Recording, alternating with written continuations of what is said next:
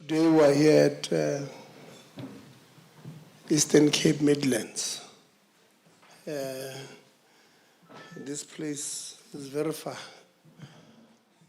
I know that people, when they say something is far, it's a subjective, normally a subjective point. I think, Principal, in this case, you'll also agree this place is far.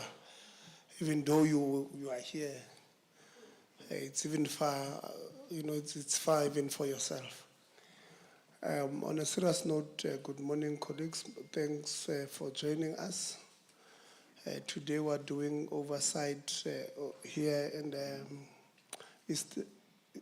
East Cape Midlands TVET College here in Graaff Reinet.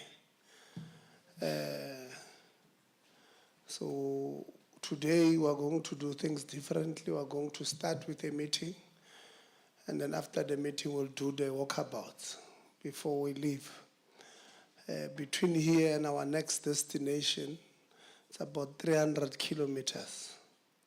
So we don't want to leave here very late because we'll be on the road for just over 3 hours.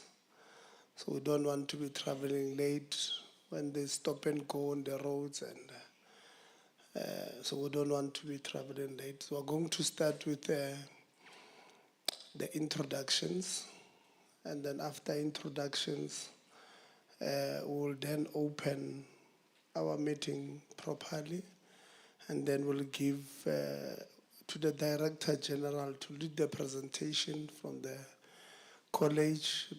He will then give to the Chair of Council, who will then give to the Principal to lead.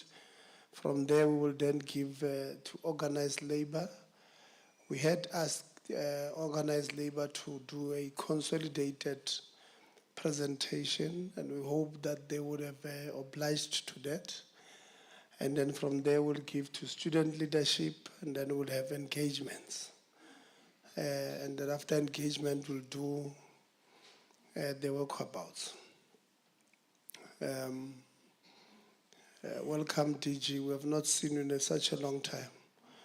Yesterday, we did receive your apology. It was very late. We did not acknowledge it because it arrived just before 12 when our meeting started at 9. So we rejected it.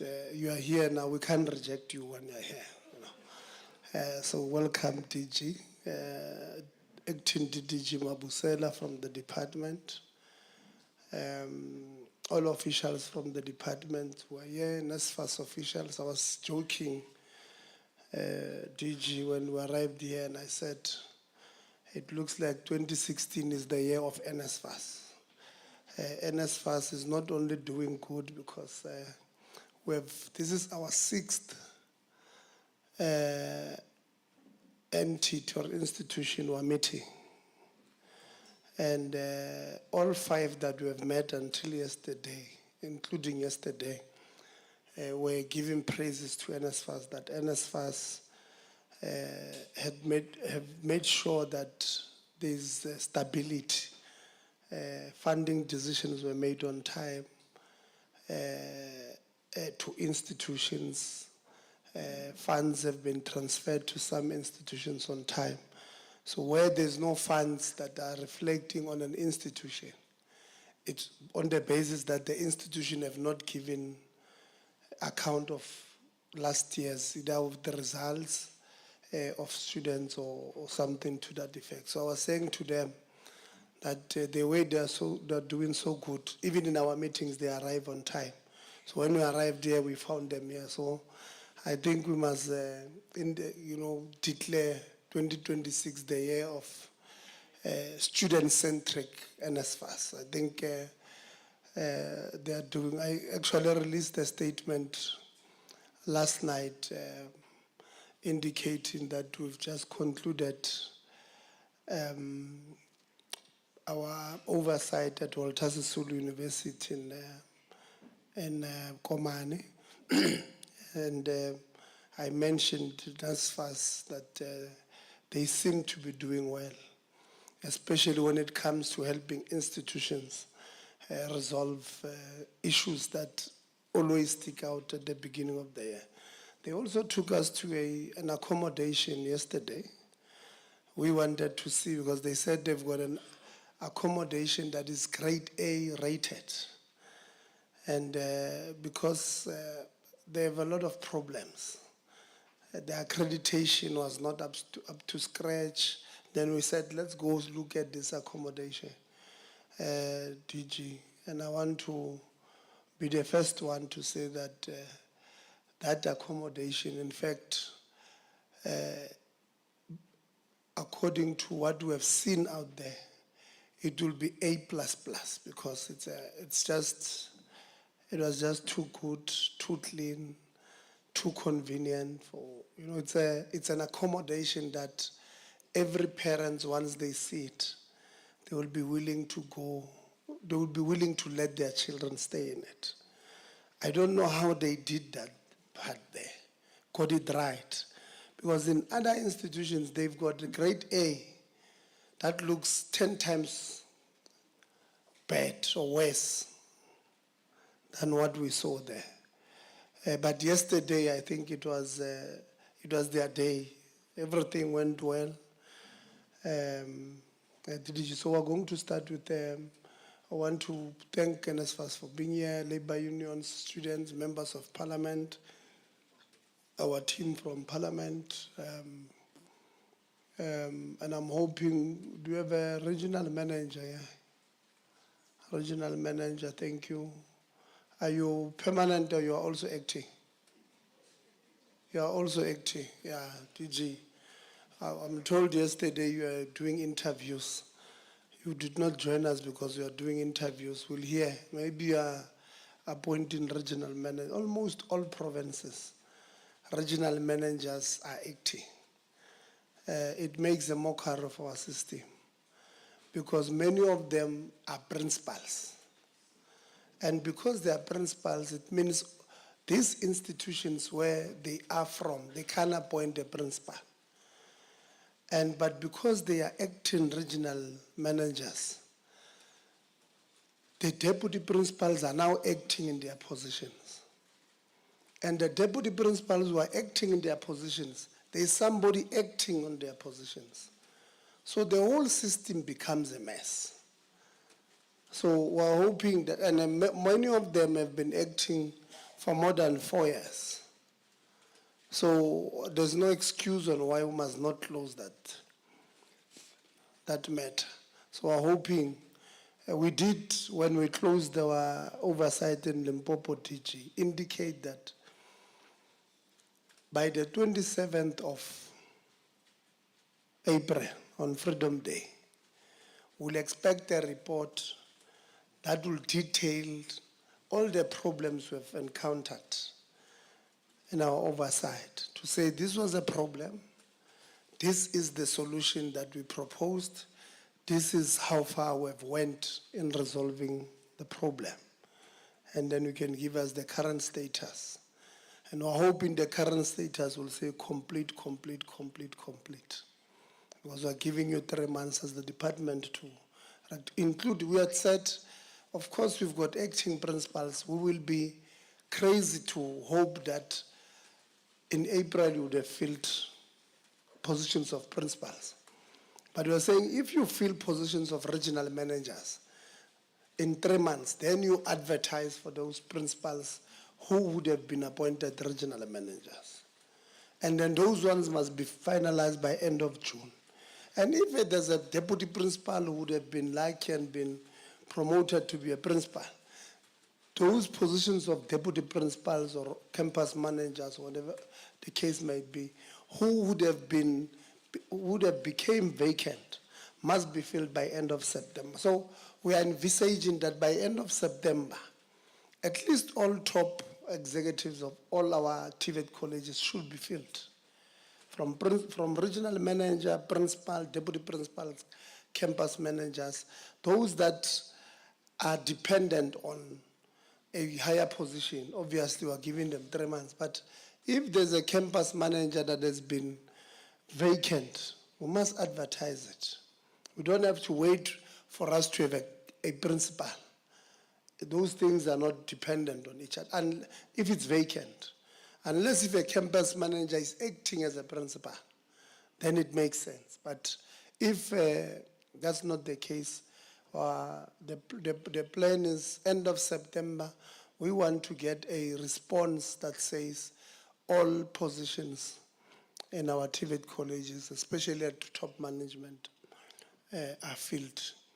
And then there's small nuances, DG, about temporary lecturers, about us having shortages of staff, about the letters that the department takes out, your moratorium on this and that.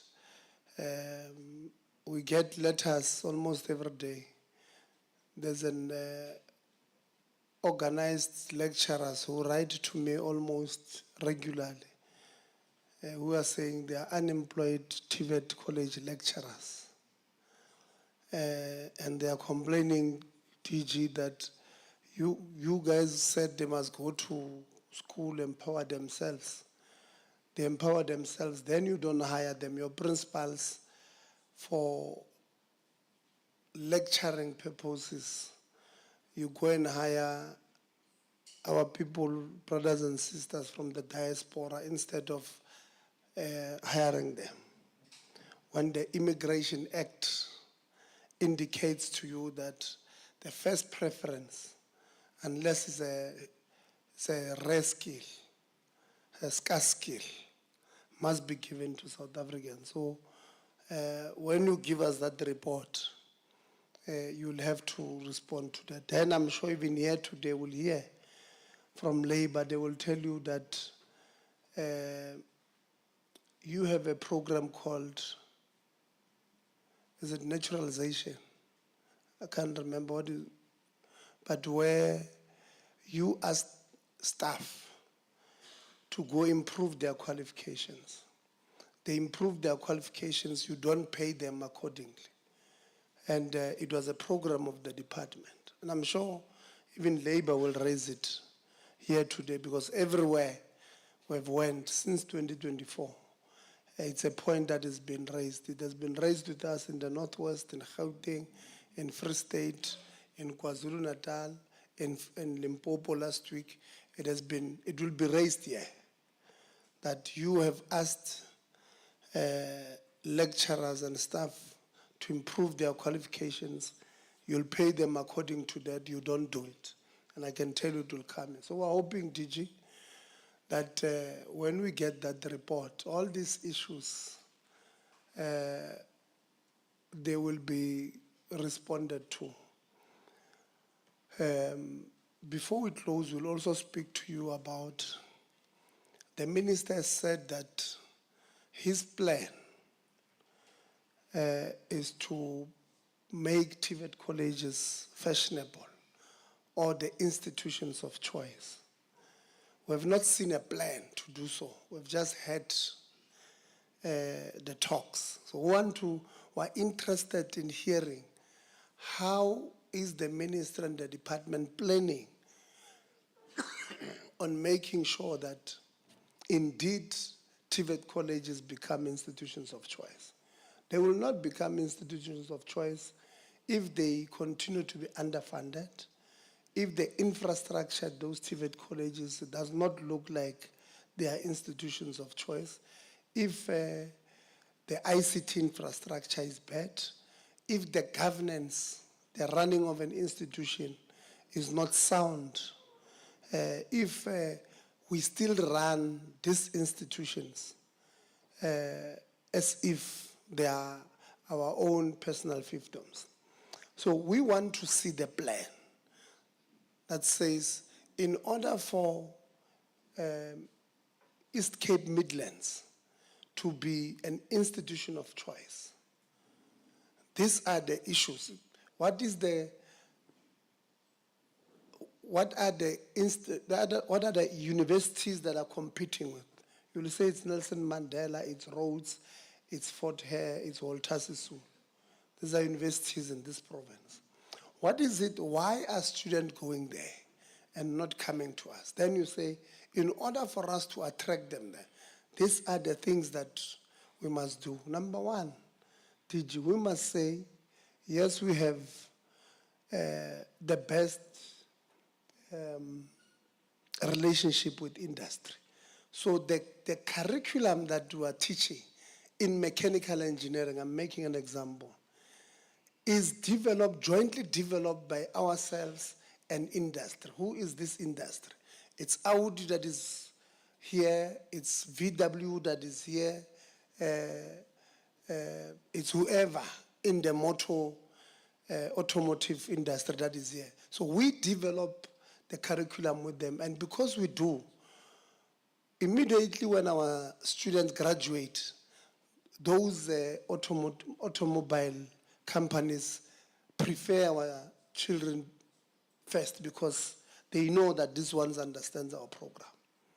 So to change the narrative, our graduate must be able to get employment immediately. They must not struggle. Those that don't get employment, who must be able to go to, what is the municipality here? Sorry? Bearsnodia. We go to Bearsnodia and say, Bearsnodia, we're producing electricians here, artisans that we have trained, electricians. And in your townships here, we know people there, you've got people who call themselves electricians there, who you are saying they are, bayaziwa nje lokushini law, mawufuna umuntu ogesi uyakulo. But you don't know whether they are qualified or not.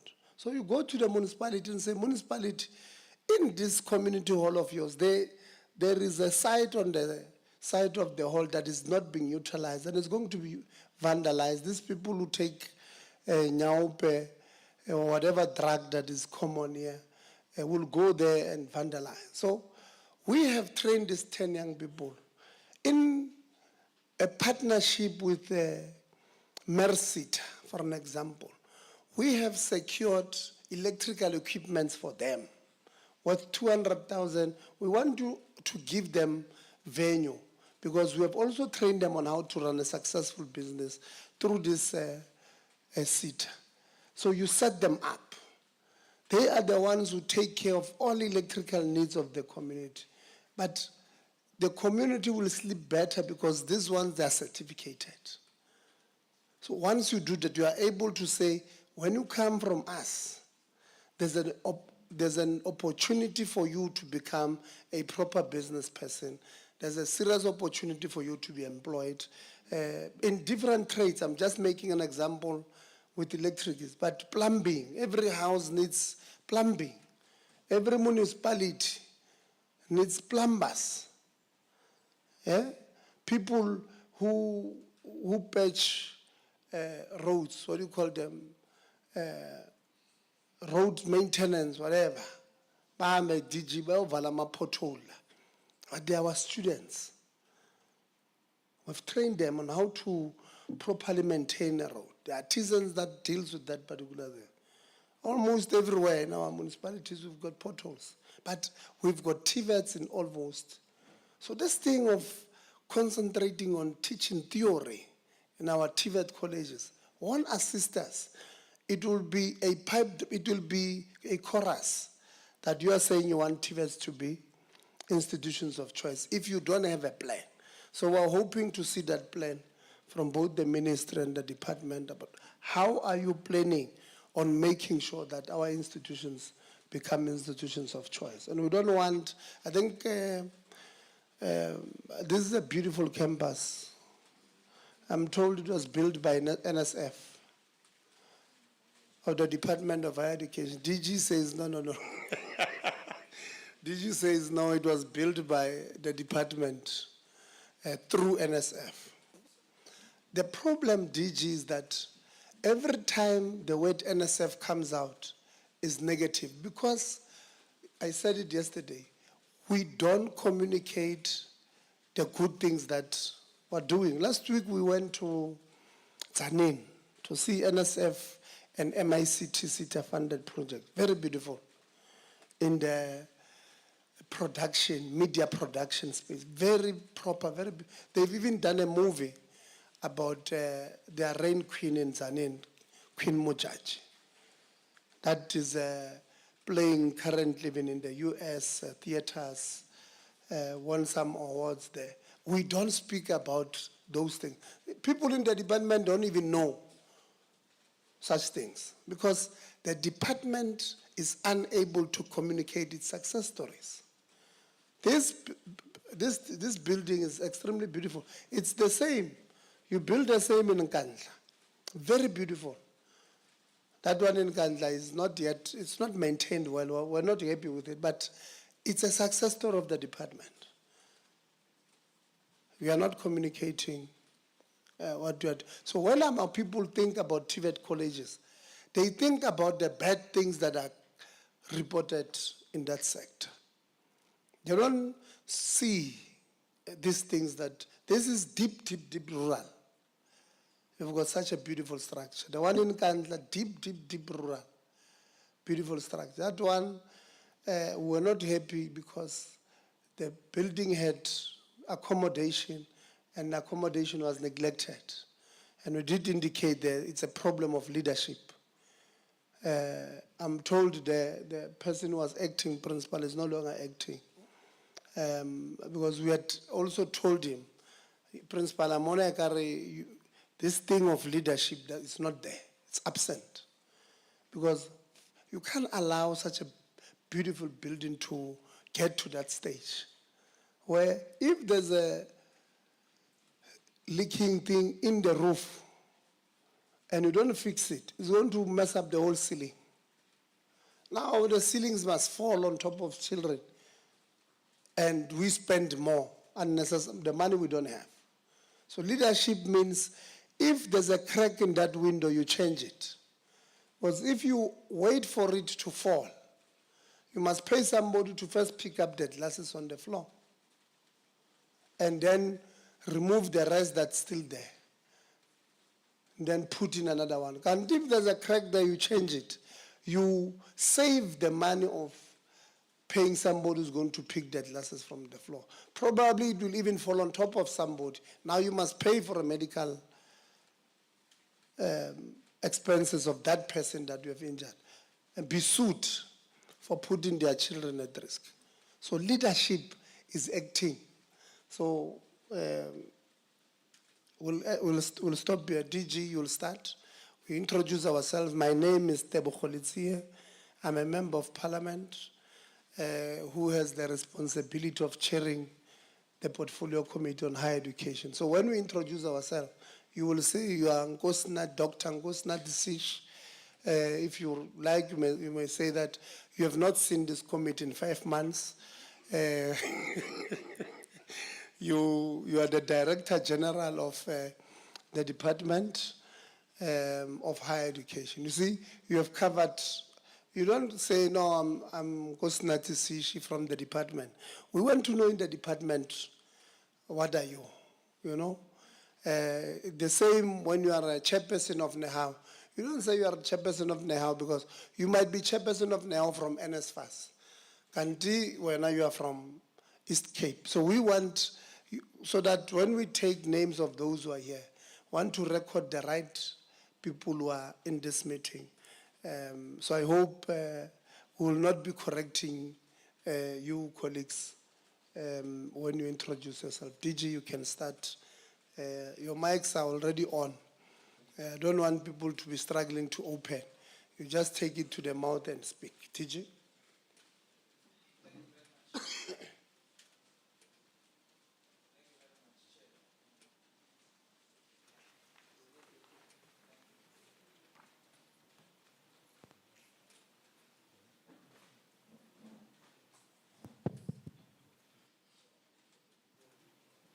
Thank you very much, Chair.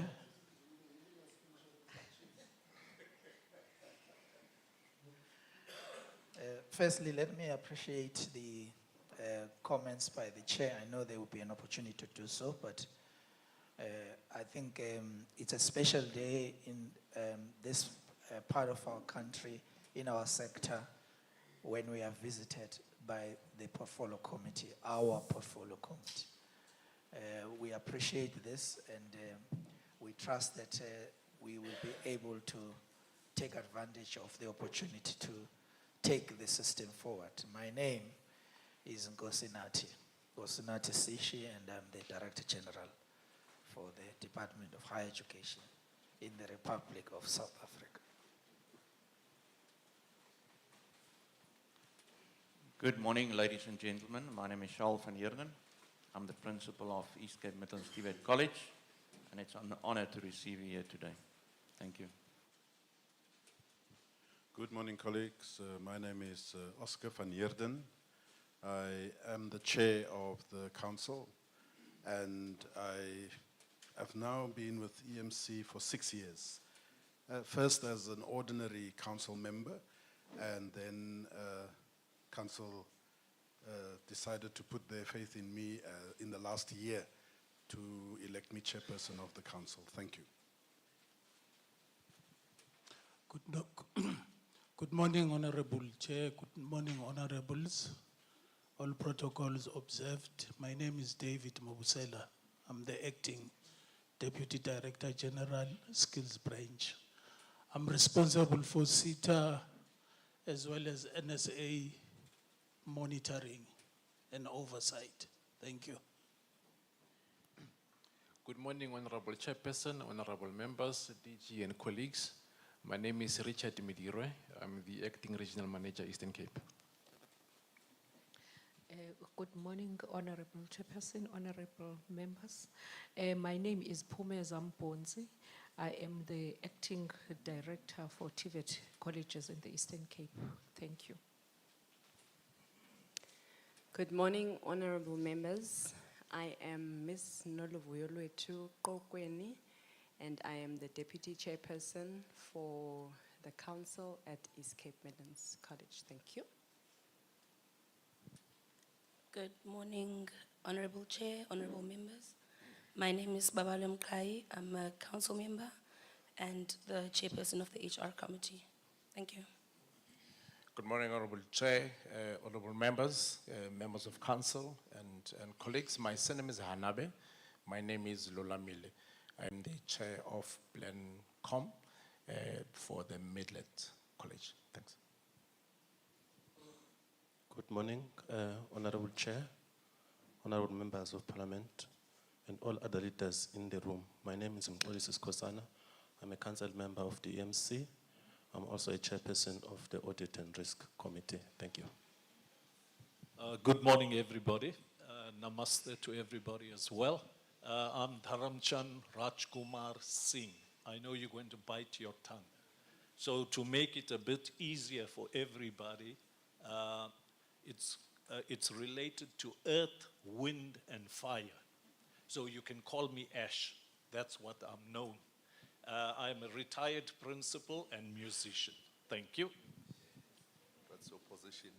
My position over here is I'm a member of council and I chair the Student Support Services Committee. Thank you. Good morning, Honorable Chairperson and members of the committee, the DG, the principal, as well as the council of the college and management. My name is Temba Msipa from the Department of Higher Education and Training. I am the Chief Director responsible for TVET systems planning and institutional support. Thank you, Chairperson, honorable members, DG and colleagues. My name is Malusi Danan Ramaroka. I'm the Acting Chief Director, TVET exam and CET exams within the Department of Higher Education and Training.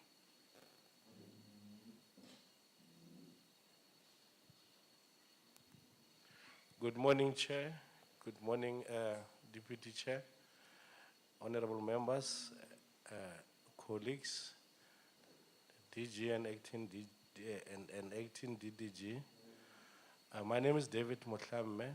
I'm Parliamentary Liaison Officer in the Office of the Director General.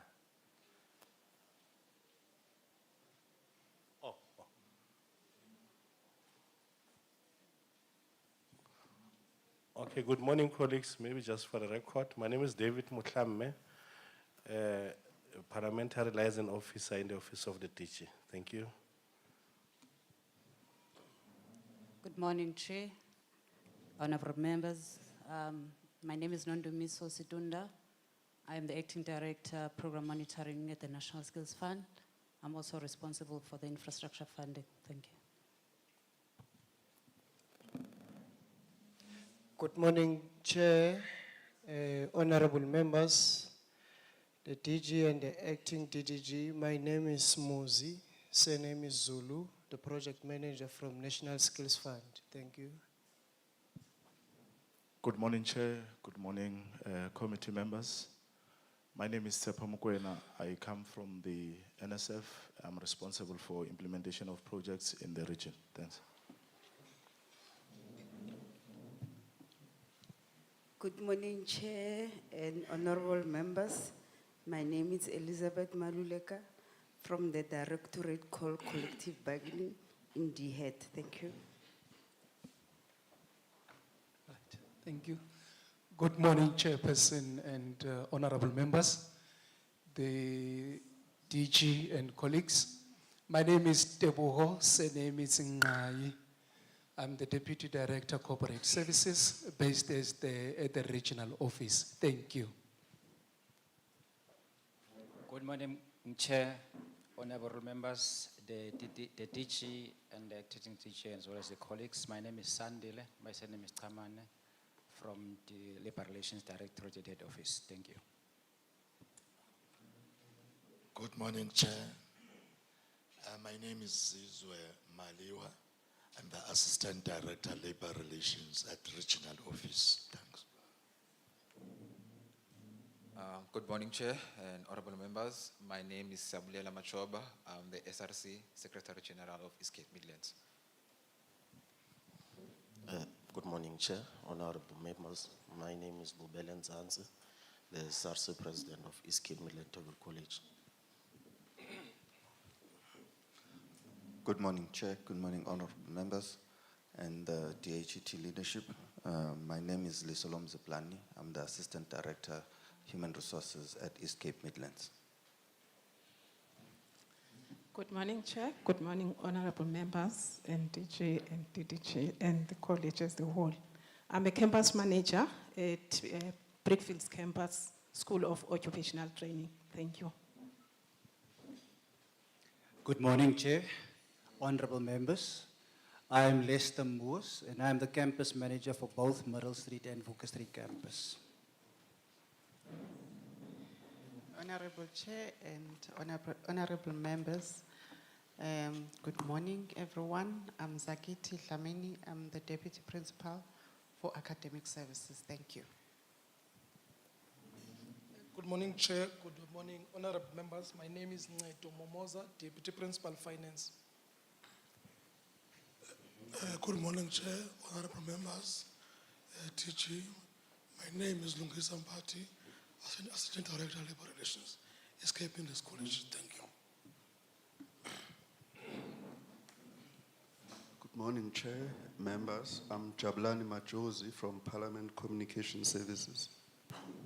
Good morning, Chair. Good morning, members, everyone. My name is Aneli Kabingis. I'm the Committee Secretary.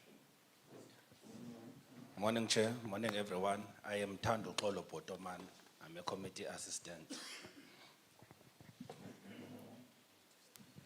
Good morning, colleagues. My name is Masia Kalebe Mwanza, and I'm the Provincial Manager for Higher Health in the Eastern Cape. Thank you. Good morning, Chair, honorable members of Parliament, DG and the head leadership, Chairperson of Council, and the council members present, and the principal and the colleagues. Igama lami nguLindi Themba Steba. I'm the Assistant Director responsible for partnerships and linkages. In my function, I'm tasked with the 3-exit strategy of the TVET, which is to deal with placement of students, entrepreneurship, and articulation. Thank you. Good morning, Chair and honorable members and everyone in the room. My name is Solomon Ghana. I am the Assistant Director Registration at East Cape Midlands College. Good morning, Chair and honorable members. My name is Tsebo Mohali, the Acting Assistant Director for Management Information Systems at East Cape Midlands TVET College. Thanks. Good morning, Chairperson. Good morning, honorable members and everyone. My name is Babalwa Josela, Deputy Director Finance at East Cape Midlands College. Thank you. Good morning, Chair and the committee. My name is Sivek Gomenge. I am responsible for student support services at East Cape Midlands TVET College, and I'm an Orlando Pirates fan. That's a very good distinction. Good morning, Slalo Begekleyo, na malungu parliamente, the DG, and all officials of DHET, all protocol observed. I am Simkhulu Ote, chairperson, branch chairperson of Nehau at East Cape Midlands College, and also a facilitator at the School of Occupational Training. Thank you. Good morning, everyone. I'm Nandi Patyakmeni. I'm the branch secretary of Nehau at East Cape Midlands College. I'm also a lecturer. Thank you very much. Good morning, Honorable Chair, honorable members, DG, and all other officials. My name is William Exford. I'm an APTOSA representative at EMC, and I'm also a lecturer. Hi, good morning, Chair, members of Portfolio Committee, DG, everyone present here. I am Duncan Simon from the Provincial Office of NETOSA, Legal and Labour. Thank you. Good morning, ladies and gentlemen, Chairperson, members of Portfolio Committee, colleagues, and protocol observed. Dinguzole Ganduvane, Branch Secretary of SATU, East Cape Midlands. I am also a lecturer. Thank you. Morning to the Chairperson, and I must say protocol is observed as it is established.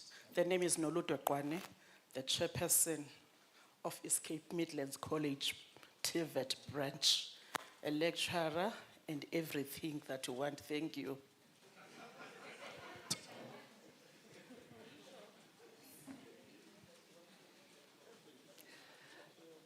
Good morning, colleagues. I'm Dalmain Christians, a member of Parliament and a member of the Portfolio Committee. Morning, Chair, honorable members, DG, and the team you are leading. My name is Yanga Govan. I'm a member of Parliament and also a member of this committee. Kilevo Mudula Stulo, go Petulo Sahao, Lebatwazaman Lebona, go Pentate Siji, Lebatwazaman Lebona. My name is Karabula Rato Hahao, Kesetosa Parlamente of the Republic of South Africa, and I'm also a member of this committee. Angibingelele endlini igama lami ngumnqobi wakamsezane ngilunga leParliamente elideploywe umkhonto wesizwe party, the official opposition in Parliament, the third biggest organization in the country, and I'm also an Orlando Pirates supporter. You forgot to include that you are also a self-appointed deputy chair. Good morning, Chairperson, members, DG, all protocols observed. My name is Mampaho Modiba. I'm the Committee Content Advisor, Chief Supporter with DG.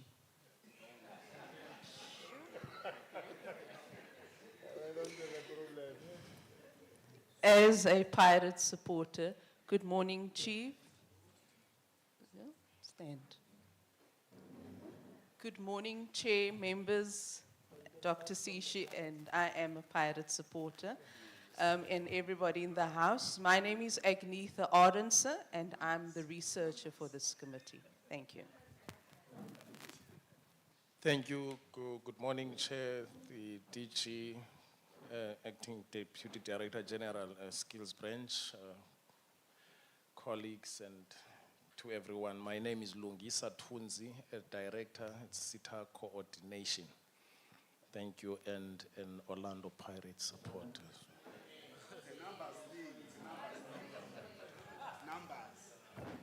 Thank you very much. Good morning, Chair, and good morning to honorable members. My name is Atengo Sinyangiwe, and I'm working for the National Student Financial Aid Scheme, and I'm the acting manager for accommodation providers and accreditation support, and I'm also favoring parrots. Good morning, colleagues. Xolani Kobelo here from NSFAS, Stakeholder Management Unit. Thank you. Good morning, Chair, honorable members, DDG. Good morning, Chair, honorable members, DDG. My name is Trivari Mkondeleri. I'm the Senior Manager responsible for university support at NSFAS. I do support the biggest team in South Africa, Kaizer Chiefs. Thank you. Good morning, honorable members, DG. My name is Fuile Chiwula, the manager in the CEO's office at NSFAS, and I wouldn't want to spoil it, Chair, a very strong Orlando Pirates fan. Good morning, Chair, members and colleagues. Lungisa Sishi, Acting COO of NSFAS.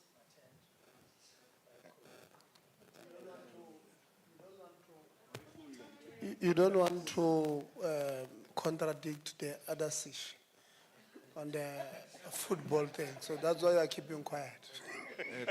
Good morning, Chair, honorable members, colleagues. My name is Kaya Ndima, Acting Senior Manager, TVET Support at NSFAS, and I am Kaizer Chiefs supporter. Good morning, Chair, honorable members and colleagues. My name is Abigail Mnganini. I work for NSFAS Marketing and Communications, ICOS. Good morning, Chair, honorable members, to the DG who supports the team that I support, Kaizer Chiefs. I am Kanyi Sosonti from the Department of Higher Education and Training, responsible and Assistant Director responsible for student leadership and governance. Morning, Honorable Chair, honorable members of Parliament. I'm Yonke Twani, the Senior Student Support Officer. I work for East Cape Midlands TVET College, CI Vala now Lendo. I'm a coach for life.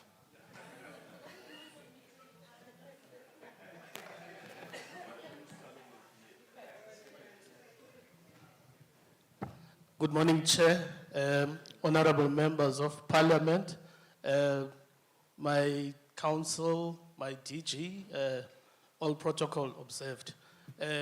You're speaking to Tamsan Foster. I'm representing East Cape Midlands College as Facilities and Infrastructure Manager. Thanks. Good morning, honorable members and colleagues. My name is Ziad Smith. I'm from East Cape Midlands College, and I'm responsible for the health and safety of all our campuses. Thank you. Good morning, honorable members. It's Anati speaking. I'm the part of the IT support. Thank you. You don't have a surname, Anati? Anati Sokoi. Okay. Sorry about that.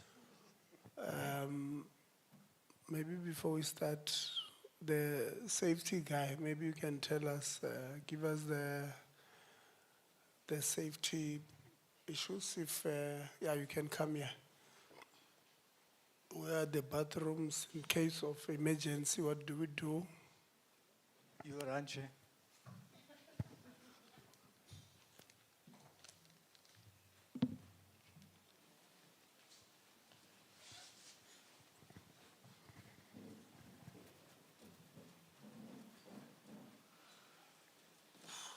I'm not so tall, sorry. Okay, so good morning once again. There's just a few rules I would like to explain to everyone present. As I've introduced myself, my name is Ziad Smith, and I'm responsible for the health and safety of, at all our campuses at East Cape Midlands College. So some important information I would like to share. Firstly, just before we continue with the briefing, I would just like to bring to attention there's some laptop cables running. We didn't foresee that there was going to be so much technology here today. So I just want everybody, especially in the middle rows, to be mindful when coming to the podium or moving around of the laptop cables, you know, so yeah, just to prevent any incidents. So please just take note of that. And then we refer to the toilets. So all the toilets will be based at the entrance. We have a male toilet, female toilet, as well as the disabled toilets if there is anybody with disabilities present. I would like to also bring to attention, in the event of a fire, you know, we do have trained firefighters available. We have fire equipment, and we also have the local fire department that is on standby. So if need be, we would contact them to come out and assist us. Hopefully not today. For your protection, we do have the Graaff Reinet Police Department on standby, as well as our in-house security department that is present as well. With regards to emergency evacuation, I'm just going to give us, everyone, a brief description of what would be required from everyone. In the event we need to evacuate, please stay calm and try and act as fast as you can. We have a team of evacuation officers present that will assist with the evacuation procedure. All our evacuation officers is branded with the EMC clothing, so you can just report to them, or we will rather ask them to assist. Please leave immediately and using your nearest exit. So our nearest exit in this building would be the door on your right. So as you leave this door here, immediately on your right-hand side, we will leave from that side. If for some or other reason that door is not accessible, we will use the roll-up door right behind me, behind the screen, over there. Please move to the designated assembly point and do not enter until when we have cleared the building or called it safe to be entered as well. So if you noticed, your emergency assembly points would be on the grass patch where the marching drills took place this morning. Please follow signage and instructions.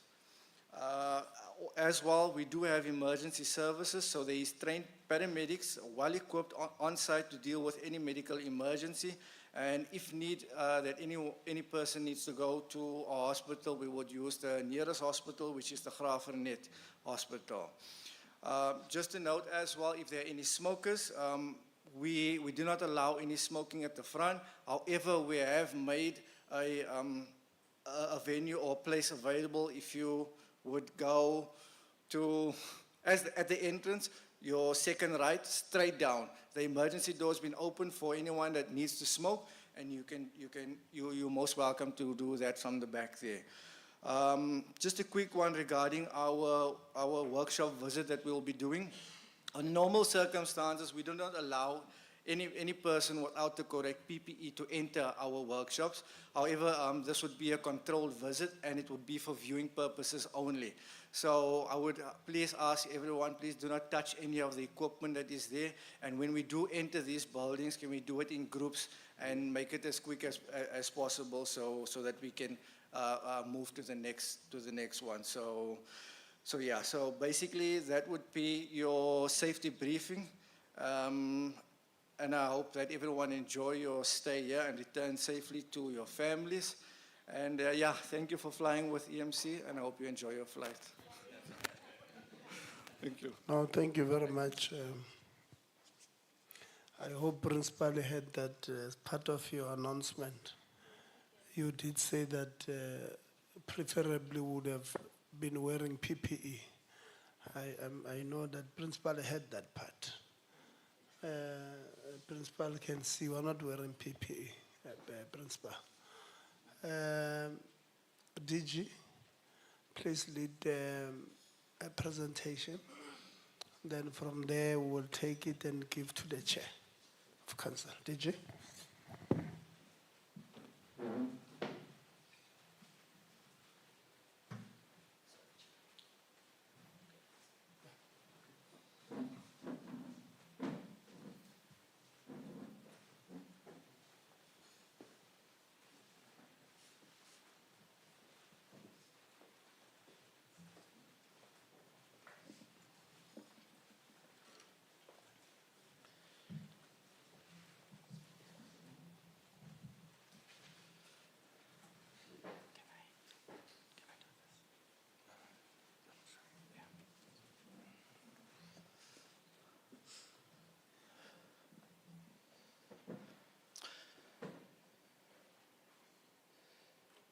Thank you very much, Chair. Chair of the Portfolio Committee. I need to indicate that in the last number of years, the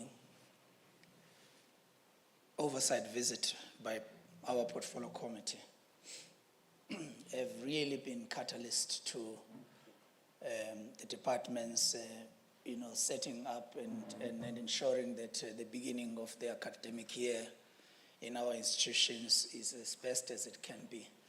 And I would like to take this opportunity, Chair, and members of Parliament present, to thank you for the role that you continue playing, which as a department we appreciate a lot.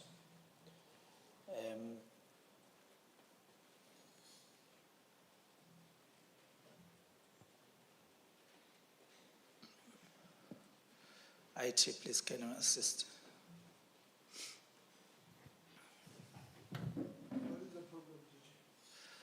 I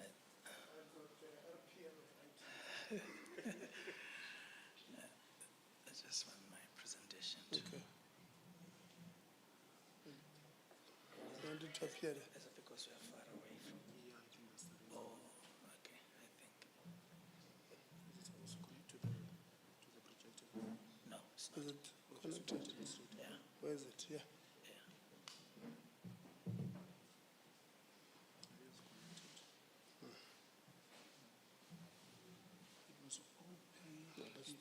Let me help you. Let's go back to this one. To the Quran.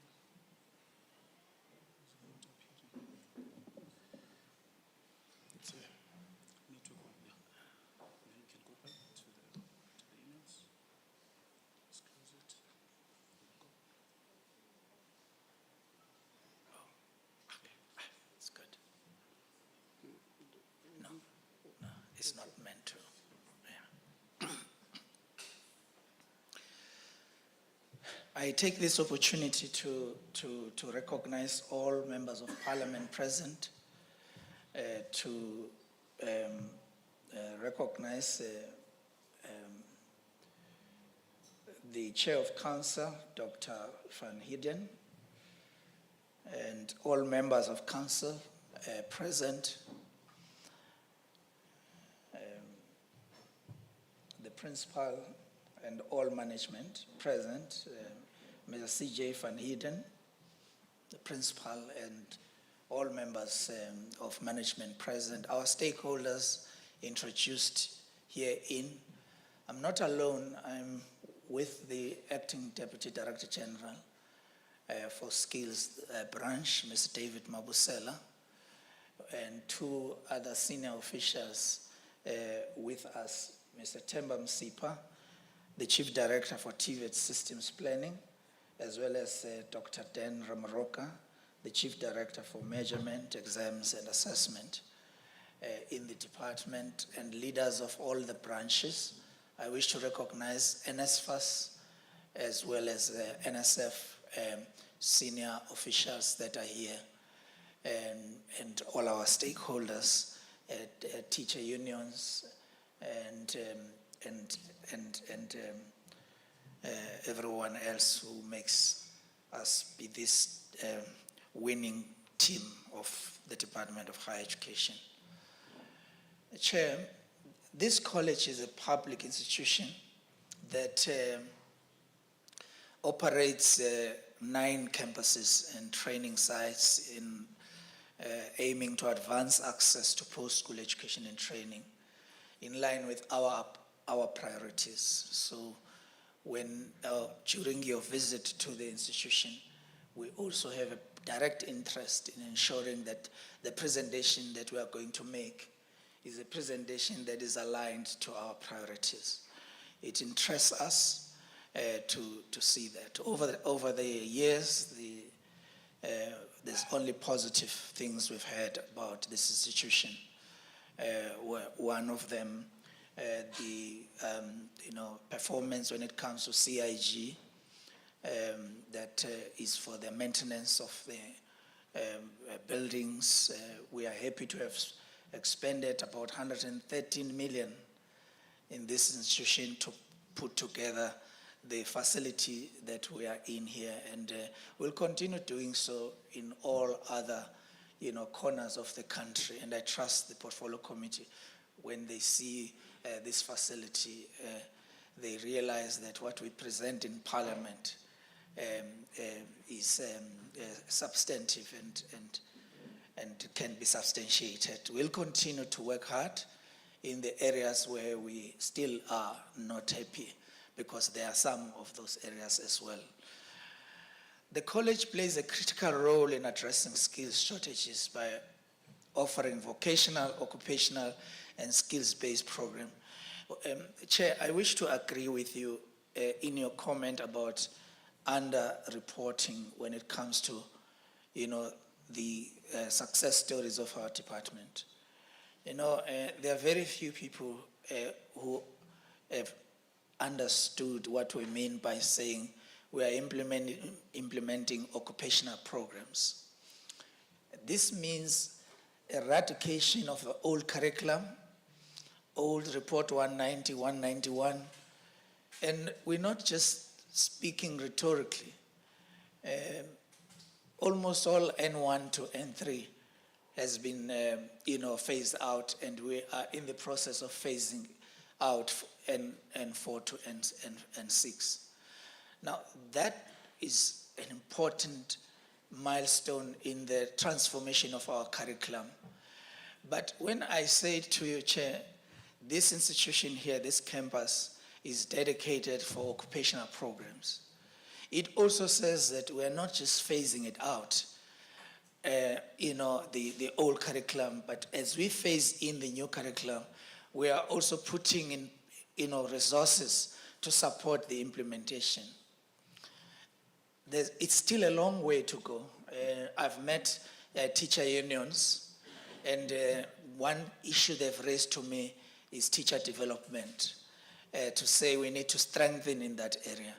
I need to indicate that we've not done enough in that area, and we believe that working with this institution and all teachers, especially our trade unions, will be able to get this sorted out. The college's mandate is underpinned in our white paper and the National Development Plan, as well as the National Plan for Post-School Education and Training. It strives to ensure quality provision, improve student access, and enhanced employability outcomes. The briefing response that we are going to present, presented by the Chair of Council, will cover the detail around this college as well. But there are main issues which I wish to lift before the presentation is made. Firstly, that in respect of governance and council functionality, the college is duly constituted and functional and compliant with the governance prescripts, and the council and its committees continue to discharge their fiduciary and oversight and strategic responsibility in line with the Continuing Education and Training Act, as well as the DHET guidelines. Of course, we're aware of the challenges that this institution has. I think that one big issue here that we need to look into is the issue of labor relations. I think if we can improve in that area of labor relations, the potential that we have in this institution, we'll see this being one of the best institutions in the country. We have our officials here led by Mr. Kamane, who's the director in this area. And I trust that the work that he's doing together with the team will tackle the issues that are specific about labor relations. In as much as we highlight this as a problem, but it would be failure also to indicate that there are certain achievements in this area as well, which means we see the progress that is being made. But you know that when you say that, and someone else sitting here has an issue of labor relations that has not been resolved, to that person it sounds like an injustice to speak about any progress. And so it's very important that we are balanced in the manner in which we raise the issues, so that we give our portfolio committee a solid inputs that will assist us, and not hide information where there are issues and pretend that things are fine when they are not fine. But at the same time, it's important to create that balance that we need. Secondly, the issue of management and administration. The college maintains management stability that ensures uninterrupted academic and administrative operations. There are, however, Chair, a substantial number of posts that are vacant on the middle and senior management level. And I think your comments earlier on about prioritizing filling of vacancies is a matter which is embraced by all of us. And we trust that in the presentation, we will be specific as well about progress or also challenges in that regard. The college is without a deputy principal registration, and I'm concerned about this, especially at this time of the year when we want a stable, academic year, and this is a very important position. And we trust that the progress made in this regard will, be sustained going forward. Under strategic and annual performance planning issues, the College Council has approved the strategic plan and the annual performance plan, which are aligned with our departmental priorities. But it's one thing to have these aligned in documents, but in the lived experiences of lecturers and students, we do not see this. So council and management needs to work together, making sure that all of those matters are dealt with, so that what we see in the strategic plan is actually what is reflected in the lived experiences of everyone who's here. If we manage to pull it together in that way, I can assure you this is one big story that is a good story for South Africa in the next number of years. We wish to emphasize that the focus for our TVET colleges needs to continue to be expanded access to TVET college opportunities. The chair has indicated that what it means to have expanded access is about also establishing relations with industry, ensuring that where we are located, there is a collaboration with industry, so that there's seamlessness between graduation and workplace placements that needs to follow after that. And this takes a lot of work. And I think that we will be looking into it in the presentation, Chair, and we are going to be very critical about it as well, because it's an area where if we succeed, we are going to see relief, in terms of many young people that have exited the system, but they might not have, received work opportunities somewhere. Chair, the registration, enrollment, and program qualifications mix on another day. We'd like to share with the portfolio committee our report on the war room. We have decided that this beginning of the year, we will establish a war room which meets every Thursday, and we report to the minister and our deputy ministers about each and every problem of registration across all institutions, which would be universities, TVET colleges, community education and training institutions, and problems with regards to our SETAs as well. And I trust that the report that we are going to present today would be an update from what we received last week, so that the portfolio committee not only just hear a history of there having been good progress, but they also hear about what have happened in the last week since Thursday, since we presented a report that says there is progress in this regard. In teaching and learning, which is our core business, I need to remind you, Mr. Principal, that this is our core institutional priority. Teaching and learning is our core institutional priority. And therefore, to us, this is sacrosanct, and therefore it needs to be protected. And we need to do so by working close with our lecturers, especially our lecturers, because they are the front line, in terms of quality provision. And I'm really happy that today in the introduction, we've seen lecturers being introduced that are leaders of our teams of academic staff. And when that happens, it gives us hope that even though there are challenges out there, but we are on it. We are working on it. We are focused. Our council is here, led by its chair. We are working on the challenges that we are confronted with, and we are determined to succeed. And I think that, to me, is encouraging. My last comment, Chair, is about academic performance and student success. Without our students, there is no college. And therefore, our students are our priority. The fact that I have brought NSFAS with us today, it's because the central issues around enrollments every year is always about the work that NSFAS has done.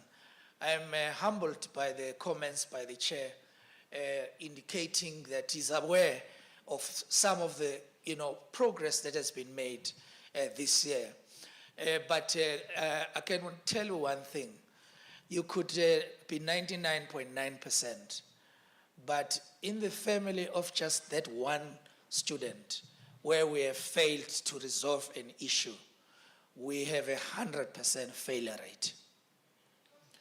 I think that is the attitude that we need to take, and not just be warm and feel good because we have made progress somewhere. We need to make sure that we resolve all the outstanding issues that relates to student funding. I need to indicate, Chair, that when it comes to academic performance of this institution, the certification rate is on average around 75%. The subject retention rate is on average at around 70%, and the subject pass rate is at around 84%. Now, those statistics are very good. But remember, they cover a period of at least the last 4 years. And therefore, it means it's important for us to keep managing, the performance levels, particularly in areas where we have struggled in the past. Where are these areas where we have struggled in the past? These would have included the areas, the engineering, academic performance. We need to look into the performance in the certification rate of engineering. There in Chair, whereas I've indicated about 87% average, when it comes to engineering, we are only averaging at around 51%. May I indicate that in the last year, we went down to 44%. So, as much as the statistics look good when we pull it together, but when we go specifically to academic areas, we need to work harder to try and pull those students that are located in those areas and move. We can see the progress, but I think we need to be worried about engineering in those areas. At the same time, also acknowledging the fact that this is an area where we need to invest more as a department. So it's not just the responsibility of the college alone, but the department must also take its role in ensuring that we support the efforts that the institution is making so that we, we see and we realize improvement in the coming years. Chair, I really don't wish to take the whole report. I would like to share this with you. It's quite in detail. It also speaks about infrastructure and financial context, where the college operates about 10 operational sites, placing pressure on infrastructure. And therefore, as a department, struggling in these last number of years with funding, we can see the constraints that are there and the areas of improvement that are required. On that note, Chair, if necessary, we will make comments if you give us an opportunity. But the key operational issues affecting this college are, one, the infrastructure constraints, two, the human resource challenges. For example, the college has 147 vacant posts as per the PPN structure, with a vacancy rate of about 33%. And that must be addressed, and we take responsibility as a department in that regard. Student support challenges, high dropout, because I think the report must deal with those issues, Chairperson and honorable members of the Portfolio Committee. We would like and request kindly that the Portfolio Committee notes this input and issues that we've raised in governance, compliance, and academic performance, and acknowledging the challenges related to the areas I've cited. We wish to commit to continued collaboration between the college, the department, and supporting the good work of the Portfolio Committee. And we encourage ongoing oversight and support to ensure that there is sustainable improvement and responsiveness to the socio-economic and labor market needs of our country. Thank you, Honorable Chair. Thank you very much. Chair of Council, if you can lead, here's a mic, if you can lead the presentation of the college, yes. You can do it from there, you can do it from anywhere where you are comfortable. And I think I'll be here, Chair. Thank you, Chairperson of, thank you, DG, for those encouraging remarks. Chairperson of the Portfolio Committee, members of the Portfolio Committee, DG, Deputy DG, colleagues from both national and the provincial DHET departments, regional manager, council members of EMC, principal and EMC staff, as well as organized labor and the SRC, all other protocols observed, Chairperson. I was going to try and give you a brief history lesson, Chair, about this place called Graaff Reinet, but I will rather not in the interest of time. But suffice to say, this town has great significance for the Afrikaner community. This is the town where they were organizing their strategies and tactics when they were fighting with the British in the Anglo-Boer War. But the other side of that coin is also Black Africanist resistance, with Graaff Reinet being the birthplace of Robert Mangaliso Sobukwe,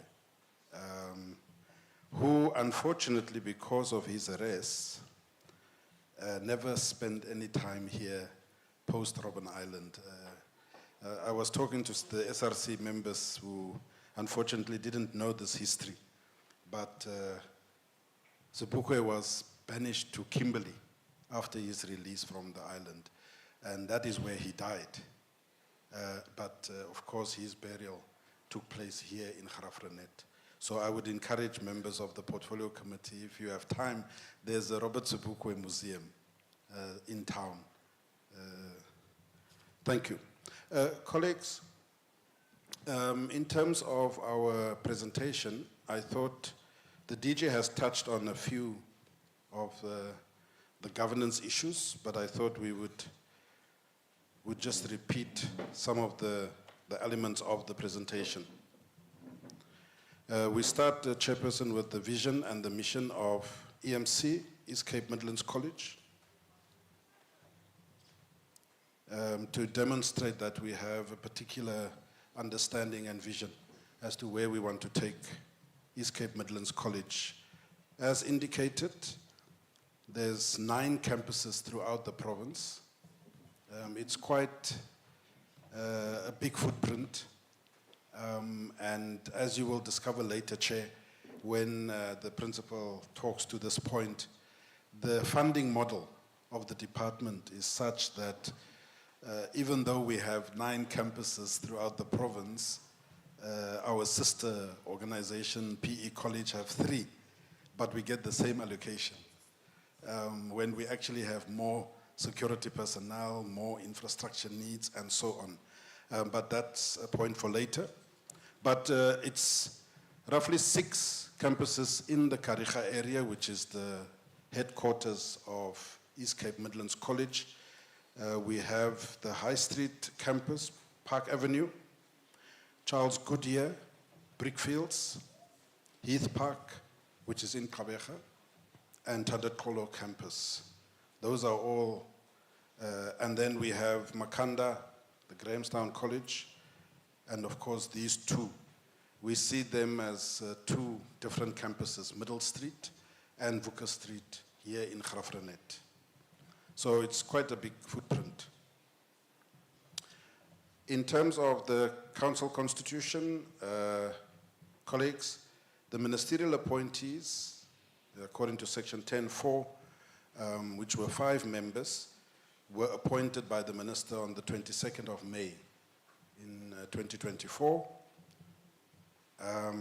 Our internal members then came in, 6 additional members. Our donor representative, unfortunately, Chair, is still vacant. We used to have a donor representative from Volkswagen for a long time, but that's now changed, and we are in the process of trying to find a new donor representative for the council.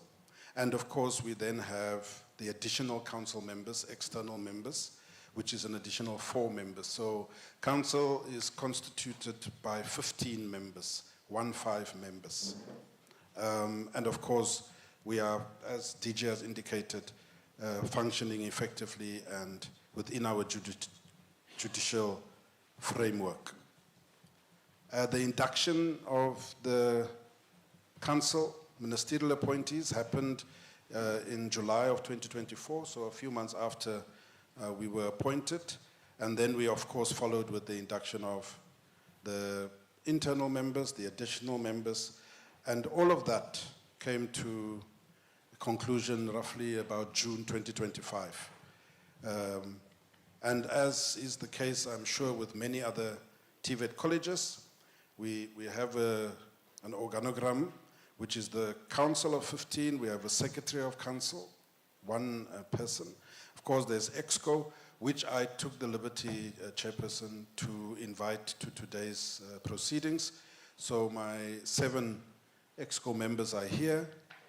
We have 2 representatives from the SRC, the president and the secretary, who are also present today. And of course, we have 3 members from the academic board of college. The subcommittees of council is the finance committee, audit and risk, the student support services, human resource committee, and planning and resource committee, which we call PlanCom. And then finally, Chair, we were asked to provide some stats for the benefit of the members. The gender composition of council is 12 males, 3 females, no disabilities, and the racial makeup is 9 Black African, 3 Black colored, 2 white, and 1 Black Indian in terms of the racial configuration. And as I indicated, the SRC comprises of 21 members. Unfortunately, there's 3 vacancies to date. 2 have resigned, and one unfortunately passed away recently. And just to conclude this section of the input, I think it's important, Chairperson, that I also say, as council, we have very good relations with the Student Representative Council, with the President and the Secretary in particular. Similarly, with organized labor, very collegial, very respectful. Yes, we have our disagreements, of course, but nothing that has thus far, thankfully, led to mass labor industrial action. And I mentioned that, Chairperson, simply to say that we are treating each other as mature individuals and engaging on those complex issues that is labor-related. Thank you. I will hand over to the principal to continue with the insert. Thank you. Thank you very much. Principal, we've got until 12:10. It's 11:25. We've got until 12:10. We have 65 or so pages or slides. Should be able to do it. Thanks. Sorry, Chair, until what time? Sorry, I didn't hear you. 12:10. 12:10, okay. Thank you very much. Chair, I'm just waiting for the presentation to be loaded.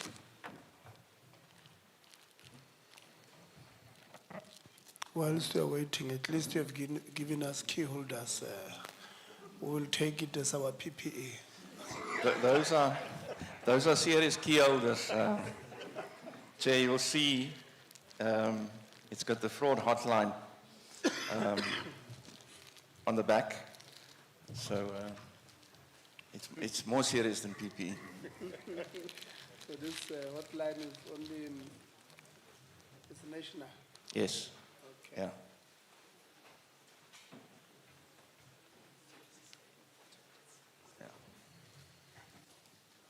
Yeah. Does ICT needs my assistance or you're fine? I was asking if ICT needs my RPL ICT assistance like I did with the DG, or you're fine. You can continue in the meantime. I think the slides, we do have slides. They will catch us on the way. Sure. Thank you, Chair. Chair, the council chair had already started and gave a briefing on the status of the council and the governance. My objective is to start with the starting with the core business.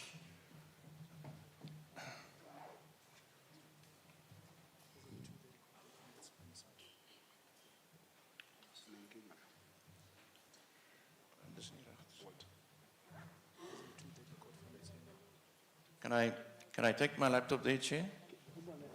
All right.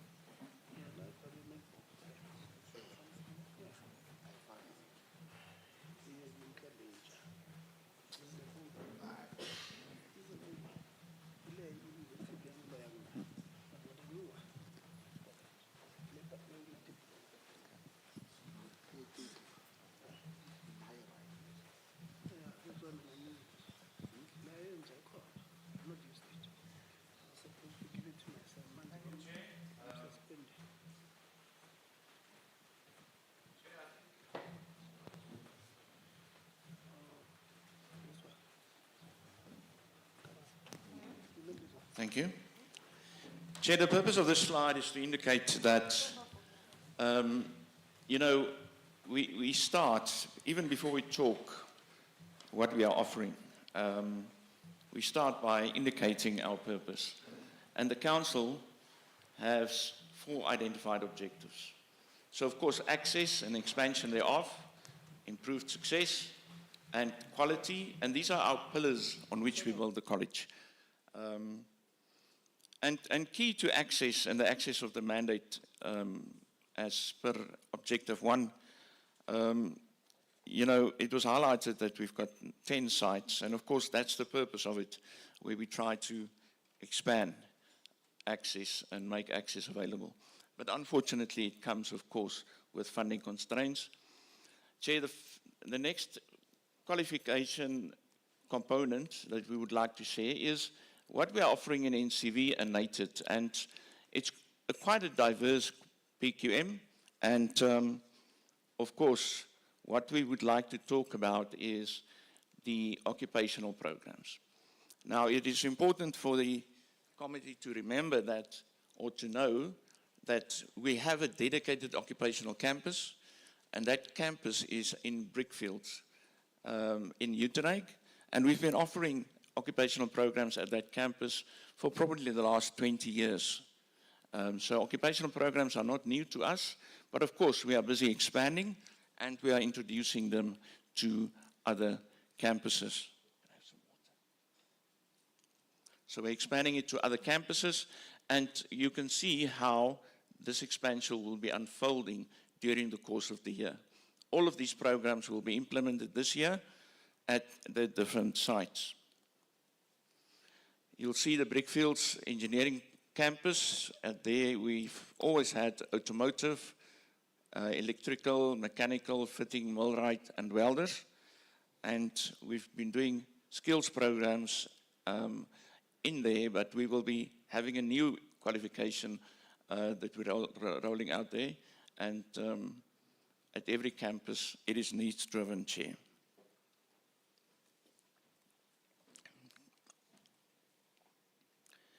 Chair, the college's registration and enrollment processes are implemented in terms of the standard operating procedure of DET. We went through the processes of planning in identifying what needs to be done for 2025, so the status on enrollment is as displayed.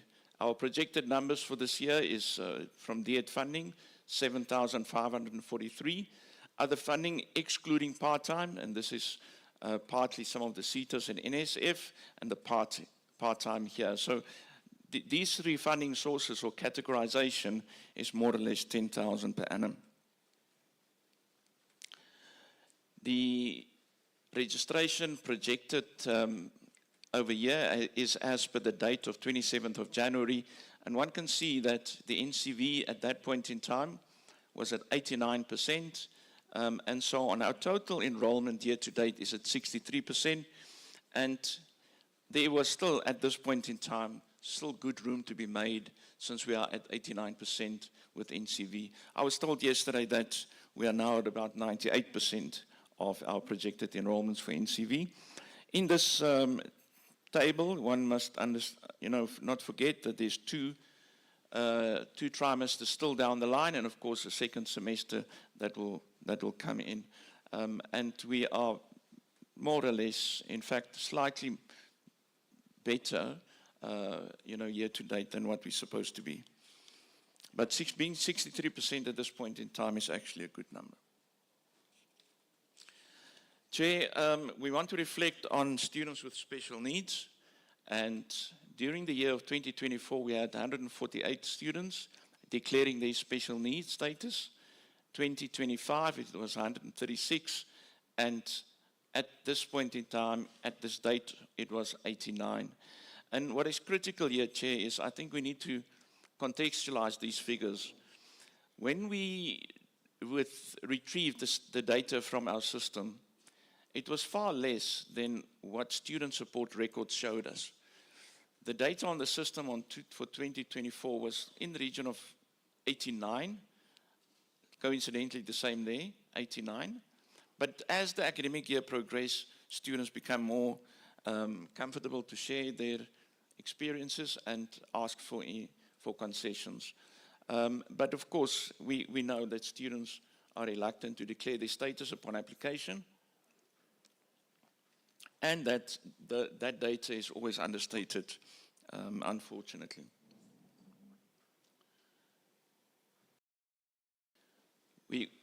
With this slide, we try to address, Chair, an understanding with where we are going with our PQM. You will see that the blue graph, and I've been struggling, I also have a color issue of my eyes, but we had to change these colors just to make it easier. So you'll see that NCV will slightly go up, and then we will start to phase that out. As with the green bars, it will steadily increase over the next 5 years as we reduce enrollment of NATED. So you can see this brownish bar graph here, how it will be phased out eventually. Chairperson and committee members, we are proud to share this slide with you. It's in very simplistic format, but before we even talk academics and student support, our students support services approach is student-centered in the pre-entry and the on-course and the exit support. And this is where we try to make things happen, where we understand that support services, whether you're in an office or you're cleaning, or a student needs to be supported through the entire value chain, and the support services deployed in accordance with that.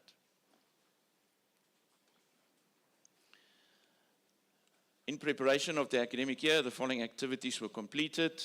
Chair, the teaching and learning plan, the relevant resources, I think they are quite straightforward, and I'm not going to dwell on them.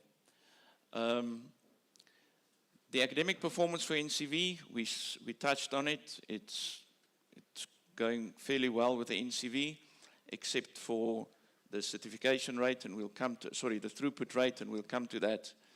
But the subject pass rate has remained high over the past 4 years, with a slight decline from 84% and then improving into 87%. Retention rates stabilized to 70%, 70 to 71, and there was a decline in the certification rate, and it then went up to 75% in 2024. Unfortunately, the certification rate for 2025 is not available yet because we've got those those results outstanding. The throughput rate is what, of course, indicates students starting the system with 7 subjects, for example, on level 2, and 3 years later successfully exit the system with 7 out of 7 subjects. Challenge in the sector, Chair, this college sits at 17%, which is above the national I'm norm. sorry, they closed my mic. Maybe before, to avoid a lot of questions. On a previous slide, you said there are results there that are missing or not yet finalized. Maybe if you can explain so that you answer our questions on those ones, so you don't just say results pending and we don't know why. Then Okay. maybe you can explain so that we don't have too many questions. Sure. Please These are- don't close the mic. Yeah, sure. Yeah. So these are subjects that were identified by the department in Umalusi with concerns, for the lack of a better word. There was a compliance issue at one campus. So data communication was at another campus. There was a central assessment concern there, but the DPA can explain. But subject 1, 2, 3, and 4 all come from one campus, and there was a compliance request where those results are now being addressed. It's being addressed via the examination department. And we have engaged the department, and the acting chief director is here, and he can assist perhaps to explain. But we're expecting these results to be addressed very soon. In the meanwhile, we have supported the students. We are making sure that they won't be disadvantaged from an articulation point of view, and we are making sure that they are able to attend classes in the meanwhile, and so on. So, yeah.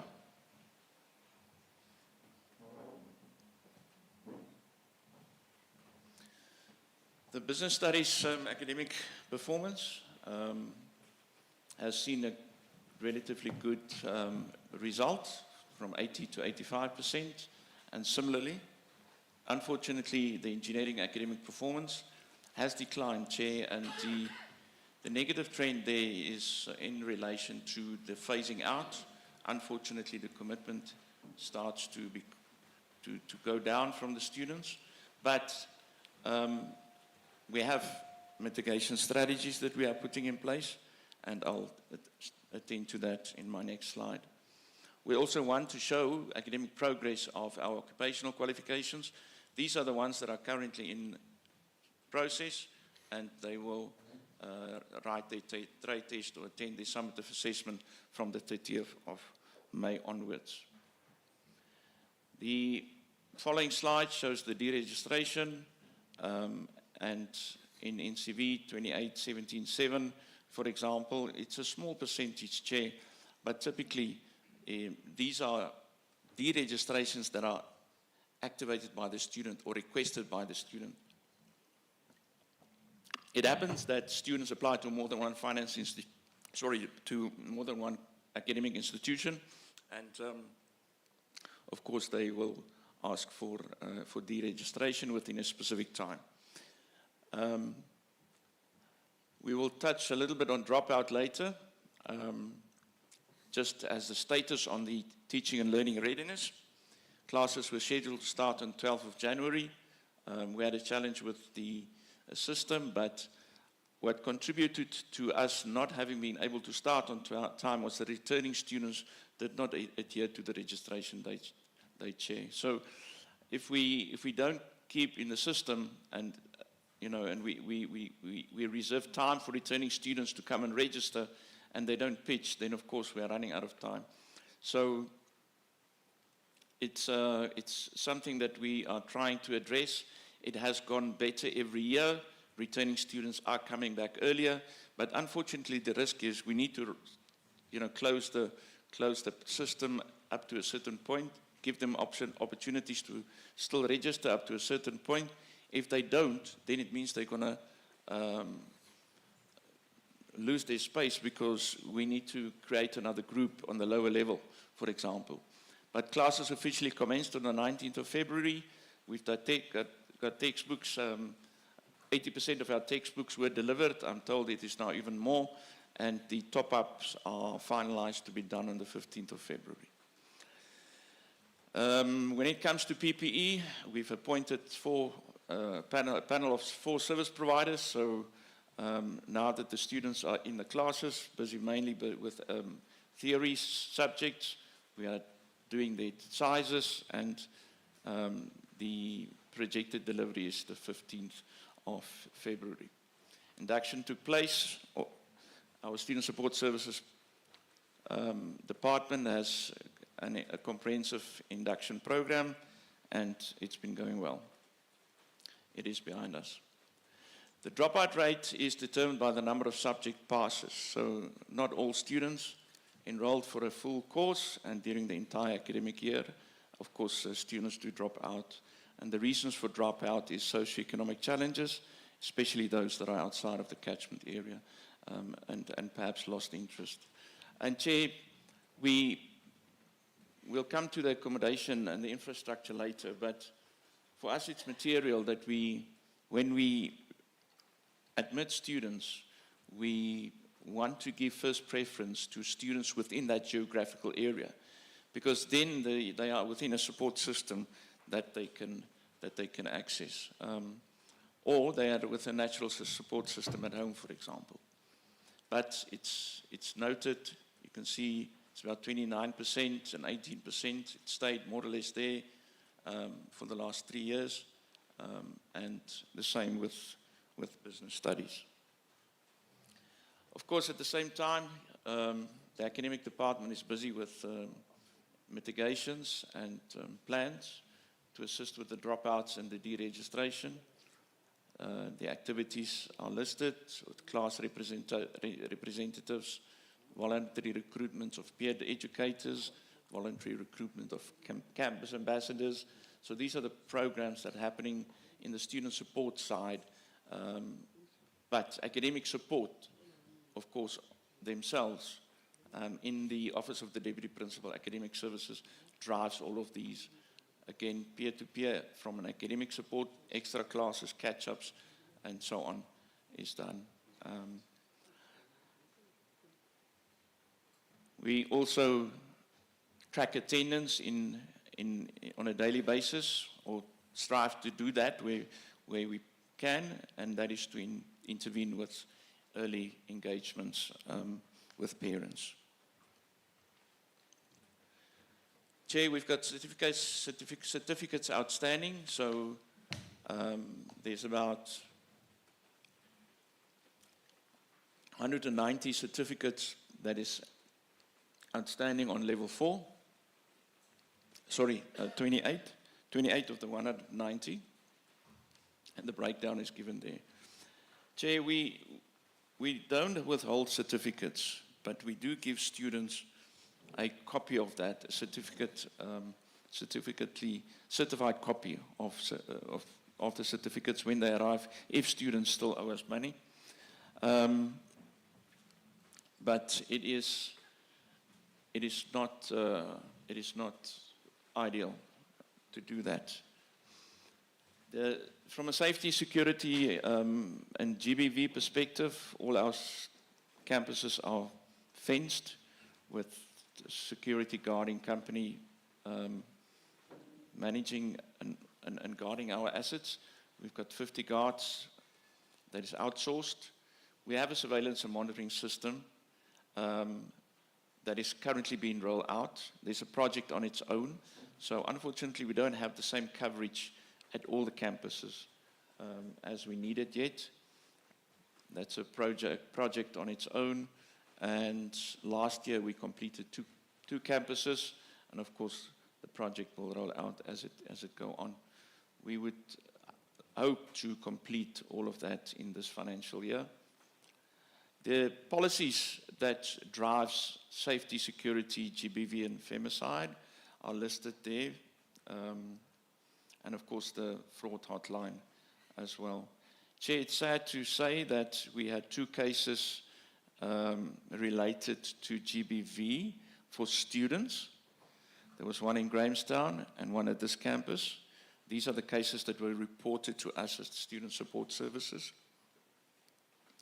We did our best to provide support to those students. And then from a staff perspective, there's also 3 cases, one in Grahamstown, one in High Street, and one at head office. And when we get to the disciplinary side of this presentation, I will talk to that.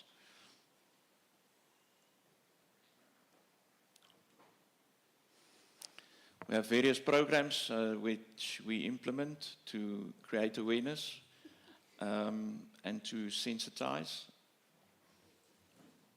We've got, for students, we have a dedicated WhatsApp number. Some of the programs, of course, is linked with external organizations or bodies. The Eastern Cape Liquor Board, Love Life, and so on. But Chair, I must acknowledge the assistance from Higher Health. Higher Health has been giving us great support. And of course, there's cases there which is being attended to by them that we will not necessarily have the data, since it is, of course, confidential. When we look at our funding,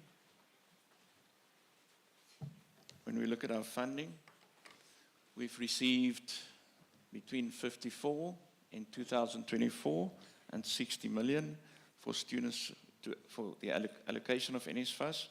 But you can see, Chair, we are only able to access 78% of that money, or 80% in the 2025 year. And this is due to students not being able to access. So if a student is not able to meet at least the N+1 rule, then of course the funding gets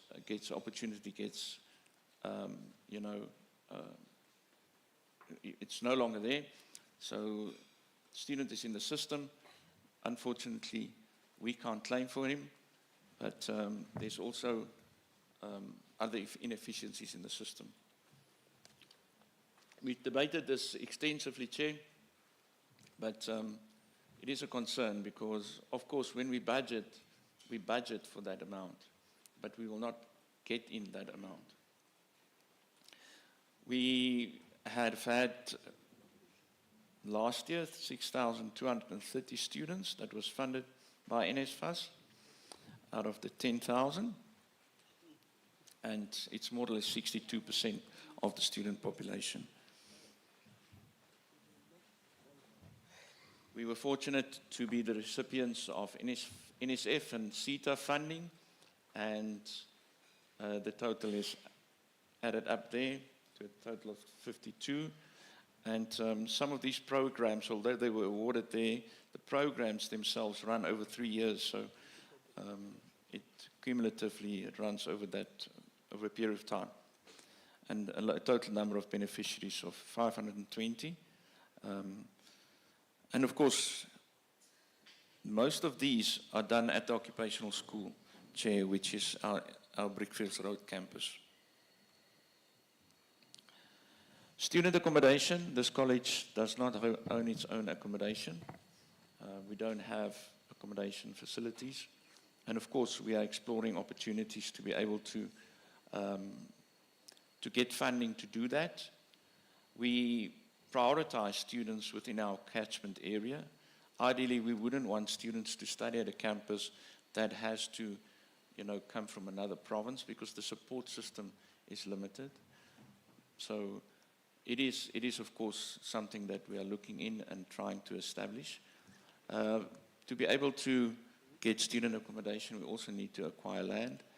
And you can see from the total student population, the breakdown there, accredited accommodation, non-accredited accommodation, or the transport allowance that is there. So a bigger component of our students stay within the catchment area, access transport, and this is for the whole college population of 10,000 for the 2025 academic year.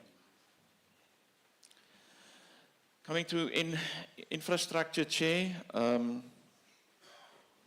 college has 10 operational sites, and we inherited buildings that are not designed to be a higher education institution. So this building is our newest building, and this was built for that purpose. The other buildings were all primary schools or high schools that was eventually converted into this setup. And of course, there's concerns that comes with it. There's expenditure that comes from it. And because the classes are small, you can't benefit from the economies of scale. We need extensive refurbishment, and the funding model, DG, as you've mentioned, does not support 10 sites. But if you go and look at the proportional allocation, it will probably only justify this college to have 4 sites. And that goes for the operational costs, the fixed cost, and of course staffing as well. Because every site requires its own security guards and its own cleaners and so on, etc. So we acknowledge this campus was built by the department at the total asset value of transfer of 112 million on our asset register. And the first intake here was in 2022. Chair, we've got Wi-Fi connectivity at all campuses, and we were able to conclude the first part of that project towards the end of last year.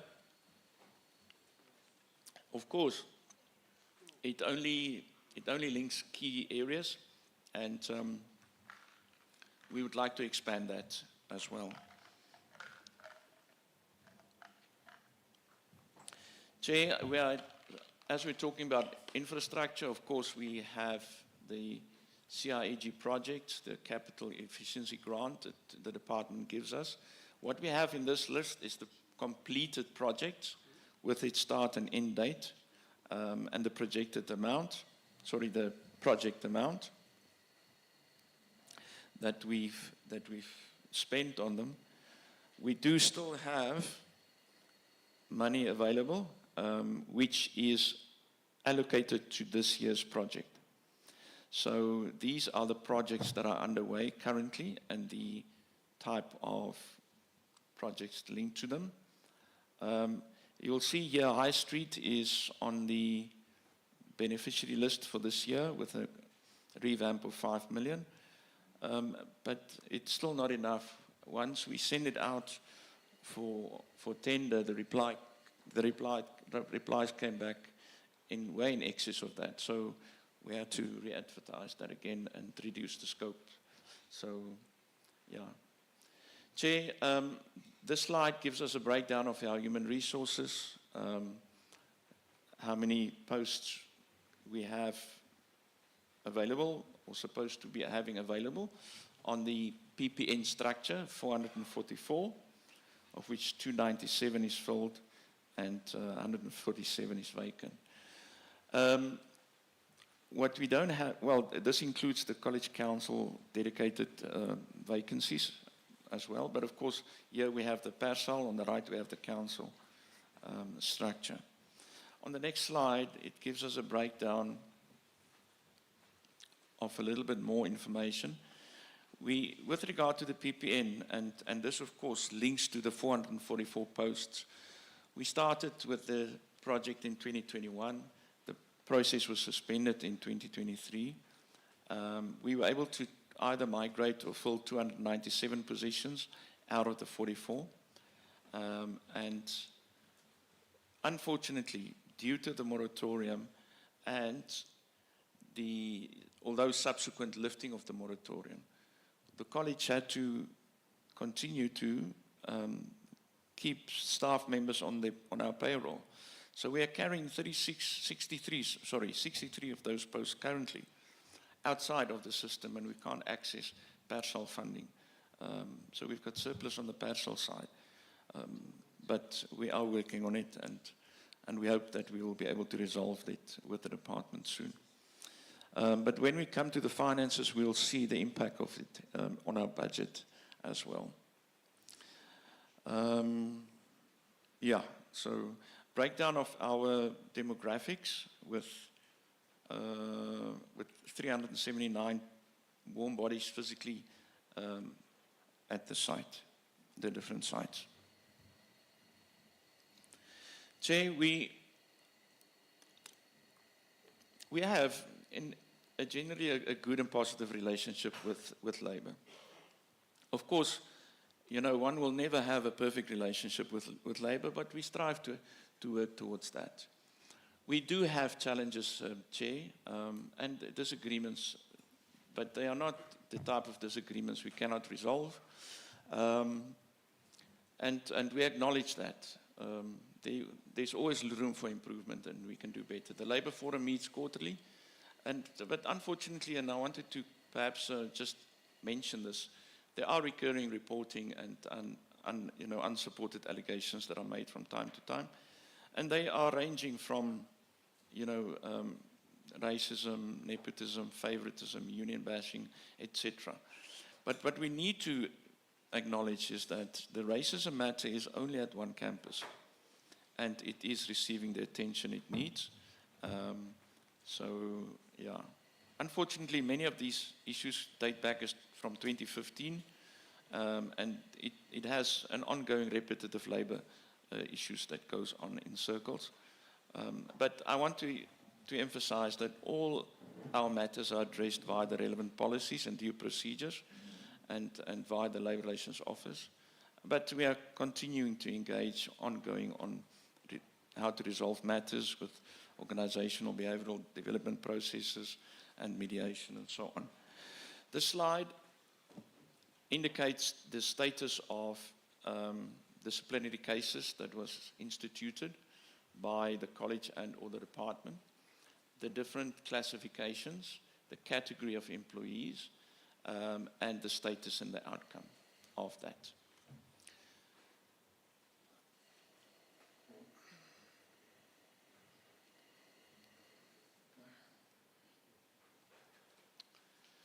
The PERSAL allocation for 2026 is 166 million, and these include, the different components thereof, with a total budget from the funding model to 303 million.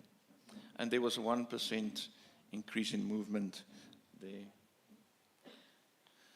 Chair, you can see some of the impact that is taking place on our cash flow. We have had a serious decline in our cash and cash equivalents from 2024 to 2025. And this is the impact that the cost of employment had on our system. There is here some monies that are meant to come in that some of the SETAs owe us. But if you add all of that up, it should have been more or less 40 million. So there's 20 million that's a severe impact for us, and it has a great capacity constraints for us.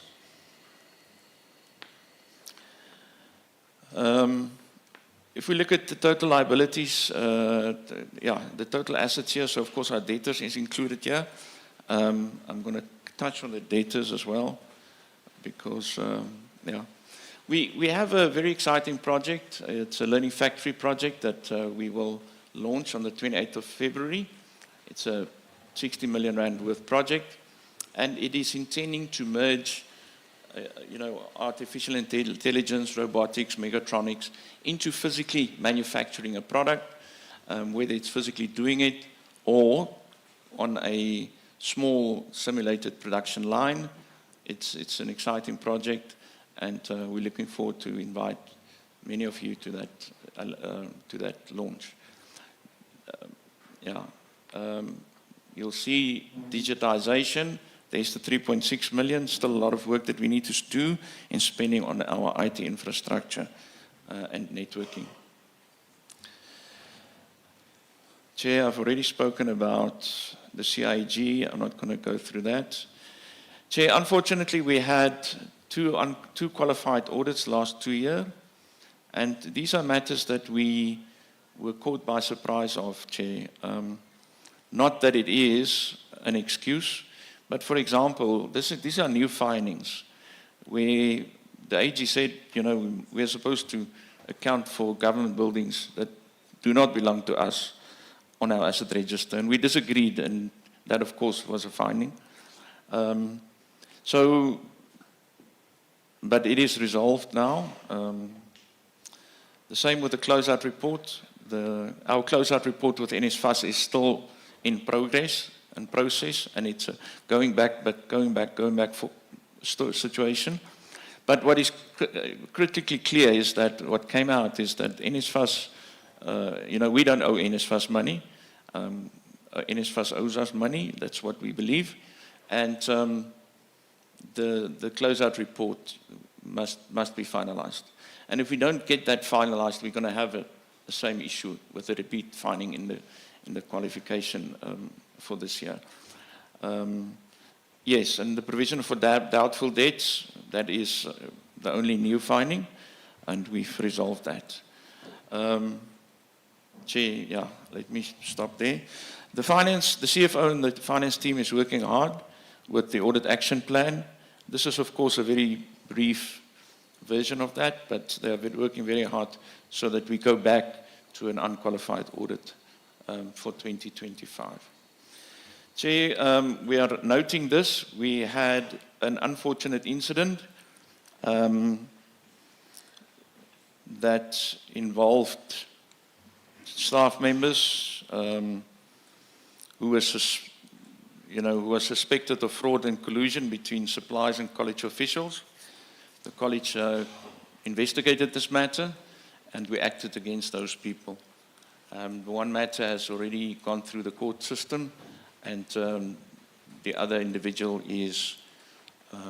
that matter is still dealt with by the investigation officials.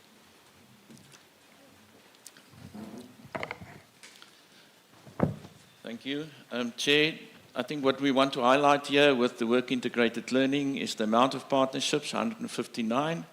We're very excited about the partnerships, and all of these partnerships, of course, translates into access into the workplace. For currently 1,300 full-time students are in the workplaces.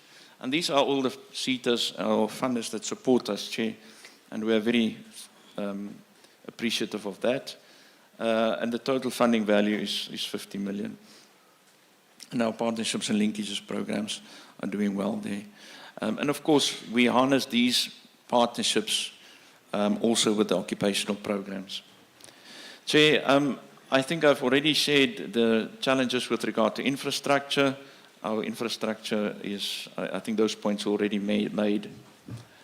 Chair, some of the challenges that we want to highlight is the delay in the timely resolution of appeals. Unfortunately, it takes a long time, and we currently have vacant posts that we can't fill.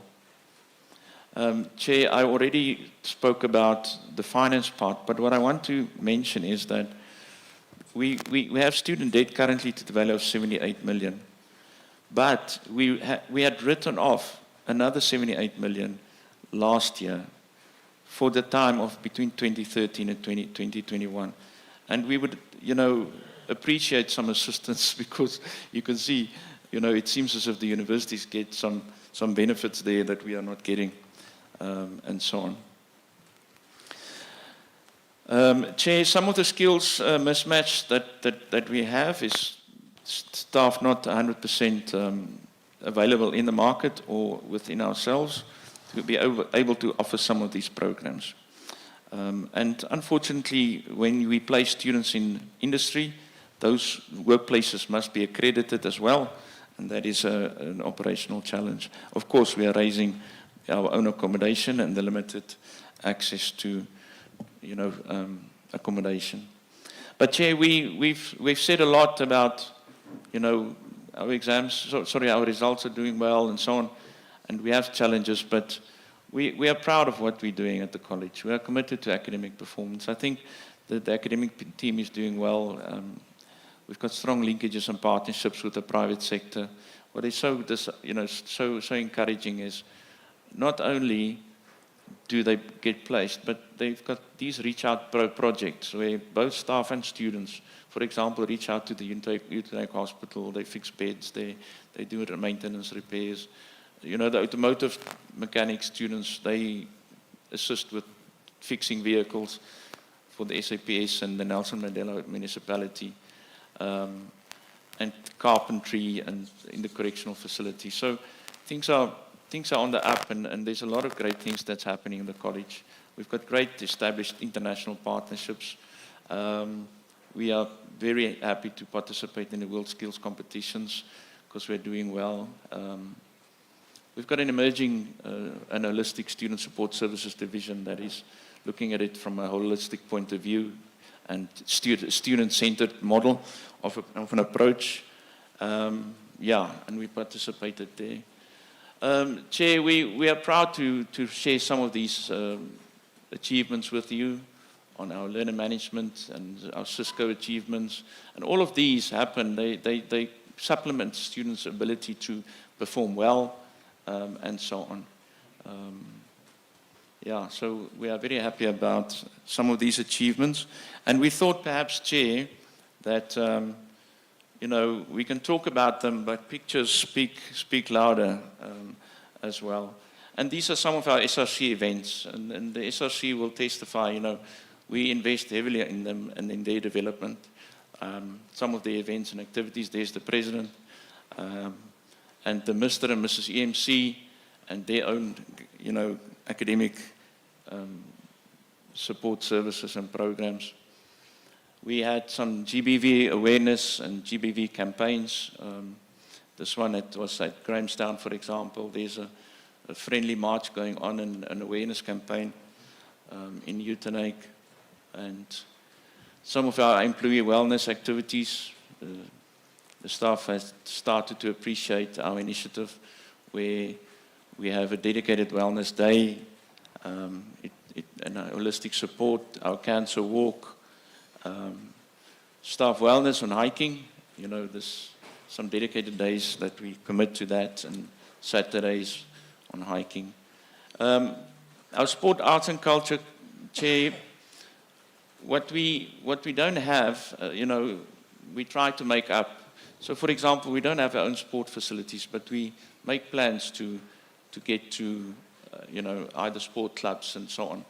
But our students, we try to support them.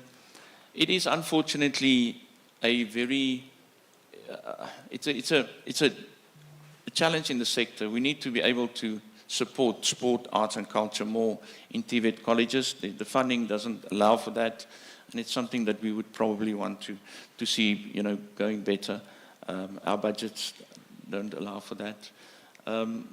But this is just to show some of our international partners, our Chinese links, our donation we received from the French, and from Schneider, our visit to Germany and our collaboration that resulted in some of them here, and some of our partnerships that we have. Our staff awards is an annual highlight, Chair, and this is where we acknowledge individual achievers, top achievers, or top performing academics, and we've got it now. It's our second year we held it now after an absence of a long time, and staff is looking forward to it. They enjoy it, making a ball out of it. It's always great fun. Some of our participation in world skills competitions, and some of our interventions on training. I think these were some of the Cisco trainings that took place as well. And on that note, thank you, Chair.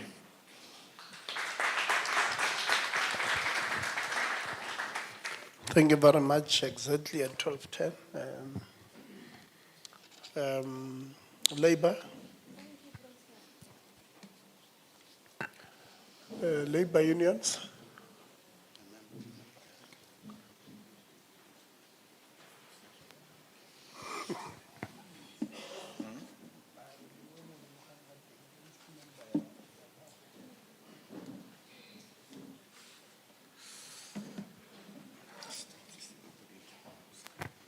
Labour unions, quickly.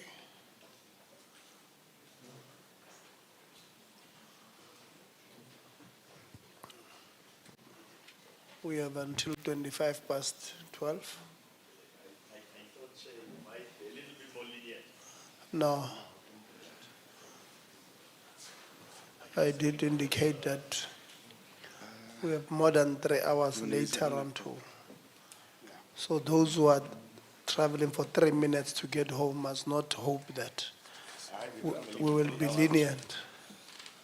I know you did say you support the right team, but that is not an excuse.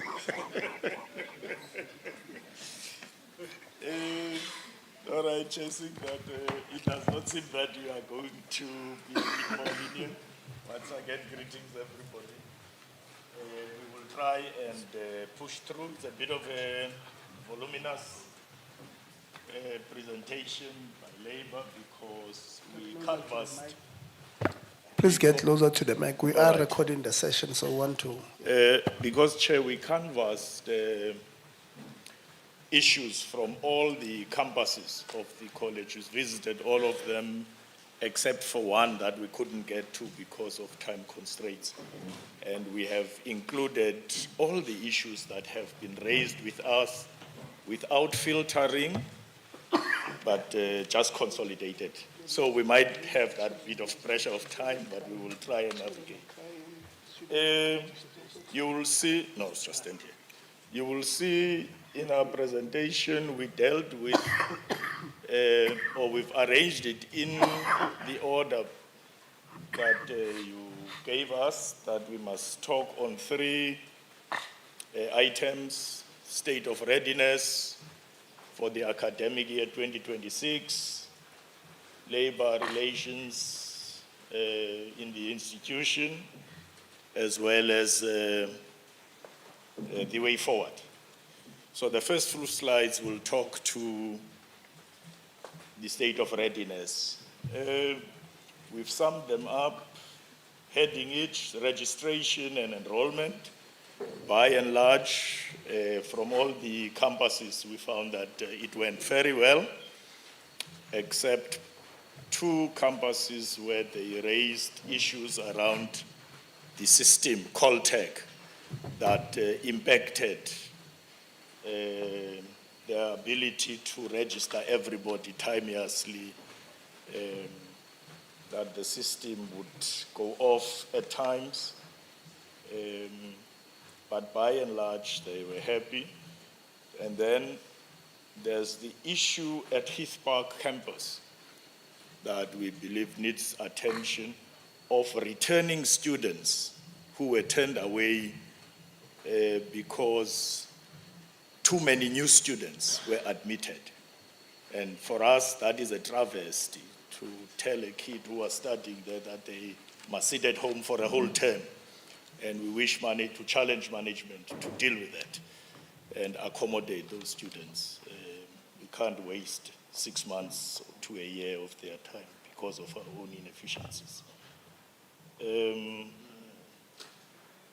As I've indicated, most campuses said things went well.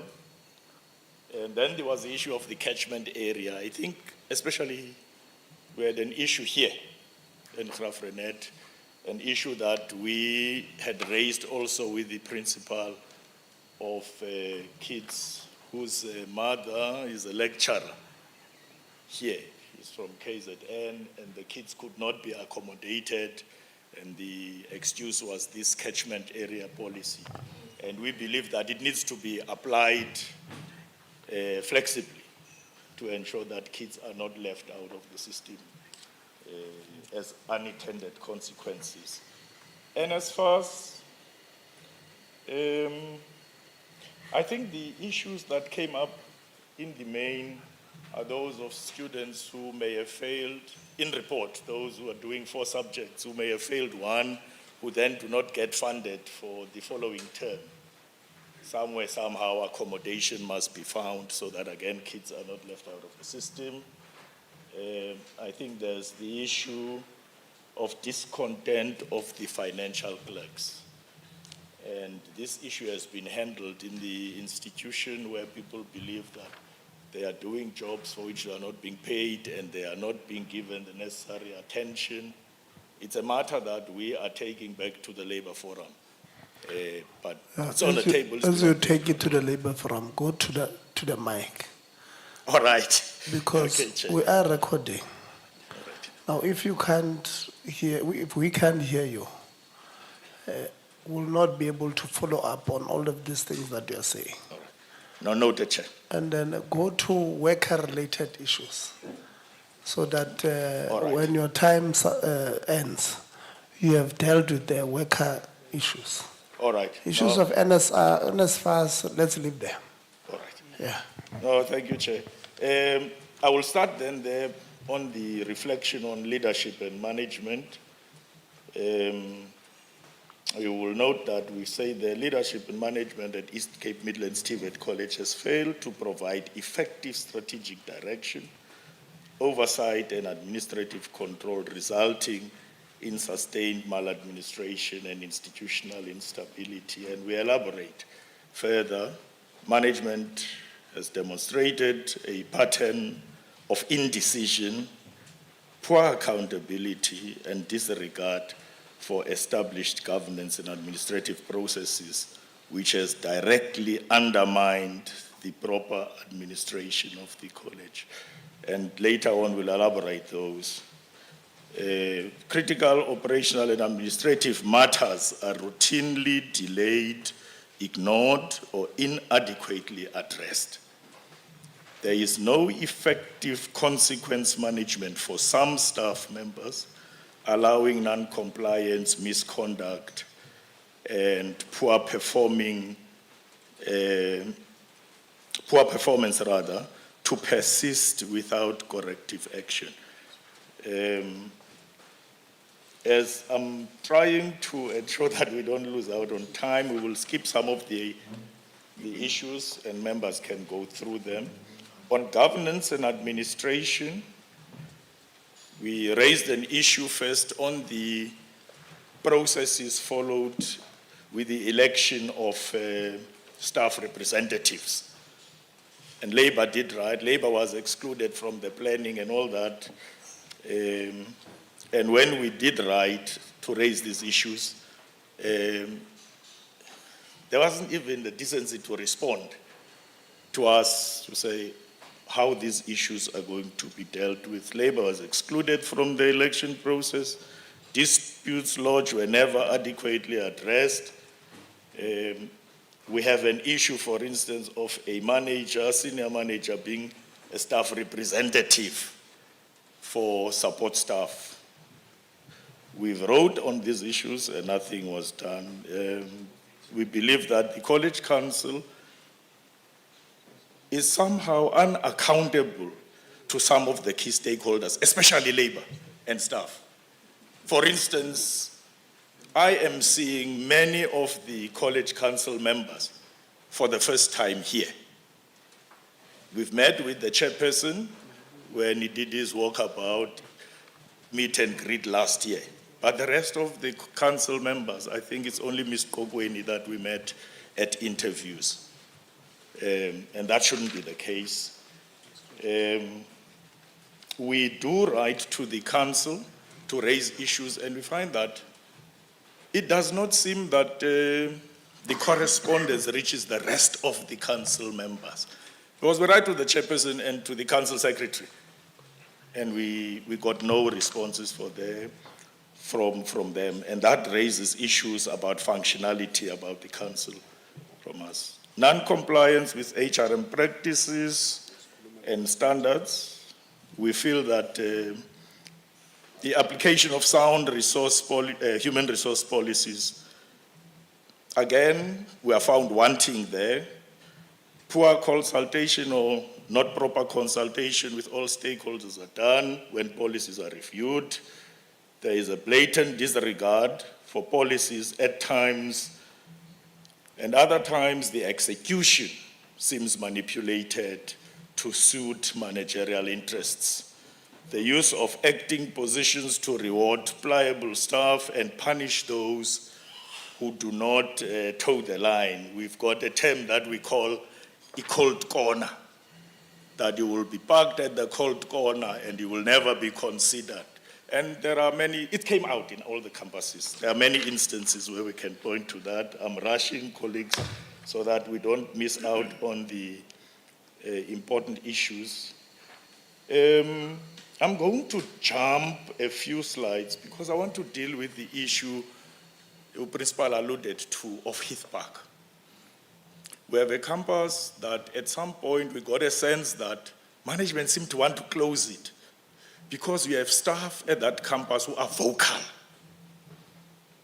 and they are perceived in a particular way. That campus is divided as we speak along racial lines, by and large. And that, in this day and age, for me, is a travesty.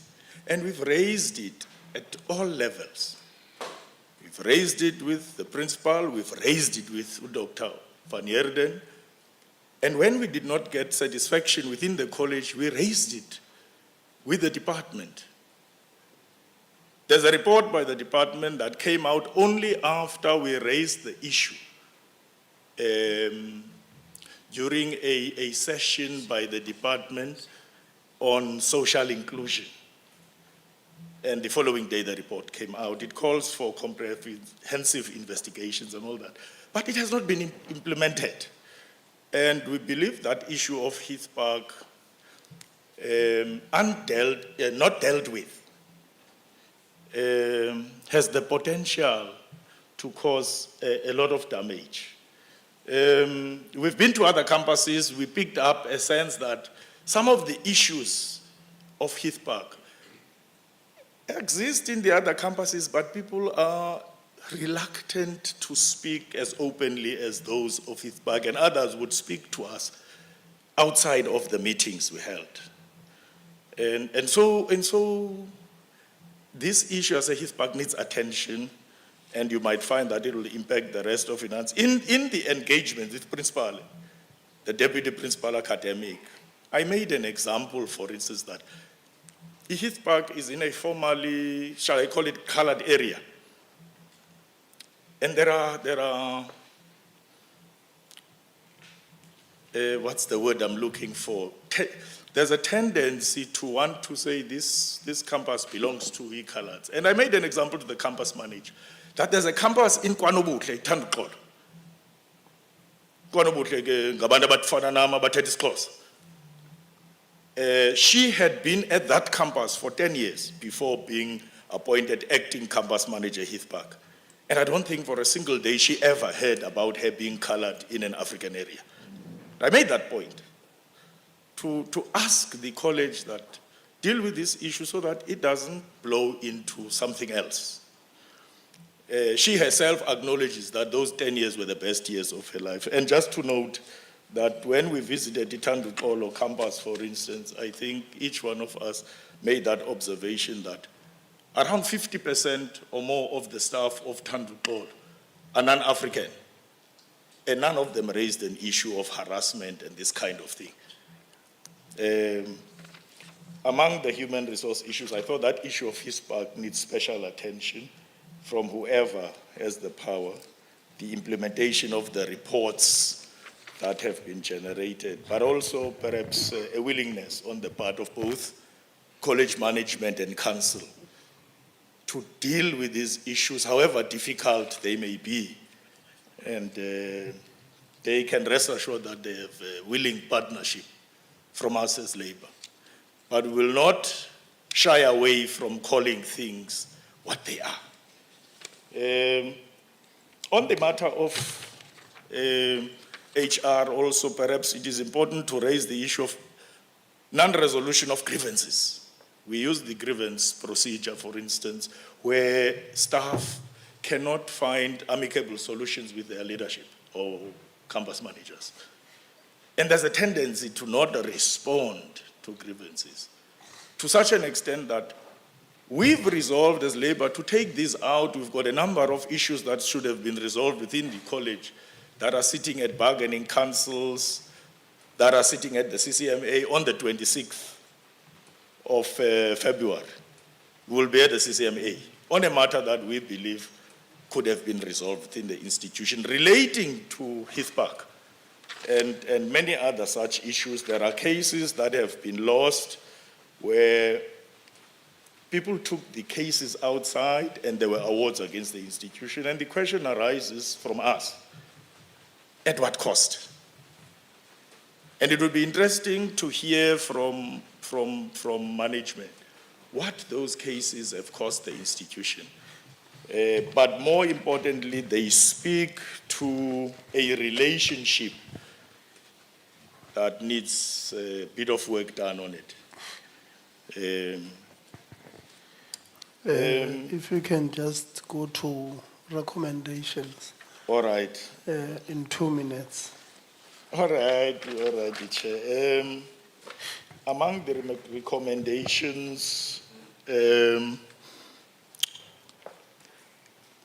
we have said that we need to deal with the issue of contract workers whose appointments was made in line with the recruitment policies. They must be migrated and or absorbed by the college on a permanent basis. Appointments of contract workers must be made in line with college recruitment policies, managers and staff to be trained on the Labour Relations Act and the Constitution to deal with some of the issues that we alluded to. We would recommend annual CCMA workshops organized for all staff, HR personnel to be taken for training because that department is a major constraint on the well-functioning of the institution. Consequence management to be applied across the board, not selectively. The office must be propped up, the HR office must be propped up with experts. We believe that there's a lack of certain skills in that department which causes it not to function optimally. Investigations by the Human Rights Commission relating to the Heath Park issue, because we've escalated it to that level when the department also did not act. And if we had time, we would narrate, but maybe in the discussions this will come out. The matter is sitting there. We want that investigation to be conducted, to be concluded, to be implemented, the recommendations thereof to be implemented. All investigations on reports either by the college or the department to be tabled. There are reports we know of, whether from the AG or accounting institutions, auditing institutions, that we've asked for that we've never got. And to us, then, it's a red flag that we can have these issues and they're not raised. And then the issue of QCTO or the occupational programs. We believe that as an institution, besides Brickfields Road campus, the rest of the campuses are not ready to implement these occupational programs, to pick up on the reduction in numbers of students that's going to result from the discontinuation of Report 191 programs, given that, for instance, N1 to N3 has been done away with, and now we're looking at N4 in the next few terms to N6. There is no plan to accommodate those numbers. We have got no joy at this point from the institution or from the department that there's a plan to pick up those numbers, and we think a lot of work needs to be done on those. The academic division has not been forthcoming with information. Very few academic staff members have been workshopped and all of this. So I'm just packaging it to say a lot of work needs to be done there, and I think the institution is taking it lightly. And it worries us as labor because it, in the end, will impact employment of staff. And we don't want people to lose their jobs because somebody has not done what they need to do. Well, thank you very much, Labour. Parliament is a time-sensitive institution. Yeah. Even in Parliament, you'll find a political party being given 3 minutes to debate their point. Student leadership, if you can come so that you present, we will engage. At least we gave you 20 minutes. In your presentation, you are saying the college gave you 10 minutes. So we gave you double.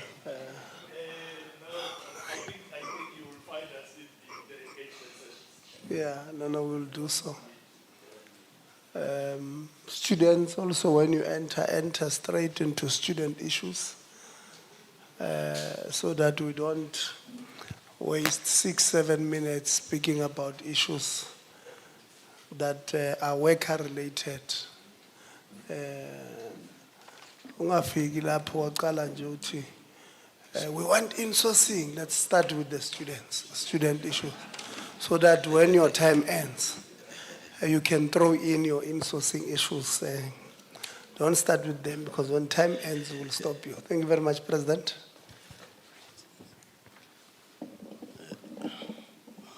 I'm kind of short, Chair. So I'm still trying to get the mic very well.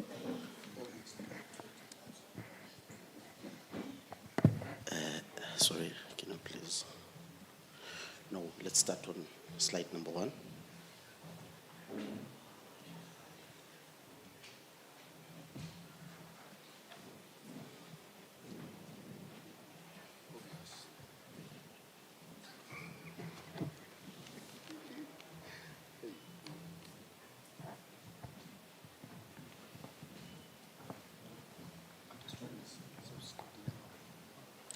Can you please assist?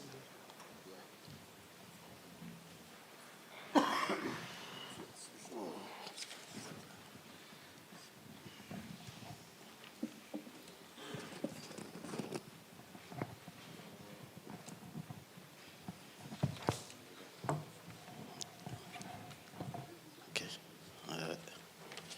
Thanks, Chair.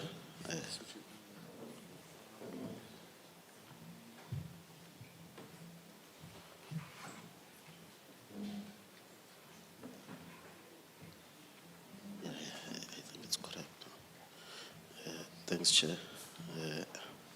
Good afternoon, everyone. My name is Bobele Nzansi, the SRC President. I'm going to be short. As you asked, Chair, we okay.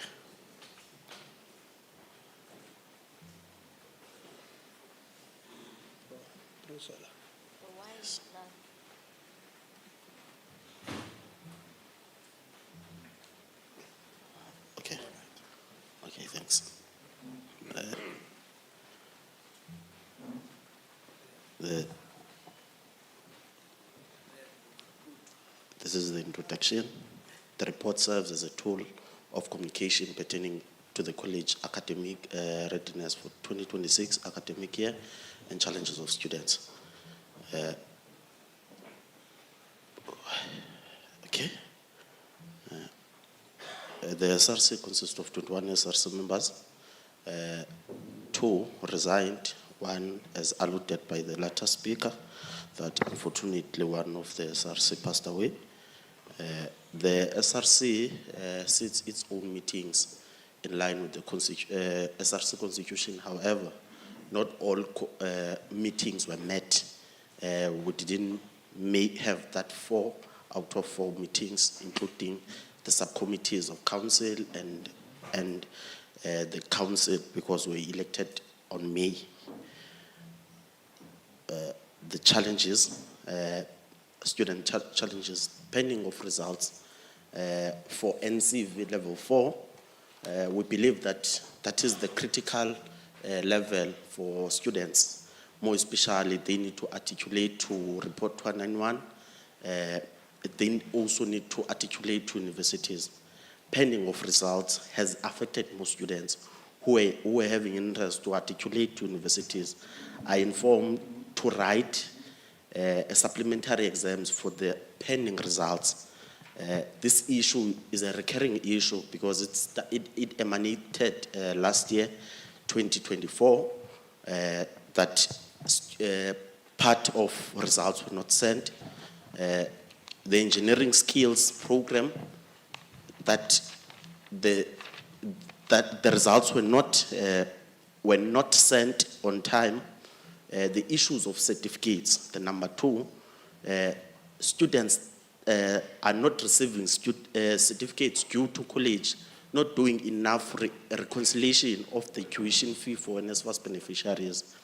And also, touching base this one, it hit homes when one of the students had an opportunity to be employed.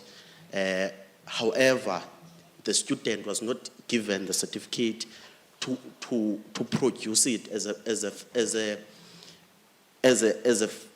to produce it that this is the correct certificate, and this was done at campus level. Lecturers not attending classes, that also demoralizes the students not to attend. There are some issues whereby the students, more especially lecturers, are telling them that on Friday we are not going to come to campus. So that has turned into a thing that Fridays there's no school in some campuses. The campus safety, it's not 100%, because there are times where there is a monitoring and there are times that there's no monitoring. NSFAS and outstanding payment for year 2025, we're still having students that haven't received their allowances since 2024, some 2024, 2025. The infrastructure, ablution facilities in Heath Park campus, Charles Goodyear, are not, and also our campuses are not disability friendly. Lack of resources, teaching and learning resources.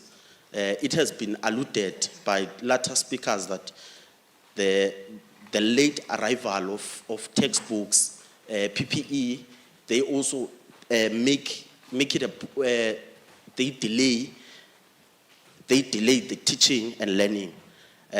Lecturers harassing students. This is the latest one. When we're coming here, we received an email that there was a lecture that harassed a student. However, that has not yet been dealt with. We believe that the college must do something regarding that. Before we leave there, when you say harass, what do you mean?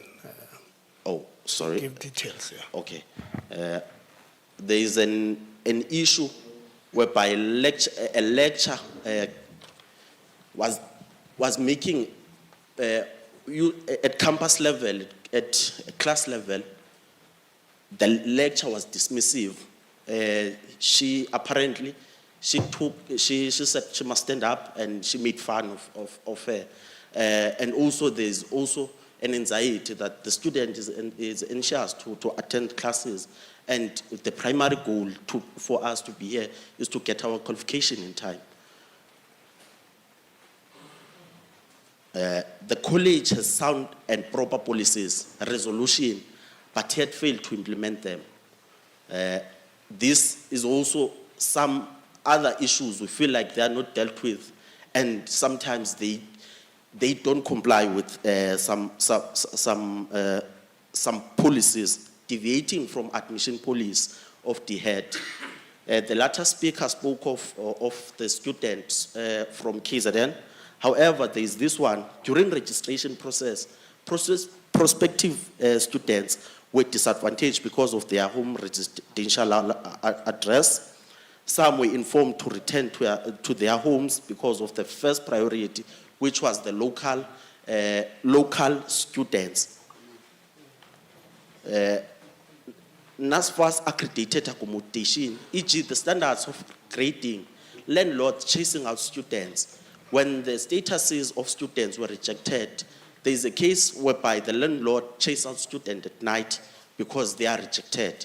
And also, the another thing regarding the accommodation, some accommodation are not as they are in the pictures. When you go to those pictures, it's a different story when you enter that. And also, there is also one that in the same building, there is a pub in the same building as the accommodation, and we feel that on norms and standards that are aligned in white paper, they don't meet that. Not enough functional sick bays at campuses.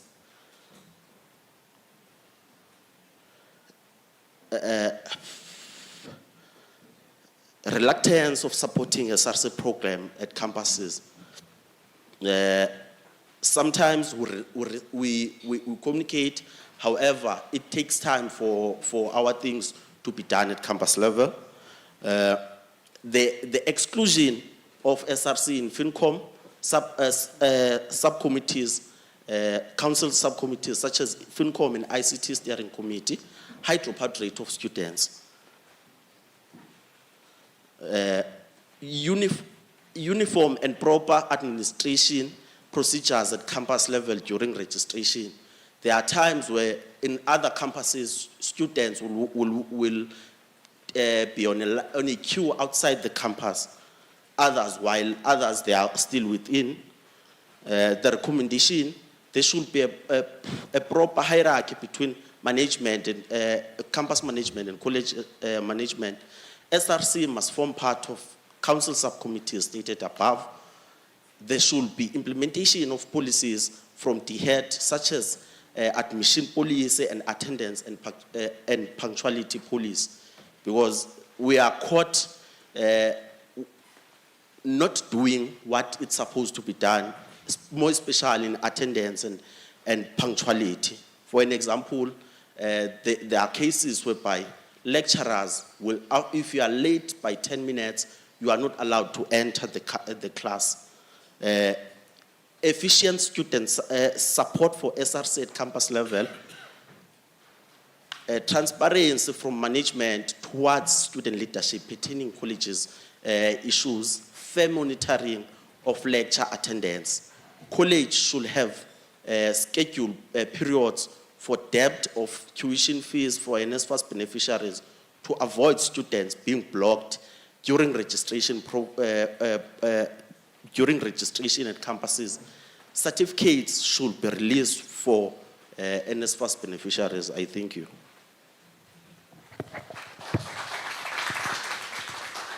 Thank you very much, President.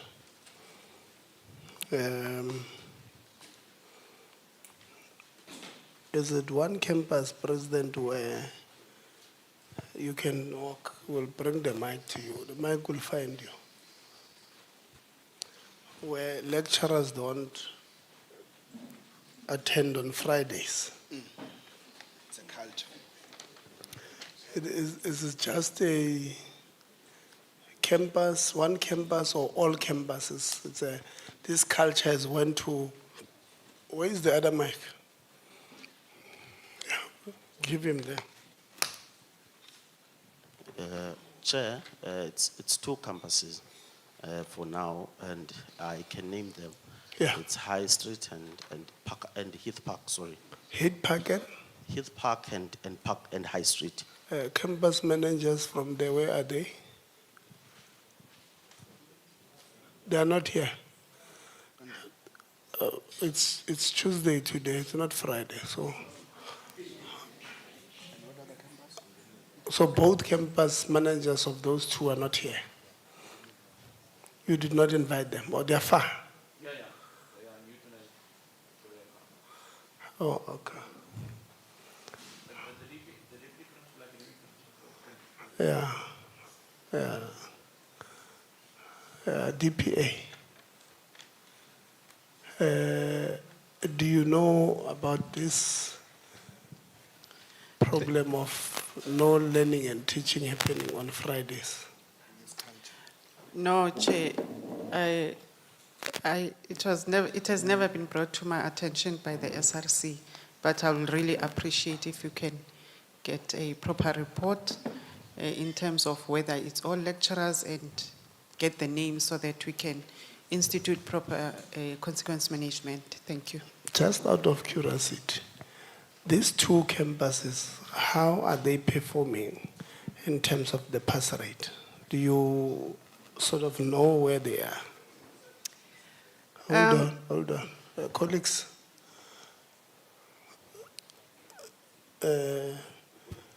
anyhow, you know, my older brother is the regional secretary of NAHAO. So every time I become harsh towards NAHAO, when I go home, he becomes hard on me. So I don't want to say don't disrupt our session because I'll have a problem. DPA? Yes, Chair. These two campuses are business. They offer business qualifications. And you'll find that most of the business qualification students perform better. So this behavior, the way we can say maybe students are not attending on Friday, is not in correlation to the performance of students. For example, in my records, a High Street campus is sitting at a pass rate of about 87%. So when now we compare that to performance, it's not going to connect well. Thank you. Okay. SRC, why have you not, or it's something that started this year, or it's a culture that has happened before? And if it has, last year you inaugurated in May, so why have you not reported this thing to somebody? No, Chair, it's a culture. More especially in High Street. We can bet on 100 rand that on Friday you go to the campus, you'll no longer find students, you'll find probably 10 students. Why is that? Is it in Quebec? Yes. On Friday we will be in Quebec, just saying. But I'm asking, we might take you up on that offer of doing an unannounced visit there. But Yes. I'm asking you, why have you not reported, or you've also lost hope because it's culture? I believe so, that we've lost the hope because it's a culture. More especially, you can't do anything on Friday. If you have a program of SRC that is on Friday in that campus, you'll find probably 10 or 20 students. Okay, have you reported the matter of NSFAS accredited student accommodation having, you said it's a pub, it might be a tavern, inside or nearby or inside the premises. Have you reported that anyway? We sat on the senior management team, but we were advised that we should make visits to those residences and make it a point that, but we didn't know where to, because the college does not account for those providers because they are not contracted to the college.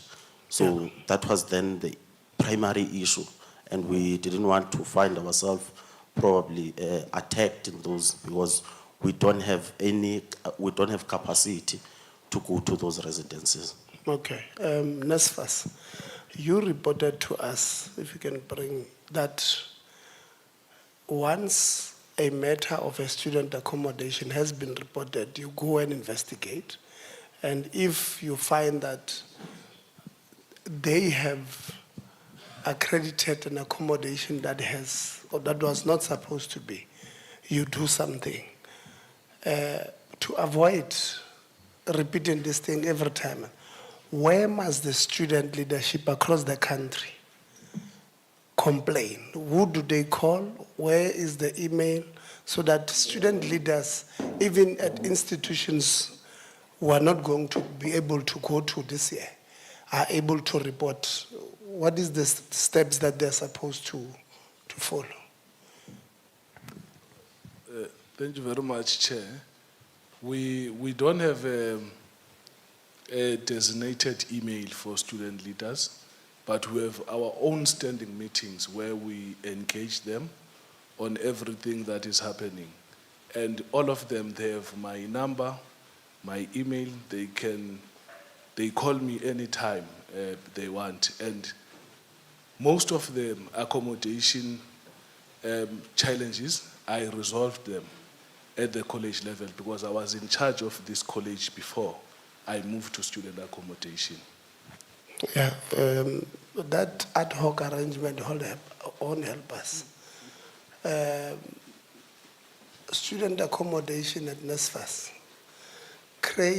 release COO, acting COO, release a communique to all institutions saying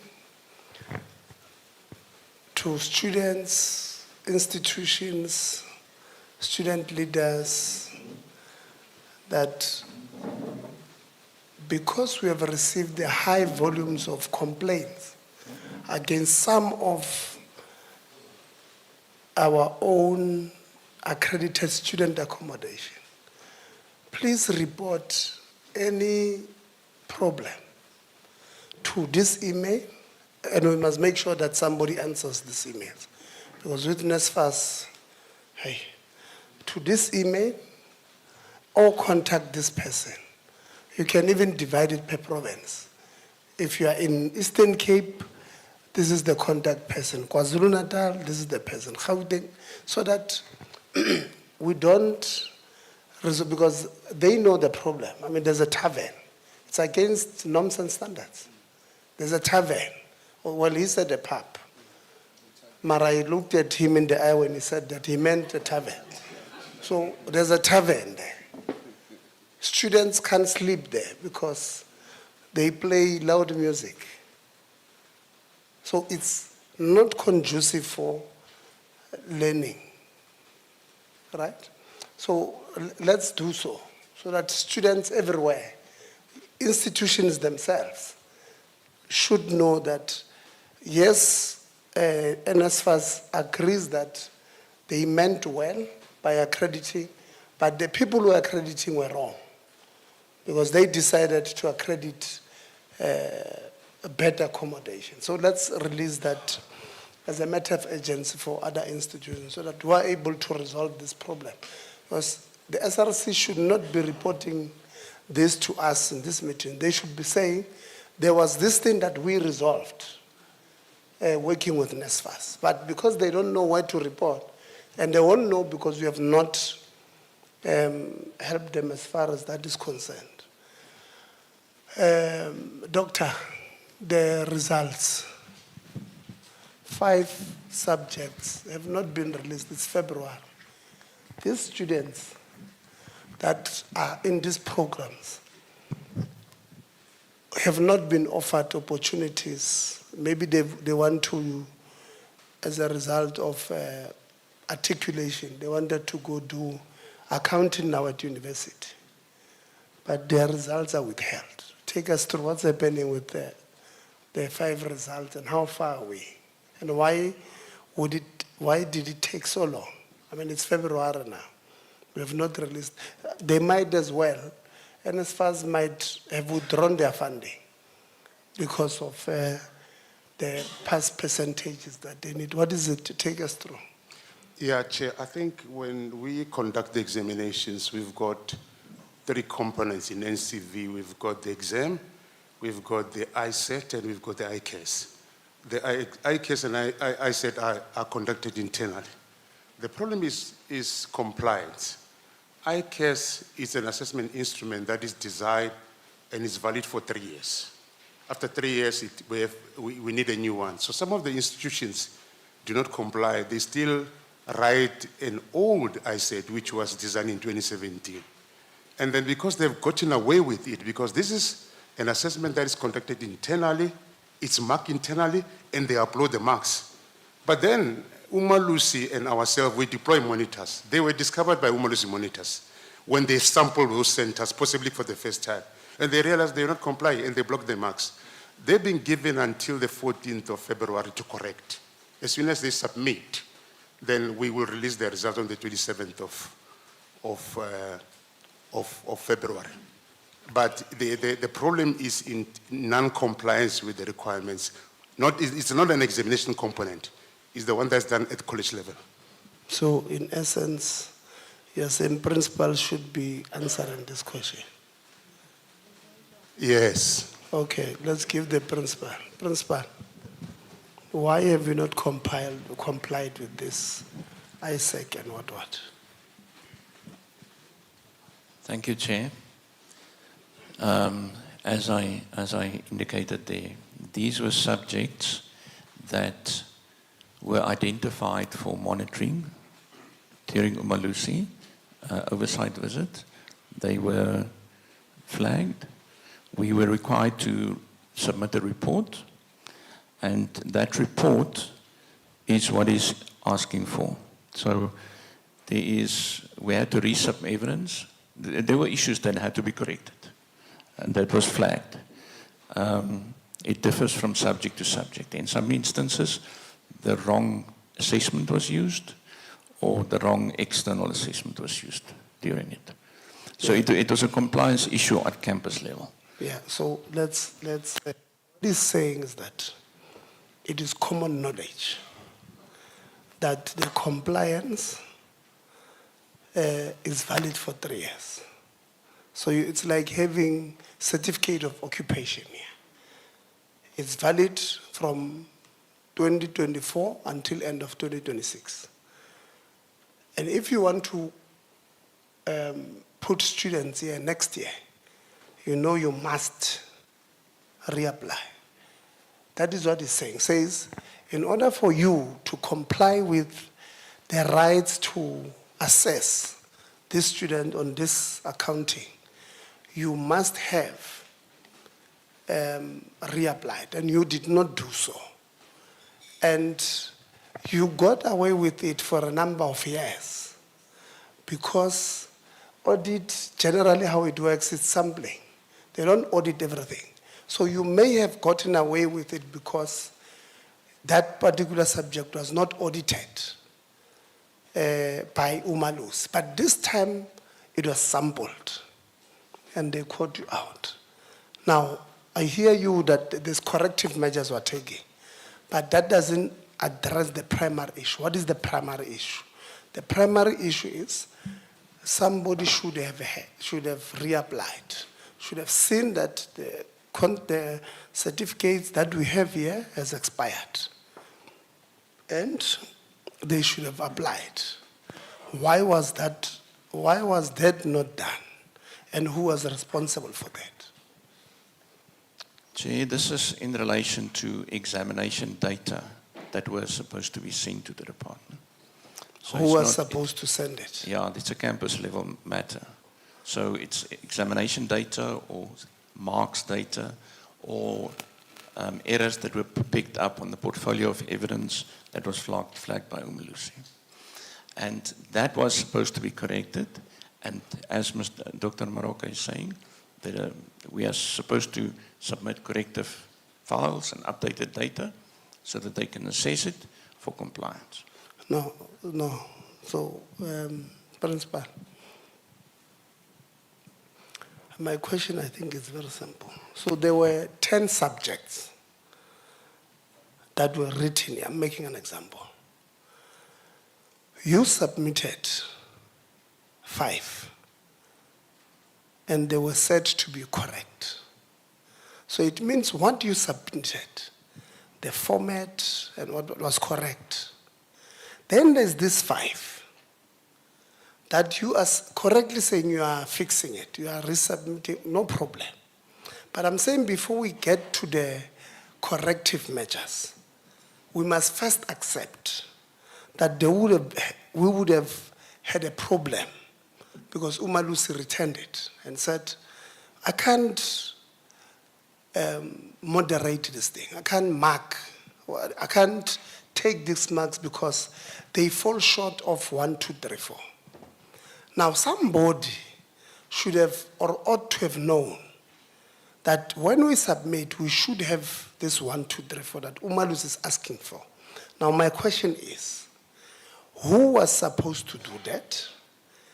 And because that decision of not being able to do it has cost somebody now. The students who are affected by this thing. Now, the reason why I'm asking, I want to go to the second part of my question, which should be on consequence management. What are we doing for consequence? Because if we don't do consequence management, we're then promoting, one, the culture of impunity where people don't do their job because there's nothing that will happen to them, or we will end up, and we're still going to get to that part, we'll end up exposing ourselves to what Labour now calls racism in campus. And I'm going to get to that part. Who are these people? So that I want to paint a picture for you, but let's, step by step. What is it that they were supposed to do? They've said it's not on examination, it's on ISEC and what, those things. So we know what is it that we're asking for. Who was responsible? When we say it's at campus level, are you saying it's a campus manager? On record, just. Yeah, so of course there's different responsibilities there, but it's a campus manager oversight, it's a head of department or senior lecturer oversight, and of course the program oversight. So there's supposed to be 3 layers of quality assurance to make sure this doesn't happen. And what have we done? You are the CEO, the accounting officer of this institution. We've got this problem. What have you done, at least to the immediate line management beneath you, who is supposed to make sure that this thing is done? What have you done, to met out consequence management? Because somebody has been prejudiced by this decision, that they don't have results. They might not get fined in this year. What have we done to the campus manager at least? So there's a project team chairperson who has been identified. It's led by the DPA, and senior subject support officers that were deployed the last 2 weeks to get and make sure that that evidence is proper and correct and put it together for the submission. So the immediate actions were to get that done and make sure that the students don't get delayed the results any longer. In addition to that, I instructed the Deputy Principal Academic to commission labor relations for a proper investigation so that I can have a proper report to identify the root causes and so on. And then, of course, we'll take it from there. In addition to that, of course, we have various consequences now as a result of that. First of all, you'll have students that want to progress or articulate to let's say, another program. Within the college, we can, assist them to do that. We've indicated that we will be able to preliminary register them, for example, on NATED. So that arrangement was made. We met with the student leadership, and a week and a half ago, we analyzed this. So where we are now is to know exactly how many of these students are identified, who they are, so that we have a customized plan. There's already a draft plan in place, but is going to require going down into the detail exactly which student is affected by this, and so on. And I think she can correct me, but it's under 30 students that was identified that was affected by this. We've made sure that these students are enrolled for the supplementary examination, for in case these exams don't, these results don't come in time, so that they're not, disadvantaged. So there's a comprehensive plan, Chair, which is developed currently in collaboration with the student support, with the SRC, student support services, academic support, and so on. Okay. Just on average, it's my last question. Just on average, how much is NSFAS paying per student, plus minus?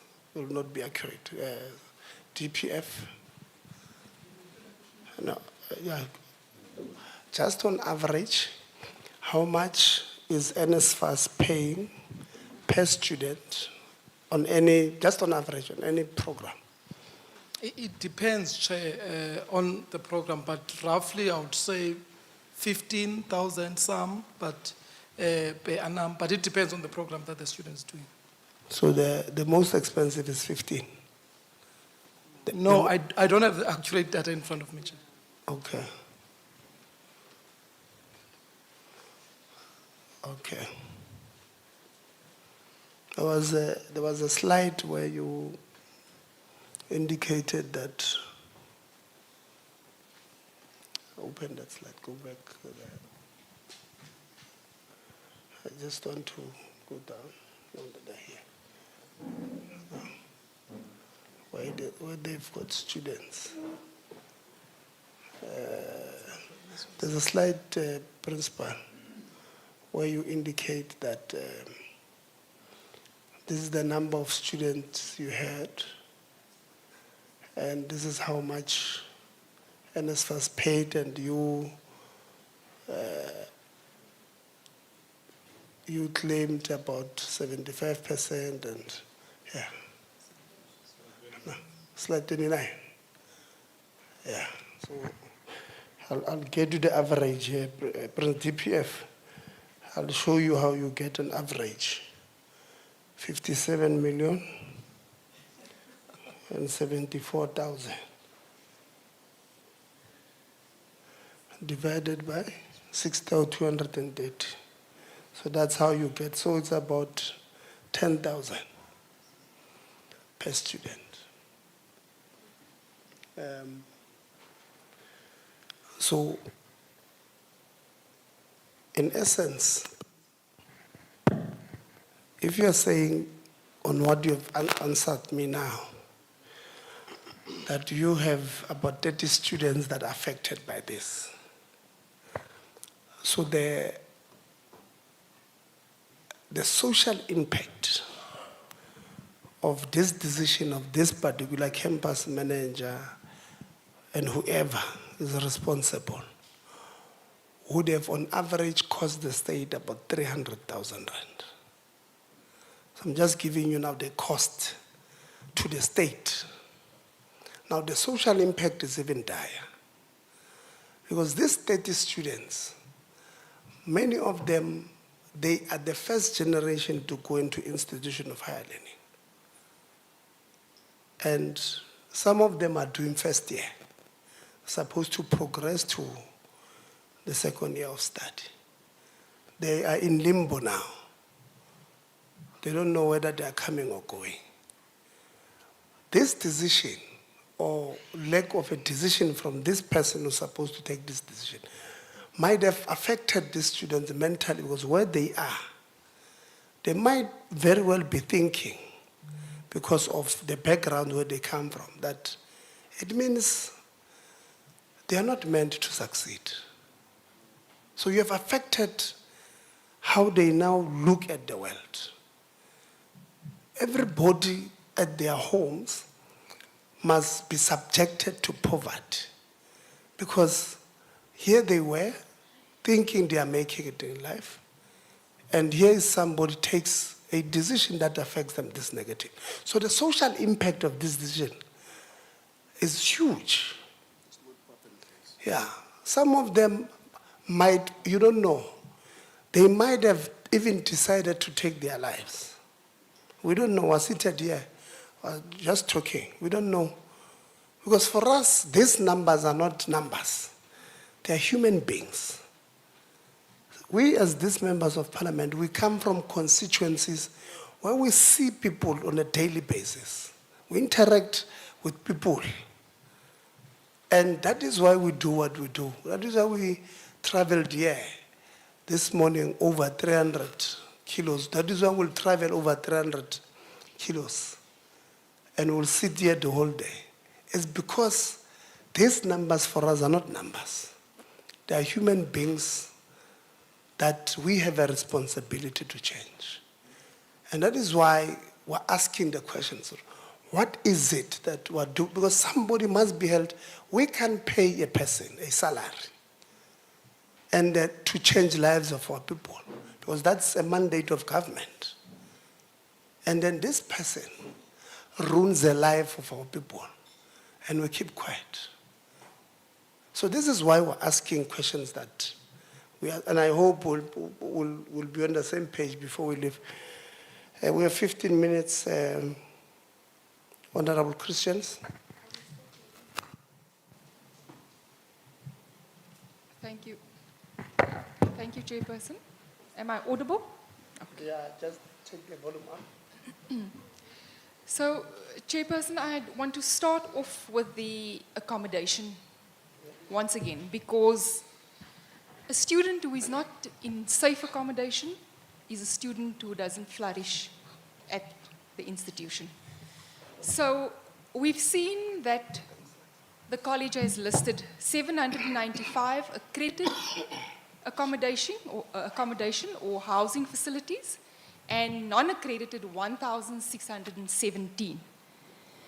So we can see that there's a distinction between NSFAS accreditation and institutionally recognized accommodation facilities for our students.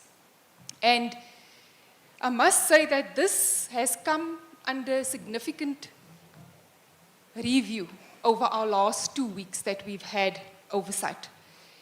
So this is a real concern for us, and our SRC members have also mentioned the same thing, and therefore we bring it up again.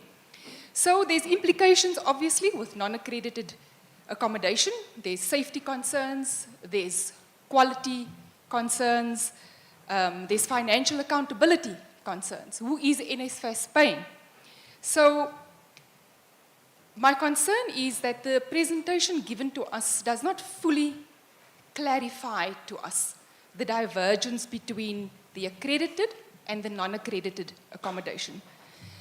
How does the college manage the gap between this accredited and non-accredited accommodation facilities?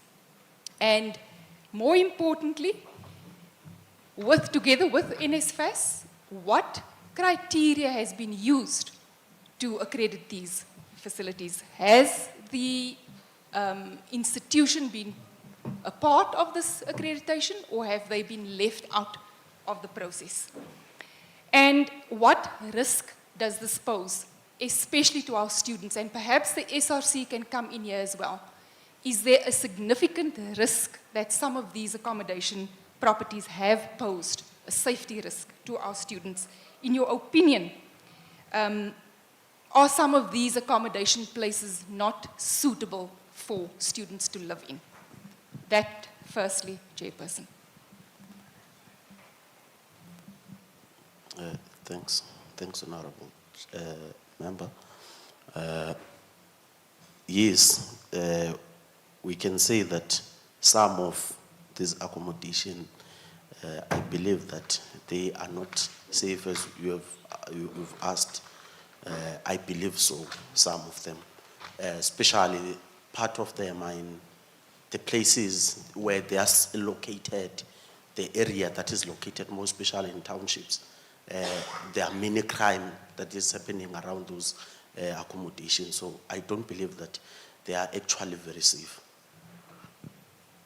I hope I've answered your question.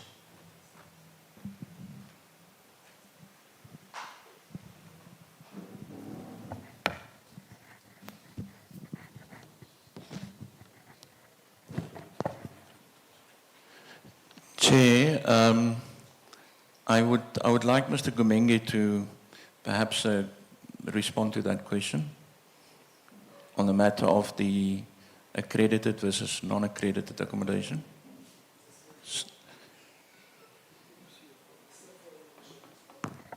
We are still in a meeting of Parliament, gentlemen, and there's only one chairperson, and in his absence, I chair the sessions.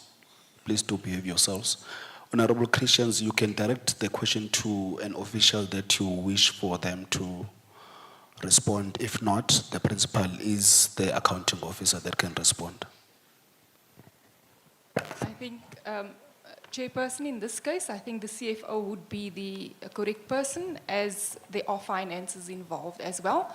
And then I think additionally the student support people can also come in here, because if anything happens at a college, I know for sure that the student support services play a huge role in student safety. Can the mic go to the CFO and student support? Please proceed. Thank you, Chair. Maybe the first part of the question was regarding the role the college played in the accreditation, and we're not involved. It's NSFA's part that they are doing. But to come to the question of accredited versus non-accredited, I think in 2025, we did not have enough beds for the Utenik area where most of our students residing.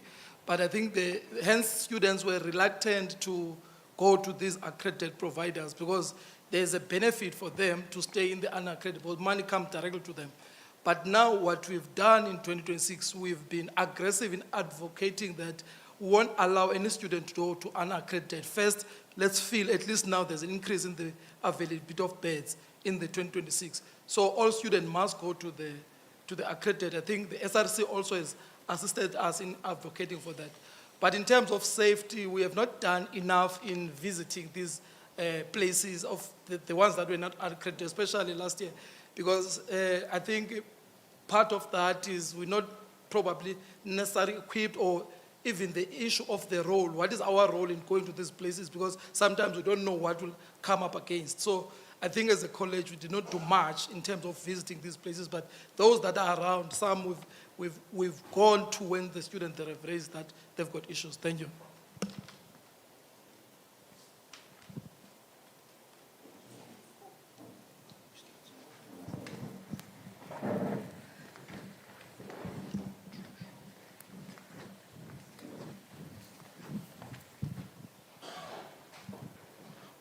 Thanks, Chair.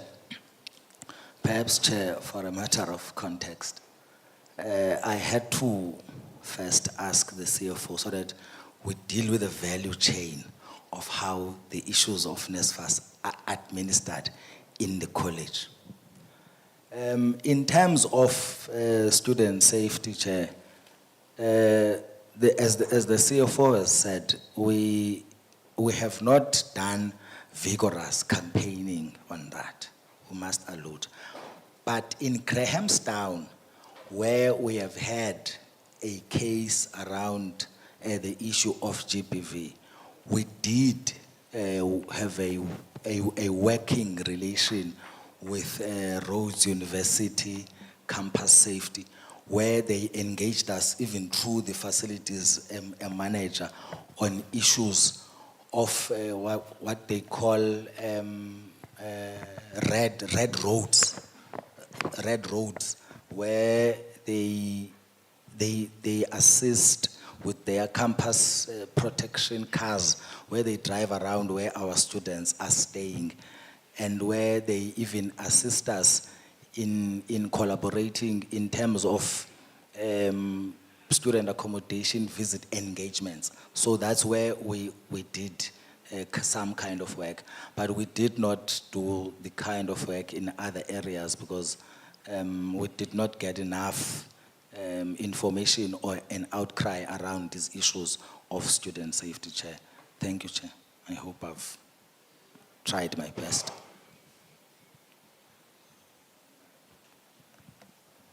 Thank you very much, Chairperson. So I think we've determined that a problem does exist. And my final question on the matter would be to NSFAS, what would you do differently this year to ensure that you liaise sufficiently with institutions, because we've heard throughout last week and this week as well that there is a discrepancy between NSFAS and colleges and accreditation of these facilities. What are you going to do differently this year to ensure student safety and to ensure that accreditation transpires correctly and to ensure that properties are safe and sound for our learners?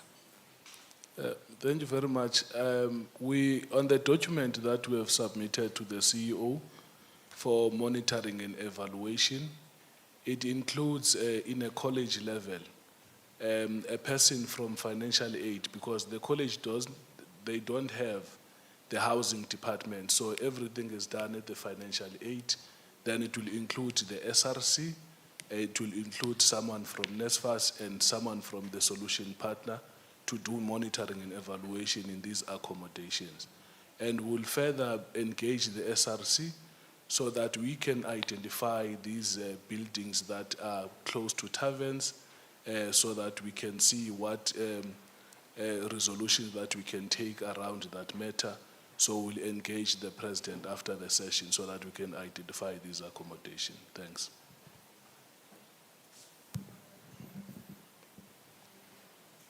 Thank you very much, Chairperson. It is a matter that I will be watching closely this year, as student safety and the throughput rate of our students depends directly on their safety, their accommodation, and how secure they are while they are studying. The next question I have is with regard to trade testing. Now, we all know that trade testing is a critical exit point for our learners at TVET colleges. That is to become an artisan, to develop them. It directly affects their rate of employability, obviously. So, and I know that recently at TVETs there has been an issue with regard to artisan development, as things have been changing, qualifications have been changing, and courses have been changing as well. And I know that this also directly affects the departmental performance, because I think it's one of your performance indicators. So in the presentation that we've seen that reference is made to trade testing at the institution. Now what I need is, I just need a little bit more information on exactly how that transpires at the campus. Who facilitates the trade testing? Could the college clarify to us how trade testing is facilitated between the students, if it is actually done on campus or if it is a private facilitator or institution that actually liaises with the college to trade test the students? I think importantly for me is to determine how many students from this college actually received a trade testing certificate. In other words, how many artisans have you developed in the last, say, 2 years, 23, 24?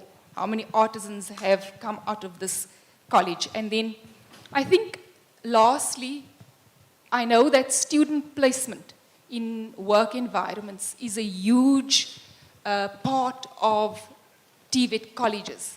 So when these artisans actually complete their trade testing, how many of them are actually successfully placed in work environments?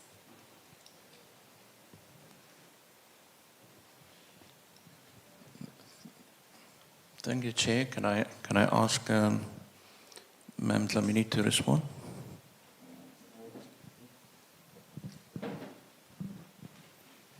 Thank you, Chair. Principal, can I have Ma'am Nomfusi, who is the campus manager? Thank you. Thank you, Chair.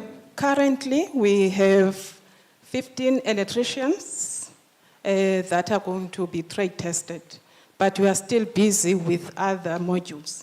We also have 11 millwrights. The contract ended last year in October, but we have extended because we had some challenges. NSF is funding us for that, so also we are busy with them to finish up. We also have 12 fitters that are also going to be trade tested. We also have 12 automotives that also are due to trade test. And we also have 43 welders that are due for testing. We are a trade test center for welding, so welders will go through us. But all the other trades, we are using private institutions, as also we have one of our college, PE College, that is a trade test center for automotive. So, Chair, because we had challenges in the past, that has caused some delays in us in finishing up. So we are at the campus, we are supporting students. Mr. Huote is one of the facilitators for fitting. So, as I'm saying, how many students have trade tested? We have 21 out of 22 welders who qualified in 2 years. Out of the 22 welders, only 11 welders received their QCTO, what you call, Red Seal certificate. But some of them, we are still waiting for their certificate. We are being assisted by Mr. Butelezi from the department in getting the certificates. Thank you, Chair.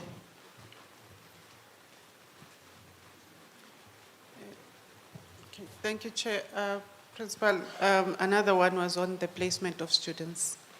I think I'm going to maybe touch on that.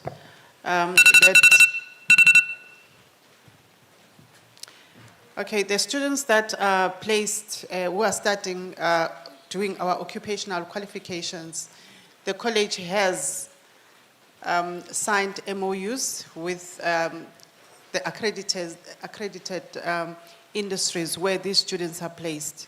So we can safely say for now, we have been able to place all the students that are doing occupational qualifications in accredited workplaces. Thank you.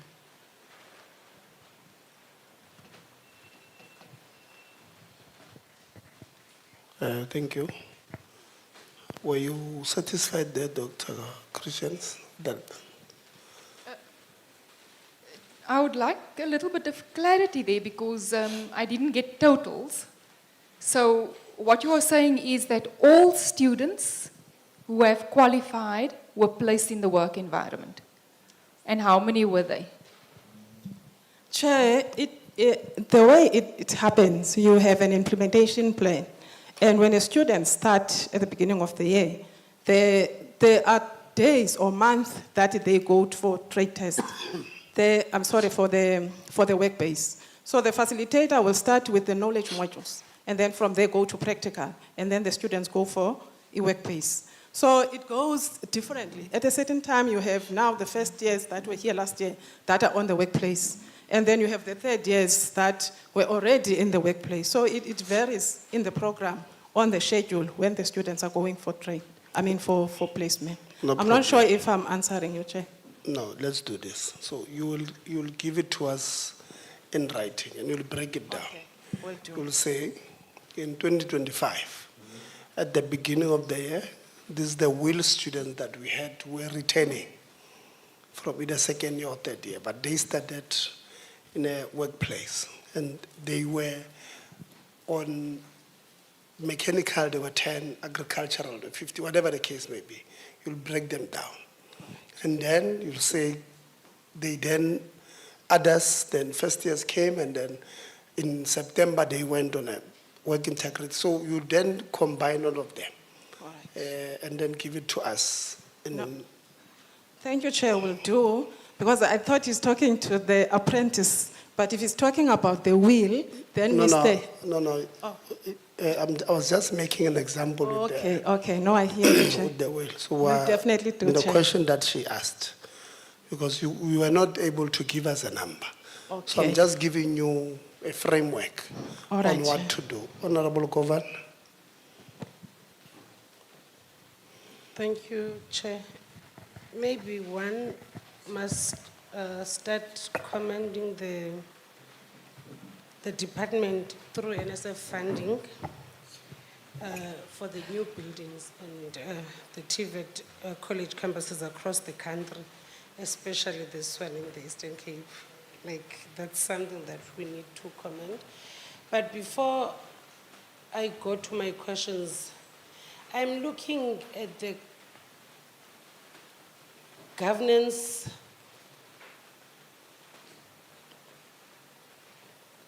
framework.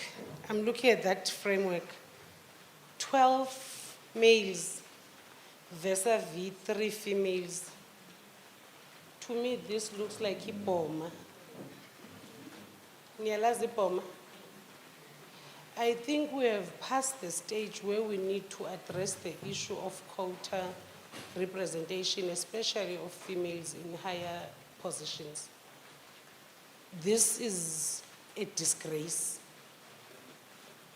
This is a disgrace. DG, without thinking twice, when you just look at it, you know that females have been undermined. It's a disgrace.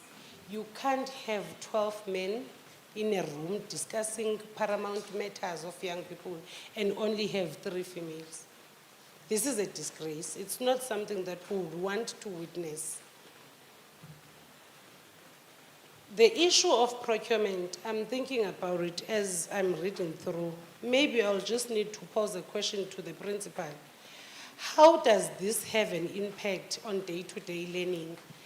If PPE is a must to ensure continuous trainings in the practice rooms, if it's not yet there, how does it affect a day-to-day learning?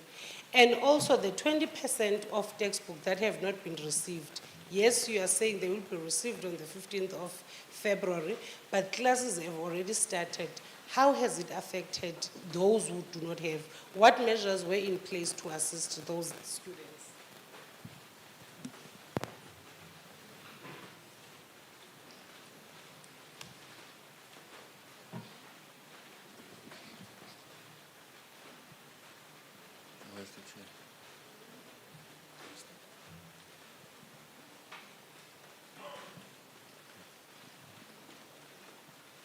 Honourable Member, should I respond?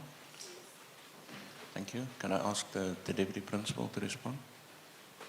No?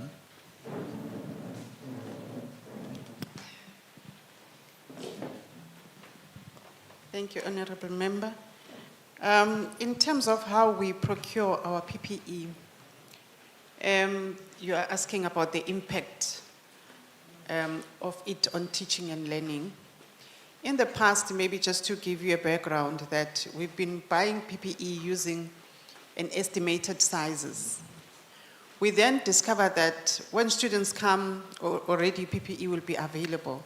But we had challenges where now we have to return some of these sizes back to the suppliers. After we appointed the new service provider, we are now enrolling students, and then we get the actual sizes, and then we submit to the supplier. And we've been given a turnaround time of approximately 2 weeks, and we are hoping that we are going to get the PPE on the 15th of February, if not sooner. And I must also indicate that this is only affecting new students. The returning students already, they have PPE, although we buy an additional set, but they do have a PPE. And also, additional is that when students start classes, they don't start with the practicals. They firstly do theory first before they can do practicals. So we have that time where we are able to source the PPE. And another one is about the textbooks.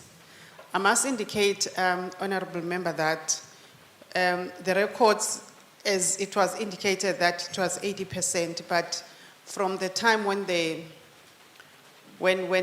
presentation was submitted, I can safely say we are now sitting at about 90%. Most of the campuses have received their textbooks 100%, and some they had surpluses. And I must also indicate that some of our students, they donate these textbooks back.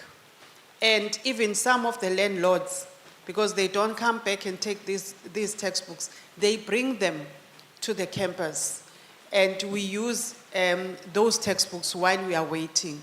And in cases where we don't have, the lecturers, assisted by our admin staff, they make copies of the notes. But I must also have to indicate here that most of our lecturers, some of them are no longer, textbook reliant. They have, teaching a subject for more than 3 or 4 years. They've already developed electronic notes that they share with the students, and we always encourage them, because with those notes, they are able to provide them with additional information. So we are able to continue with teaching and learning. It has got no direct impact. Thank you. Yeah, I was worried that you were going to say that these lecturers, they've been teaching for so long, they know the textbook by heart. I was going to say, me as a pastor, I've been pastoring for all my life, but I don't know the Bible by heart. So I just wanted to, I thought you were going to say that. Honorable Governor, sorry. There's no follow-up. What do you want to say? No, but let me say No, what I want to say. no. Honorable Governor, continue. No, it's fine. I'm pulling me, Chief. The DG in his presentation, he stated that we had 147 vacancies. What impact towards the commencement of this academic year? Just put does the this- mic closer while recording. Does these vacant positions have towards teaching and learning? What impact does it have, the vacant position? And when you are responding, can you please be clear on why we haven't filled these vacant positions and what is holding us back? Because you had said it yourself that learning and teaching is the core mandate of the day. And if we don't have lecturers, it literally says we won't be able to produce that teaching and learning. Can you respond by what is it now that's holding us back?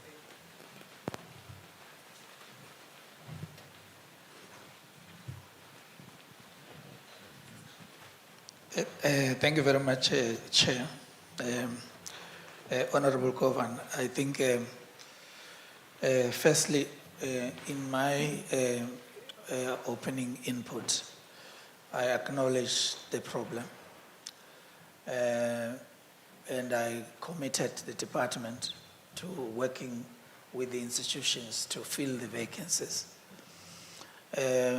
We may present a plan for the filling of vacancies, which would give you a detailed indication of, for example, where we are now, when did we advertise those positions, how far are we with the filling of those vacancies, and where there are issues, what are they?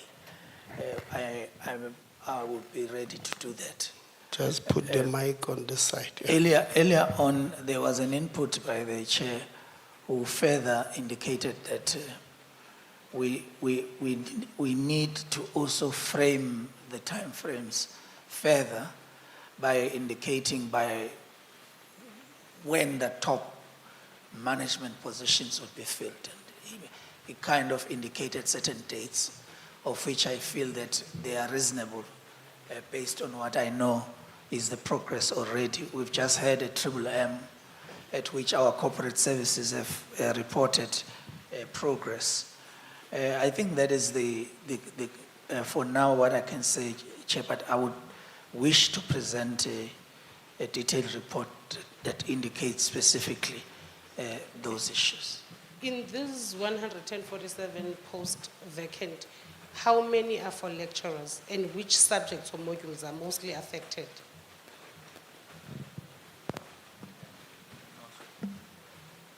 Thank you, ma'am. We have that data, Mr. Blani. Can I give him to answer that?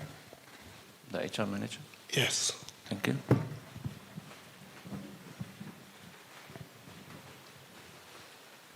Thank you, Chair. Of the vacancies that we we're currently sitting with, we have 30 of them that are for your PL1 lecturers, and we have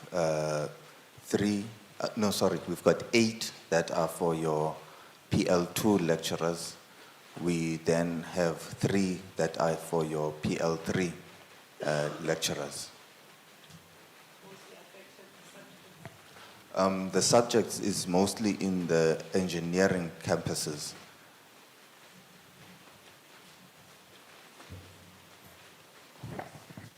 The mic must be closer to the mouth. Not having so many lecturers, does it not have any impact to teaching and learning?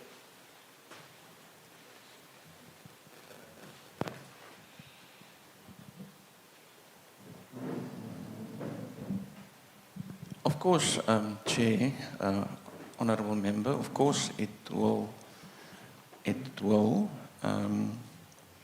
because one would want to recognise the quality of the provision, and that's the reason why I say it may or it will. But one should also recognise that the college is carrying the cost. So we are carrying those vacancies on the council side on a temporary basis to, of course, augment that so that we don't let students, be disadvantaged. But it is, of course, not ideal because you want to fill posts permanently to give people, job security and to have committed people there, not have to worry about their future. So those are the indirect issues that I'm talking about. But the college is actually carrying them, and that's a problem for us.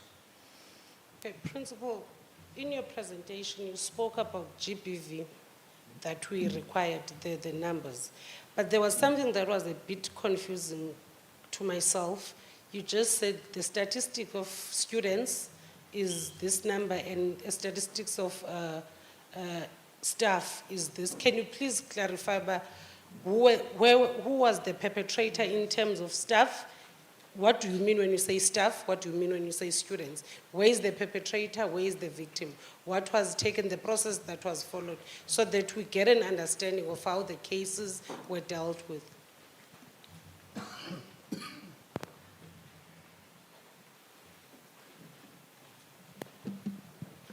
Okay.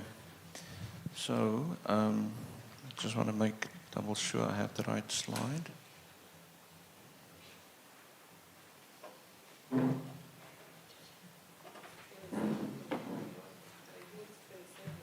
'27.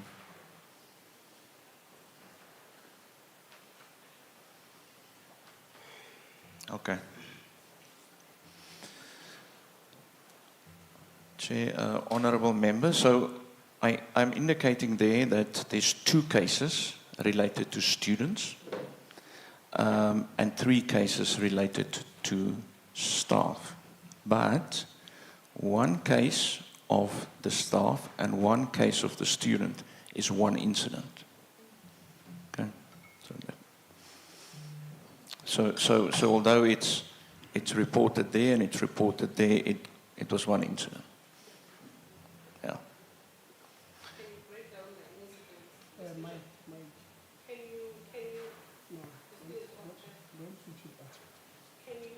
Can you break down the 2 cases of students and the 2 cases of staff, 3 cases of staff, and how they were dealt with? Okay. You say the students, the perpetrator was another student to a student.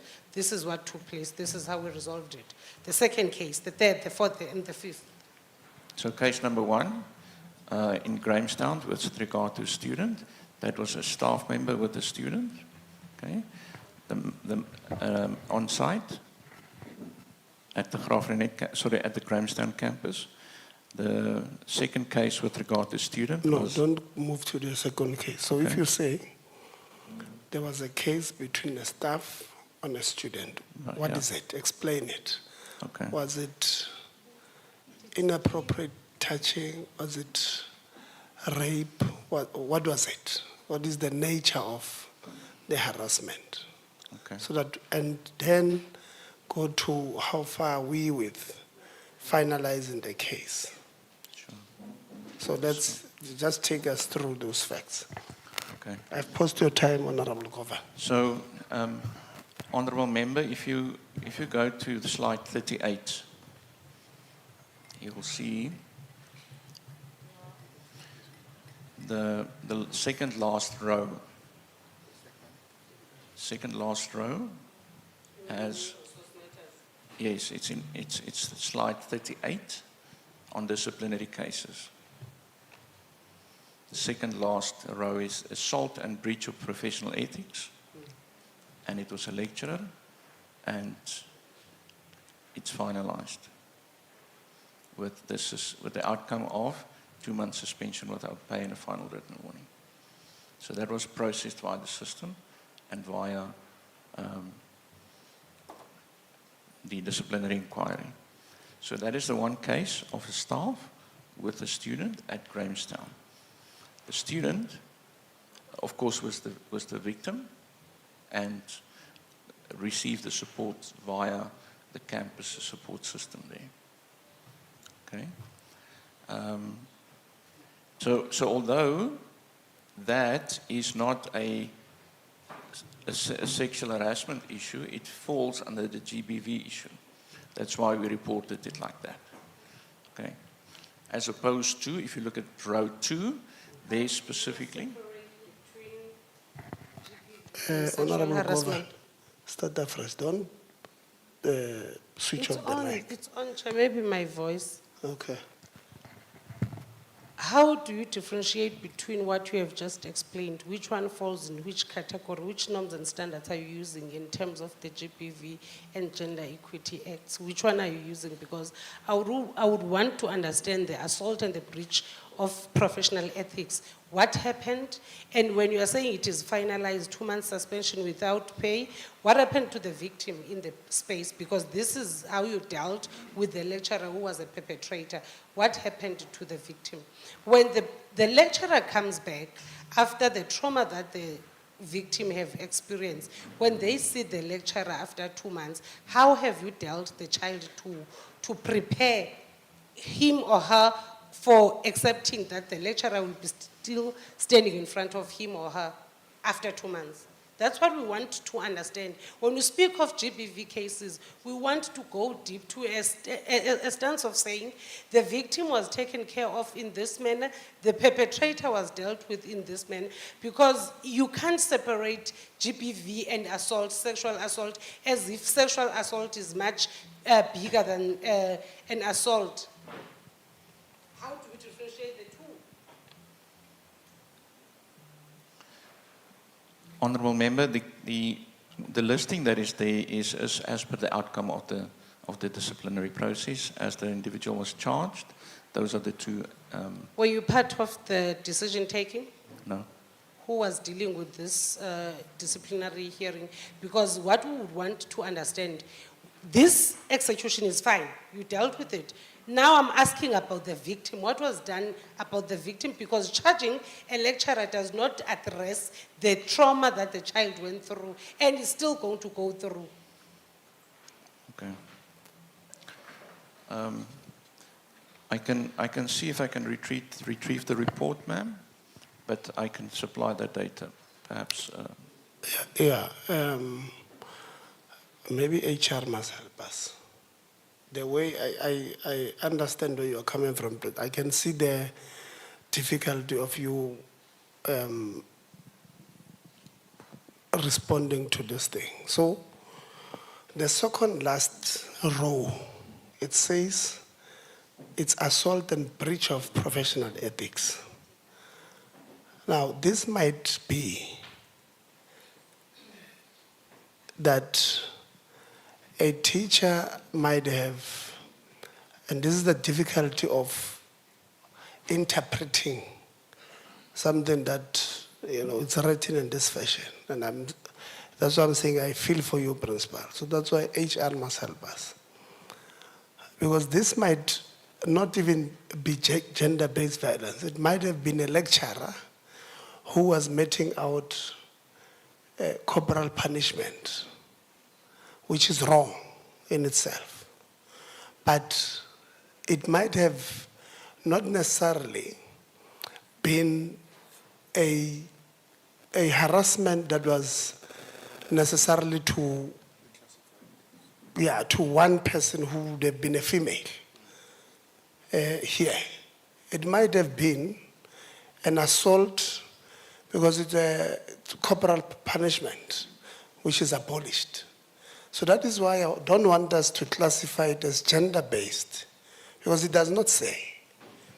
And I've always said that we must be careful on how we term certain things. So the report here is not also assisting us, but it's not necessarily. The sexual harassment and assault is on row 2, and there were 2 cases, and it was management and lecture. And the person or people were dismissed and they've appealed. That's what the institution have said to us.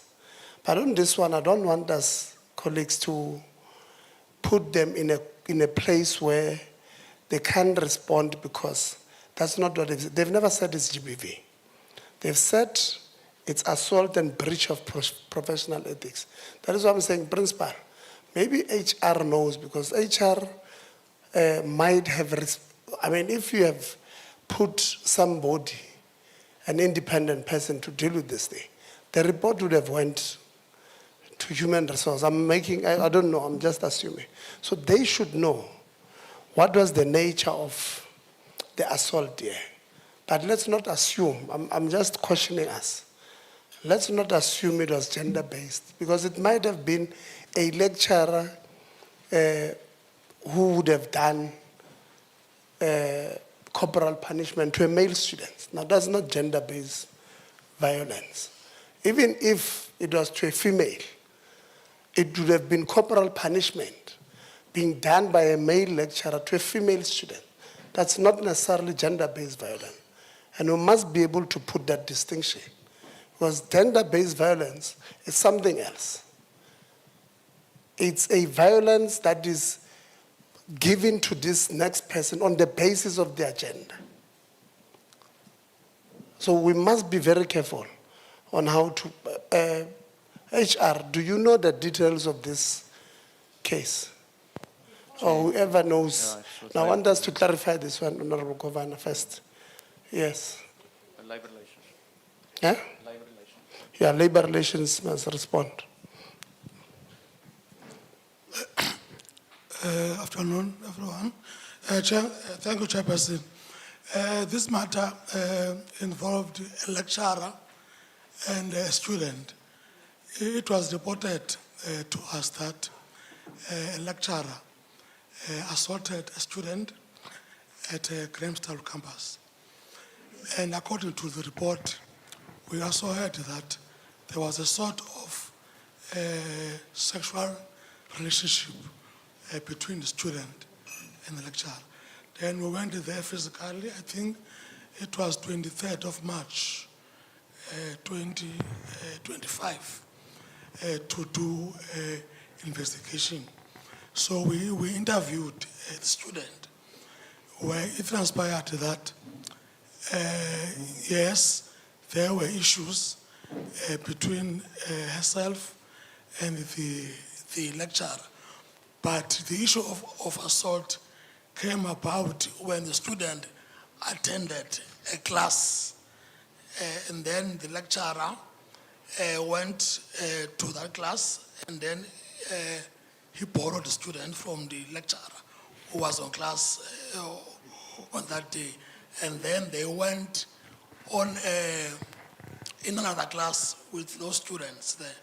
When they got there, the lecturer strangled the student. So the issues around this conflict between the lecturer. Yeah, continue, you're protected.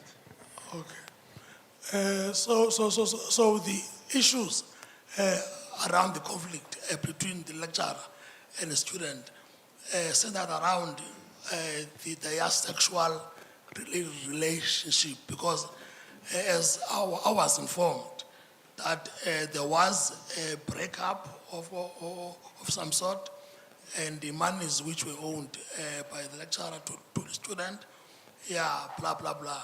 So that basically that's what happened. So the issue of the charges, because when we've measured our charges, we charge the lecturer on the basis of assaulting the student. And then number two, the issue of the professional ethics came about the code of SACE, because we've got what we call South African Council for Educators. So there is a code there. So in terms of the code, lecturers must, before you can be appointed as a lecturer, you must first be a member of SACE. So based on that, SACE does not allow relationships between teachers or lecturers and students. However, our disciplinary code does not make a specific provision in dealing with that, except perhaps when you go to Schedule 2 of the Employment of Educators Act, there is a specific provision that talks to relationships between teachers and students. So we could not, hence, we could not charge him for having that relationship other than for the breach of the code. So I'm trying here to explain exactly the issue of the charges which were preferred against the lecturer. But when we received a report from the presiding officer on the 23rd of January this year, we had some serious concerns around the report, because the chairperson, according to his sanctions, he gave the lecturer 2 months suspension, which we were of the view that that was too lenient, because the employer recommended a sanction of dismissal because assault is very serious. So on advice from the principals, that is the head office, that would need now to prepare something for the review of the sanction, because that sanction could not be implemented in the system on PESA, because we were still engaging around that the sanction is not appropriate under the circumstances. So basically, Chairperson, that is that. Thank you. Okay, so how you term this thing? I mean, if you call this thing assault, it does not qualify what you've said, because how you've just clarified it. This is a gender-based violence. Yes. It is a violence that the ex-boyfriend or the boyfriend, who happens to be the lecturer, in fact, you should have even charged him for abusing his authority, going into a classroom of another lecturer and taking out a student. So your charges, they have, in fact, his actions would have then meant that the class teaching and learning was disrupted, even if it's for 10 minutes or 5 minutes, when he demanded to go to another class with his ex-girlfriend. And when they got there, he assaults no, that is not assault. That is gender-based violence. And in fact, Principal, there is a document of Council for Gender Equity. That department, I'm going to put you in just now from labor relations in the department, because there's something I don't understand. But Council for Gender Equity has indicated that there's something called the policy on gender-based violence, right? Yeah, from the department.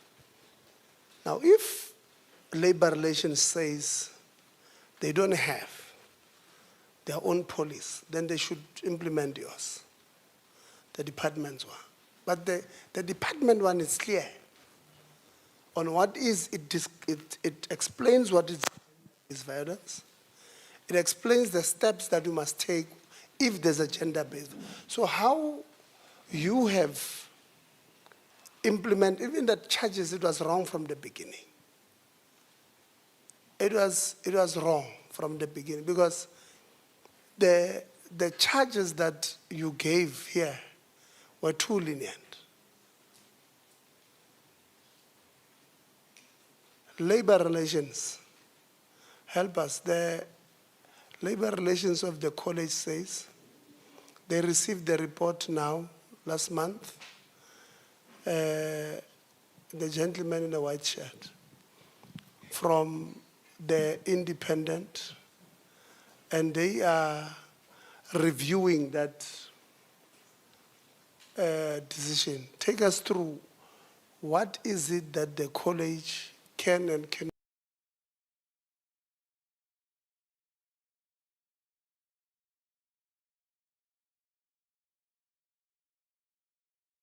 from an independent. Take us through labor relations. Thank you, Chairperson, Honorable Chairperson. Good afternoon, colleagues. The college engaged with the department regarding the same sanction, which they are of the view that it leaves much to be desired. Then we advise that. Hold on. Put the mic next to there. Mic, ibe mo pila mo long. Yes. Yeah. Then we advise that the only available option is to take the decision of the chairperson on review.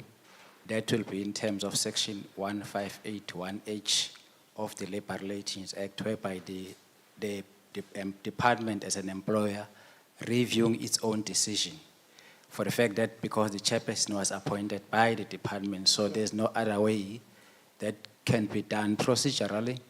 That will be followed. So I'm expecting the documents from the submission from the college so that we'll be able to engage with our Chief Directorate Legislative and Legal Services to initiate the review proceedings in the Labour Court in the Eastern Cape.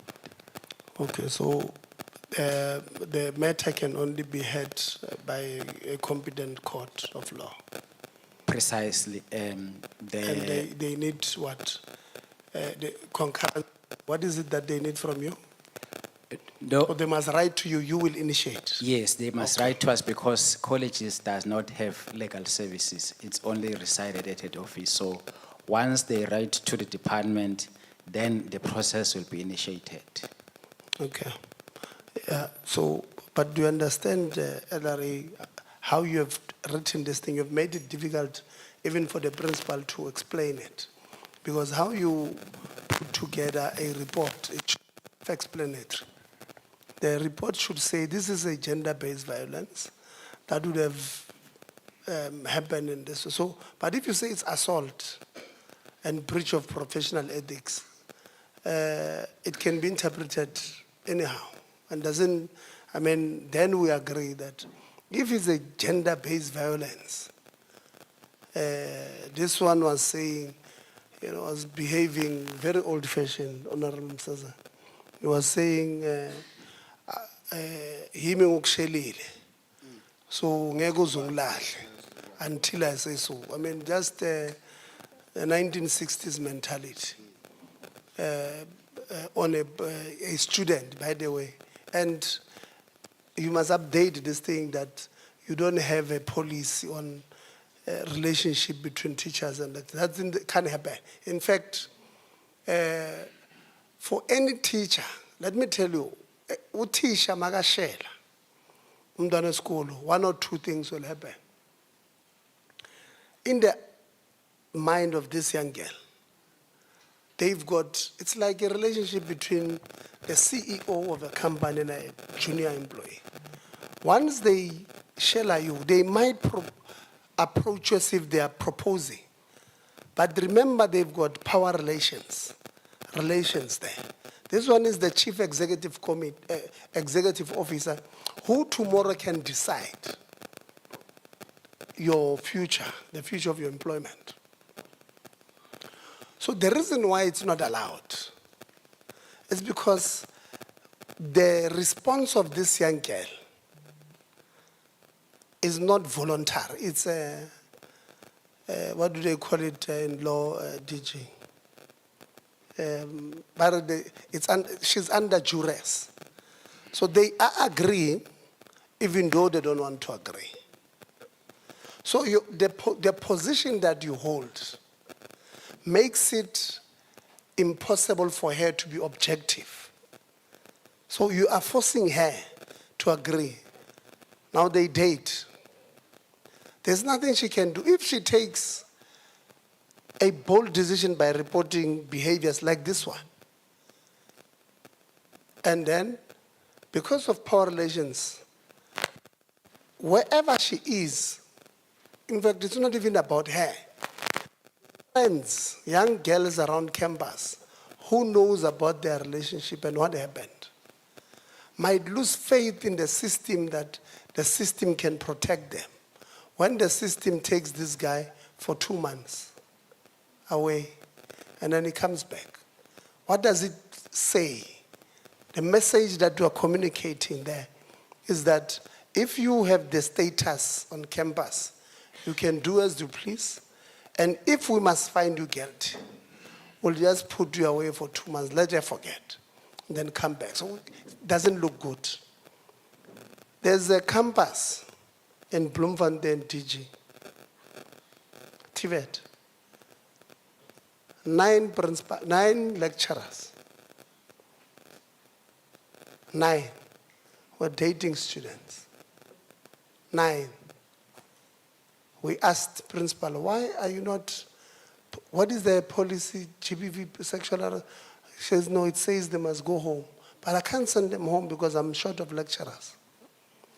So what I've done is that the student must study in the east side of the campus, and lecturers must teach. I mean, what is that?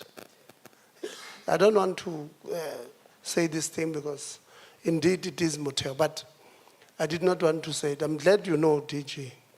But it doesn't make sense that we're subjecting these young girls. And I always make a point that parents of these kids, as a sector, they give us these children. They say, go and educate our children. 17-year-olds, 18-year-olds, young females from home. Their parents give them to us to educate them, bring them as better people. What do? We harass them. We produce academics that are very angry, who have went through the system, they've been robbed, they've been harassed physically, they've been sexually harassed, they've been ill-treated. You know, we've put them in accommodation that is worse than where they come from at home. So we have psychologically affected how they now look at the world. And these are the people who are supposed to go out there and grow our economy as this country. So, labor relations, let's go to all these TVET colleges. We can't have a TVET saying, because we don't have a policy on a teacher, learner, or student relationship, we could not charge them for that. No. That can't be. And we must send a message to all lecturers. Stop being pedophiles, man. Go to your Ambanentanganzeno. I mean, honestly. We bring our children to these institutions, not for you, as a belief. And those who don't want to listen, we must be very firm. The law must be very firm on what must happen. And department must help us to help, because these TVETs don't have the legal thing like you said. Help them to have these policies, all of them. And let's firm the grip. Honorable Govan. Enkosi Chair, but still not convinced because ndifuna ukuphendulwa ndiyayiva le lecture. And the issue about not finding the right policies or the right pieces of legislation ukumchacha, it it's something that we should not be dealing with, DG. But my question is very clear. Iphi victim ngoku? Yona incediswe kanjani? Because xa sithetha ngabantwana, we must also consider babanye bakwi-vulnerable spaces. Ingenzeka ubujolana le lecturer kuba enengxaka nazo ekuzezakhe ezisuka ekhayeni lakhe. Amadoda ngamarhamncu, anditsho nina nonke ke. Kuzawuthi ngeli xesha uba umntwana bekufanele bumncedise wamthengela i-calculator, amthatha aye naye endlini, amsebenzise. Uyiqala kule ndawo yoba useyis ukliye ngoba umfundi akalali akajoli netitshala. Chairperson uthi kuthi on a daily basis xa isenze opening remarks ethetha ne-high institutions DG, uthi abazali bathemba thina ngabantwana babo. But ititshala zona, those are lecturers, zithemba into zazo ngabantwana bethu. Sifuna umthetho ke ngokutshaja umuntu othembile into yakhe ngumntwana wam. Atsho umntwana abe phaa ekoneni abe neglected angazaphinda azifumane. Because i-campus ifavorishe lo muntu ebemenza lento. Umntwana somewhere isolated phaa ekoneni akafumani ncedo. Sizifumane sinomceli mngeni wabantwana badropa out because of the assaults that are not attended to, ne-GBV that is not dealt with. Xa imizuzu yam ndiyibona biphelile, kweziya cases zimbini positive sexual harassment and assault, can they also be broken down? Bakwasenzeka ntoni phaa, i-lecturer yenzeke ntoni? Also, kune case apha chairperson that talks about racial tension. Le lecturer iloluphi uhlanga? As tensions is thrower isuka from which group and what are they? Because sicimba sagqitha kwelo xesha asinobuyiselwa ke noko ngumuntu omnye sirhalela ukuyi-understand. And this issue of the panel ithatha reckless decisions ye 2-month suspension, this, comrades, can happen because lo mntu xa ibuya uzoba yi-lecturer kulaa mntana. And laa mntana njengoba white traumatized, uyawuba traumatized unyaka wonke. If it's 3 years qho xa imbona kuzawuvuka itrauma. Solely because nina ningamadoda kwi-masculinity yenu nezikhundla eniziholdayo nibulala abantwana. What kind of a society do we want to build? Can this be responded to and in full details? And also furnish us with resolutions that are better than the two. Because the two, I don't accept this nonsense.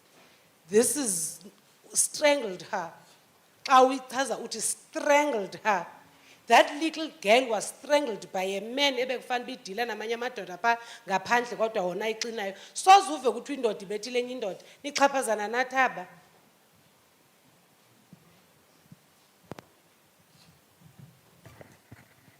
Thank you. Honorable Khakha.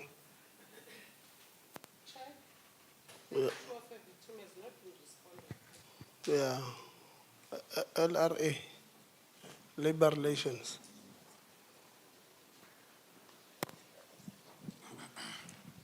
Thank you, Chairperson, once again. I must first start to say that when we were there, the victim, the lecturer was suspended from the 26th of March. No, it's fine. Yeah, I understand that part. Yeah. What support have you given to the victim?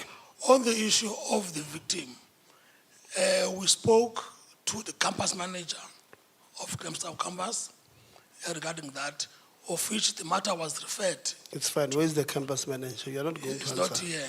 It's not here. Who must answer? Because you're not answering the question. What support have you given to the victim? You don't know. You asked. No. As I was informed, Chairperson, because we made follow-ups, and then the report which I have received, it will say that student support services assisted. Okay, is the student support services here? Yeah, let's give. No, don't answer something you can't substantiate. Student support services. What kind of support did you give to the victim?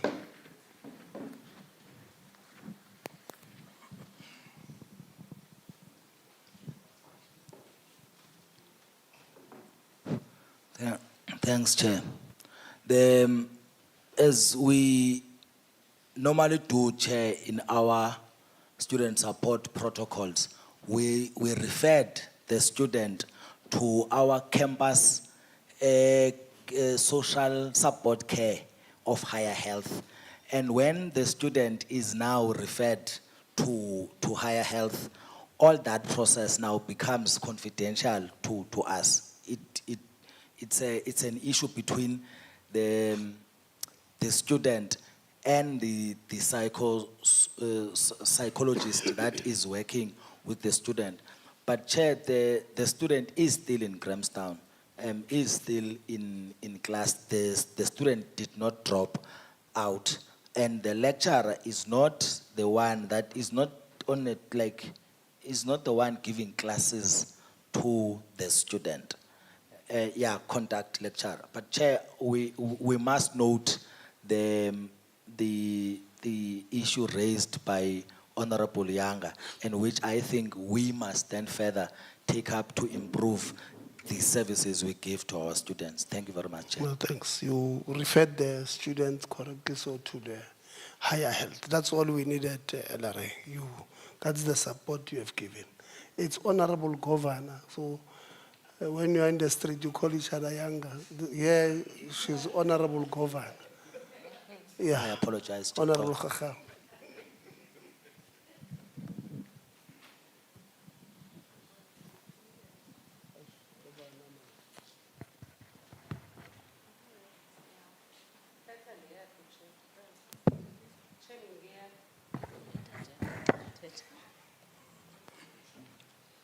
Thank you very much, Chairperson, and thank you, Honourable Governor, for touching on the first bit of this case. I wanted to extend a bit on the case because it's on my notes too. Let me firstly say to the Labour Relations team that immediately when you received a report and saw the sanctions recommended, your ability to have seen that and said this is madness. There's no way in hell that given the report we have, that the sanctions that are necessary are just a 2-month suspension without pay and a written warning. The fact that you saw that and you sought to have a review, to me indicates that you understand that as a man in this institution, you're a father, responsible for protecting students. So shout out to you for doing so. I can't say the same about the principal of the Capricorn TVET College. So shout out to you and seeking advice on how do you align yourself with DHET policy to seek advice on how to better fight GBV. It's not all the time that we come to TVETs and we get men who actually can see through the madness and want to help the situation. So I'm giving you guys your flowers, and I hope moving forward you'll be as strict as you are with this case to all other cases, so that we're able to align ourselves with the mood generally within the DHET and the country that says we have a zero tolerance to GBV and all acts of sexual harassment. DG dinombuzo for wena. The composition of external,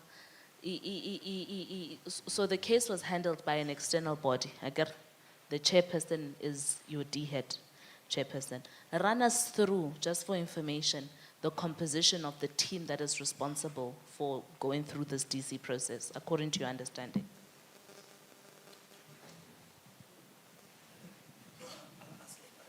Okay, it's fine. Yeah, even when you ask Labour Relations, put it on record. Mike Mlome. You see, you have not been here in such a long time. You forgot how do we do it, DG. Thank you, Mr. Chairman.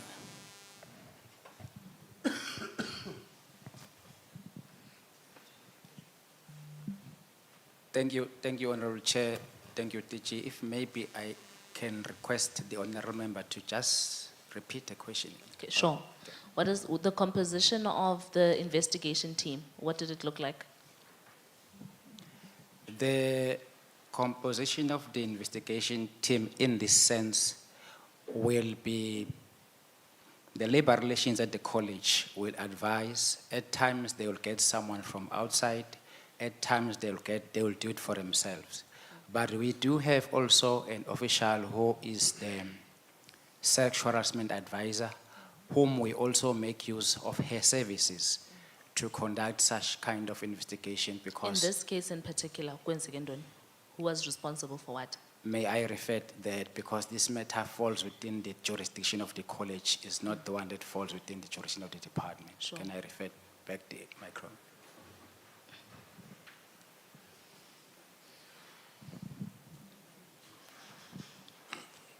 Thank you. So, in this matter, because at the level of the college, we have delegations of authority. So, Tata, I'm Yeah. going kindly. Yeah. I don't have the whole day. yes, So I need you to be specific, get to the point. I Yes. asked you, who's there? Karabo Khakau chair from this. Wena, let's see, secretary from this, be clear. Just give me that. That's all I need from you. okay, no, the chairperson of the disparate hearing was the campus manager, Okay. which was appointed by the principal in terms of delegation, because the lecturer was a PL1, so it resides with the principal. So the chairperson was a campus manager. Okay. Ewe, and then, who else was in the committee? Yeah, and then we appointed our human resource manager, Mr. Plani, who is here also, to be an employer representative. You said, who's this person? Mr. Plani What is Mr. Plani? is HR manager. HR manager. Yeah, HR manager. Yeah. So the investigation officer was our senior labor relation officer, Mr. Tiliwe, Senior labor relation officer, labor relations officer, yeah? Mr. Misumzi Tiliwe, Who was the investigator? investigator. Yes. Yeah, Okay. yeah. So it was just the three of them And then the other part was from the union, it was from Nehao. from Nahau. Yeah. So, and how many people does Nahau give you? No, it was only one. Just one. Yeah, Just one rep. the representative of the perpetrator. Union rep of perpetrator. So there were 4 people. Yes, The investigator was the labor relations officer, the senior, who did the investigation. Yes. And then obviously tabled the investigation to this committee, with the DC committee, Yes. chaired by the campus manager. Manager, yes. And the 4 of this committee, I just want to hear something. The union rep obviously has voting rights, Naimos, in the thing. Or are they just there to observe? No, ma'am, yeah, because, Like, I'm asking this manyanyan because Yes, pretend I'm dumb, I know for call. yes, Explain yes. it, yeah. Yes, in a disciplinary hearing, yeah, you've got the chairperson, because the chairperson is the one who's going to make a decision whether the employee is guilty or not guilty. However, the employer, I need your voice to be clearer. the employer representative is the one that is going to lead evidence on the allegations of misconduct level against the employee. Yeah, because it's going to have his own witnesses. Obviously, the chief witness is going to be the victim. That is the student, and also the one who was investigating the matter, so that he can give more information about what actually transpired. So on the other side, the employee representative will also challenge Yes. the They evidence become the yeah, respondent. presented. Sure. Yeah. And then but then afterwards, after the conclusion of the investigation, Yes. it is the responsibility of the chairperson Chairperson, to yes. decide, Yes. whether the investigation makes sense, Yes. whether they agree on guilt or not. Or not, yes. And then after that, they are the ones that decide Yes. on what the charges are. on what the sanctions are. Yes, yes, So, and yes. then they gave, according the report to the principal, to say, Yes. "Mna, as chairperson, I've handled this case. I recommend to you 2 months suspension without pay and. And the fire rating only, Eh, whatever, yes. Okay. And you said that the chairperson, who's the campus manager, is not here. Yeah, no. Okay. It's We'll not take that here. up. Yeah. The reason I'm asking these questions is because it is important for us to get to the root of the problem all the time. Had you guys not picked up anything wrong with the sanctions, those would have just been a copy and paste and rolled out. Because the chairperson themselves would have seen nothing wrong with the actions for them to be heavy enough to warrant dismissal. Now get to the part where, at what point does SAPS get involved? Who refers to SAPS? Does the committee themselves decide to, as chairperson, do you have the power to say, I've dealt with this case internally, I am knocking on your door, SAPS, to say there's a case here, help me, or is it the student's responsibility alone to go to SAPS if they want to involve SAPS? So in this case, it was the student that went to SAPS because If the student does not go to SAPS, can the chairperson of the committee or whoever go to SAPS to say, I'm referring this to you on behalf of the student? Can they not? This is an informative session for all students who are interested in such cases for them to know. So I want you to explain from the TVET's perspective, can you or can you not? on this issue, like the GPV. So as labor relations, we can advise the student to go to SAPS because definitely SAPS is going to need a statement from the student. So you can't go to SAPS alone and say, we as an institution have observed 1, 2, 3, 4, 5. Please go and investigate. Yes, You can. It should be the students that go to SAPS, but you can always advise. DG, I think by now you understand where I'm going with this. Because within your own framework, there is an external, there's a whole thing about an external referral of matters of this nature beyond the institution and the department. Do you share labor relations understanding of whether or not the institution or the department can go and knock and say, in the same way that when there's gender-based violence happening next door and I'm at my house and I hear a woman crying, I can call the police and say, hey, go home, one year next door. Can you not do the same?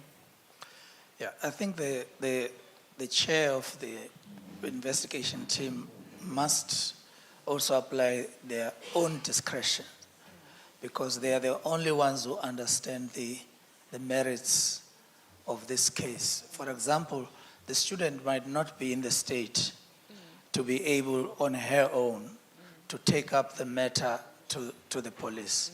It's intimidating, it's all sorts of things. So therefore the onus lies with the chair of the panel to making sure that if they feel they can do it, to elevate it to the next level supervisor for the decision to be taken. Thank you.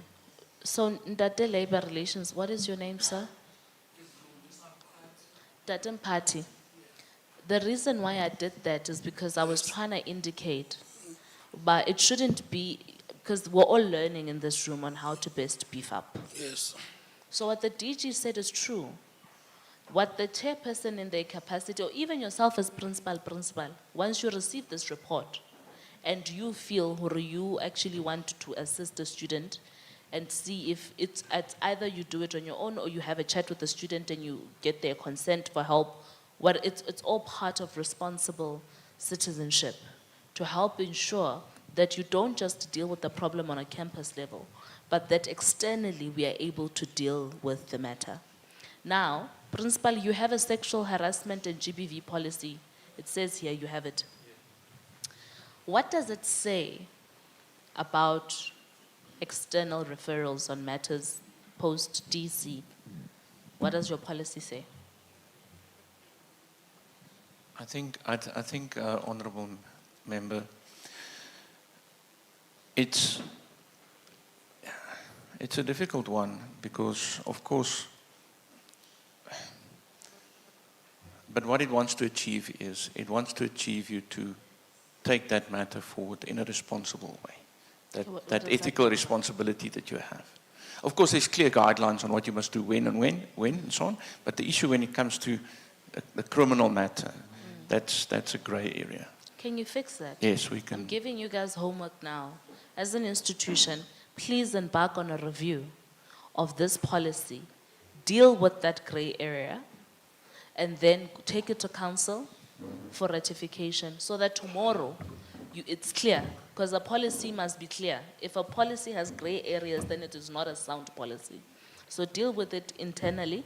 In the meantime, however, you have DHED's clarification on external referrals. So where you have a grey area, you lean on DHED because your policy is a subject of a policy that already exists. So it's not that there's complete greyness within the system.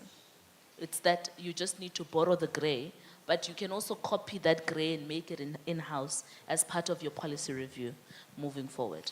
Yes, Honourable Member, I agree with you. That policy is actually due for review this year, and it's an ideal time to look at it and ask these questions you're talking. All right, thank you very much. On that matter, curriculum that's phased out, do you have any qualifications or programs that you offer here that have been reviewed and are due for phasing out? Yes, there is. Yeah, Yeah. What are they? So it's the Office Administration program, which is replaced by the occupational one. So that's the only one. But the others are new programs that we introduce here. The ECD, the bricklayer qualification, and the electrical qualification. And those are not replacing any other qualifications, they're completely new. There will be, indirectly they will replace because it's the same human resources pool that we will use for that. Okay, hold on. Because they were so offering... the human resource pool you're referring to now are replacing the administration that you're phasing out? Yeah. So the office administration and the management assistant, that is phasing out, phasing in, and it's the same skill set that you need for that. Okay. Why are you phasing out office administration? I'm sorry, Chair. Why are you phasing out office administration? Because it's a non-occupational program. Because it's outdated. Yeah, so it's of course a kind of a improvement. Yeah, I hear you. I'm asking you because I don't want you to accuse me of putting words in your mouth. So you're phasing it out because the curriculum as was is outdated and you need a refreshment. Yes. When was the audit made of that assessment? So there was a research team and academic in the academic department, a team that did that assessment for the entire college. It was part of the strategic plan review process as well. And eventually the PQM that we have today, as I've explained it, is a product of that process. Yeah. Okay. When is the answer? It happened last year, between January. We submitted these requests the end of March last year, but it was confirmed by the council in October. Chair, I think my time, unless you give me grace, because where I'm trying to go with this is, when you conduct an audit of whether qualifications are up to standard or not, at the end of the audit, you know for how long have they been out of shape. So that's where I'm trying to go, because then the next answer is supposed to be, for the period where it started to be out of shape, to the period now where you are phasing out, what guarantee are you giving to the parents, the students, and the funders of these qualifications that come graduation, they're qualified, when in fact you've already said what I'm teaching you is outdated? Do you see where I'm going with this? Chair, I'm honestly not, I don't follow. Okay, let's start from scratch. No, let's do this. Okay. It's the department that is now introducing occupational qualifications. And the department is introducing that because the report 191, according to them, is a program that is not suited to be taught. So the department is best suited to answer this one, that they have taken a decision that together with QCTO, they will develop a program called occupational programs that will be phased in from now, 2026. College by college, campus by campus, until we are fully loaded. Now the question here, DG, is that you have phased out level 1 to 3 of this report 191. You are phasing out level 4 to 6 now, but you're still teaching it. So her question is, these ones that you are teaching now, level 4 to 6, what are we saying to them? So we're teaching them a program that we believe is outdated. And what is the remedy for them? Because if we're saying it's outdated, we have done some audit on the relevancy of this subject. And that is why we phased out the first part, we're phasing out the second part now. So her question, and it's not college specific, it's sector specific, that what then happens to this cohort that is currently doing level 4 to 6? What are we saying to them? So and I think the department must answer, not the college. Can I try? Yeah. Try.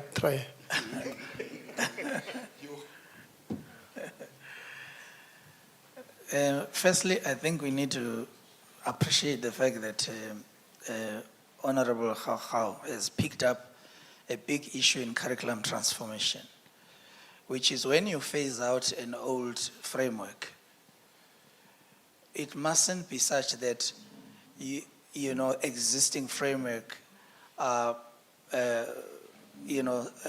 presented as if anyone achieving that framework has achieved nothing, something that is not relevant anymore. But it must be understood that it's a basic principle that every interval, for example, 5 years is a norm. Any existing framework must be reviewed. Reviewal of a curriculum is not because there's a problem with it, but it is because there is new information, new research, and it's important to keep updating those frameworks so that they are relevant to the workplace, they are relevant to national objectives that curriculum is aligned to. So in terms of this particular one, the report 191 has not been reviewed once. It has been reviewed a number of times already. If you recall, in 1995, report 191, 190 was reviewed. At that time, the review committee that was appointed was asked to look at the racial content of the curriculum at the time, to look at the gender-related issues, and once it was reviewed, it proceeded for further years. But all the time the debates were saying, look, the relevance between what we're producing and what are the needs of the economy, there's still a gap. So I think my point there is the reviewing a curriculum does not necessarily cast doubts on the credibility of existing frameworks. It is a requirement. Even the new one that we put in place will still be reviewed after an interval as part of the educational process that is accepted the world over. No, thank you, DG. Except this one, you have said that it's outdated. But maybe you'll respond to us. I know the review is okay.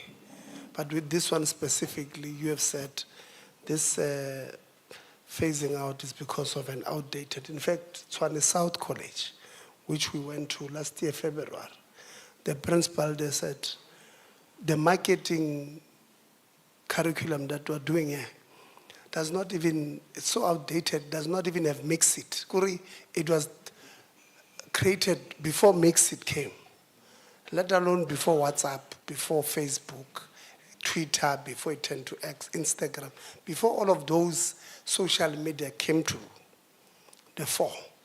So when we say it's outdated, it's because we have also accepted that it's outdated, but it's a conversation. I don't want us to waste the TVET's time discussing our issues with the department.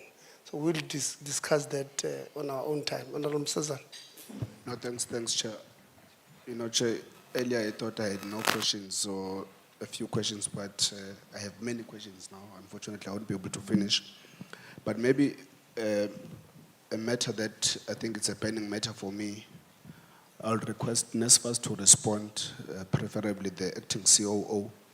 There is this pending issue, Chair, of verification of students either returning or first years that would have submitted documents, which is a matter that I started raising last week in Limpopo, but also students that would have appealed on NSFAS.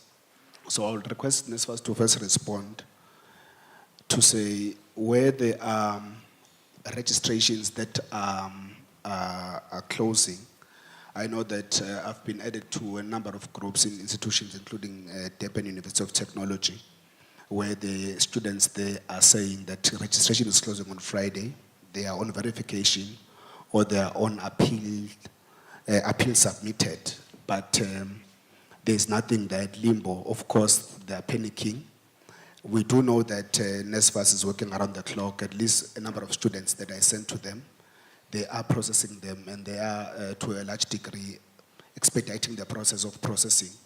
Nonetheless, I did ask before if NSFAS is interacting with institutions so as to ensure that these students that are still under processing are at ease. But further to that, certain cohort of these students require student accommodation, and they are coming from ezindaweni ezisemakhaya, ezindaweni ezikude.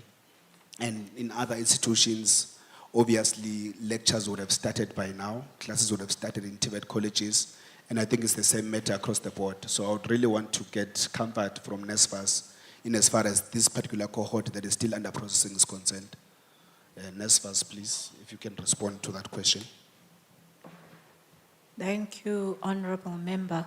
So on the side of NSFAS, as you rightly allude that you had asked the question even last week, we had requested, and I'm going to speak purely on TVET colleges because of where we are now. We had requested TVET colleges to submit to NSFAS their enrollment data, meaning the students that they have admitted or have come to the college to seek placement, for us to check which students we have on our database still with awaiting evaluation applications that are stemming from us having requested documents from the students. So the population that we had this week that we were still finalizing for TVET, it's 8,720, and these are applications that were on awaiting documents. That's why they are in verification, where the students have resubmitted the documents. But what we are also finding is that some applications we are able to finalize and others not, because sometimes the students, they're awaiting documents that are requested and resubmitted, we're still finding fault or errors with them and have to re-request the documents again if they don't fulfill what was requested initially. So for the TVET applications, as at earlier this week, we were still going through 8,720 applications.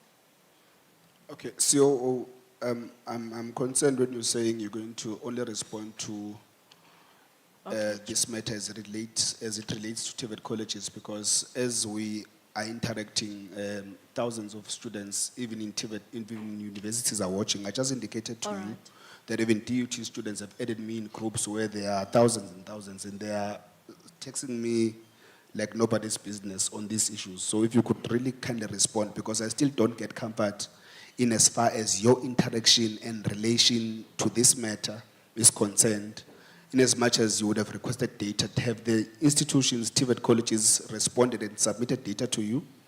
Have you also requested and gotten data from universities so that students are at ease, especially because registration are coming close to closure and others would have closed and they would be able to deal with special cases of students that are still being processed?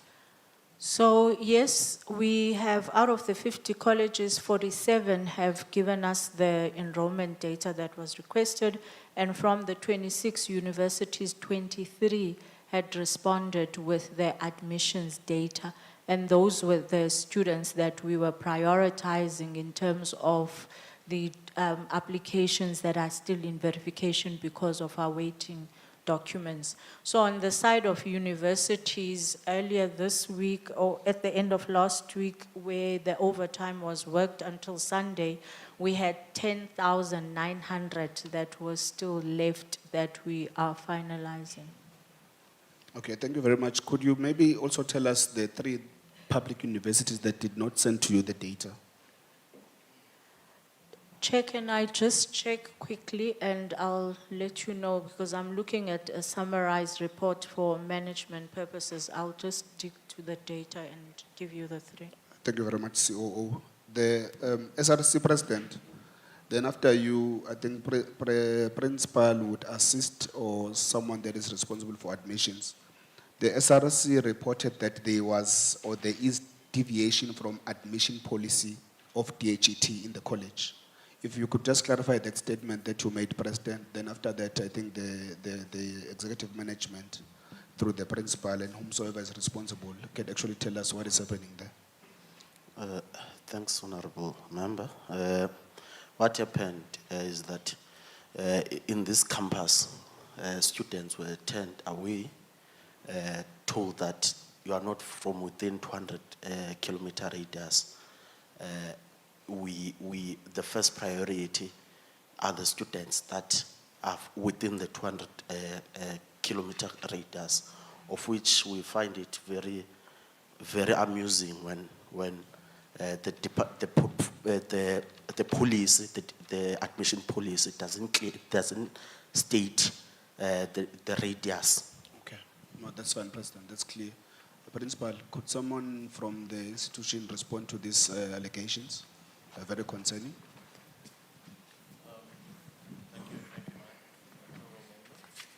You must be on record, Principal. Thank you, Honourable Member. I think I will refer the answer to the campus manager who is in the meeting. Mr. Moores, please.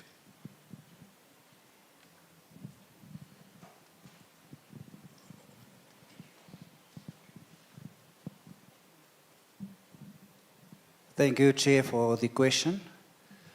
Chair, it clearly stipulates in the oversight monitoring tool that is being used by the department that we should first look at our catchment area when we do our applications. Last year, Graaff Reinet campus had 70% of its students that's coming from out of town. And seeing that we do not have rest and accommodation for students on site, that becomes a big challenge. Campus manager, you see, we're speaking about policy. The claim is that you're doing things outside of police. So please don't give me the explanations of what you think. Let's speak on policy and what you are doing as a campus. Okay. So according policy, we should look at our catchment area, which is the Beyers Nodia, and that is exactly what we did. So we looked at the catchment area, then we went outside of the province. So the SRC is misleading us as Parliament? SRC must respond on that, Chair, because we clearly follow those guidelines as a campus. Okay, President, the campus manager is contradicting you. No, Honorable Member, I find it's a dialogue now because you asked a serious question. According to the policies that we have as the SRC, I've never, probably SG, I don't know any such policy. If it was then presented to us, that would have been a better information for us not to question such, because we are still with the admission policy of Department of Higher Education and Training. So we are asking based on the DHT policy in terms of admission. I'm not misleading.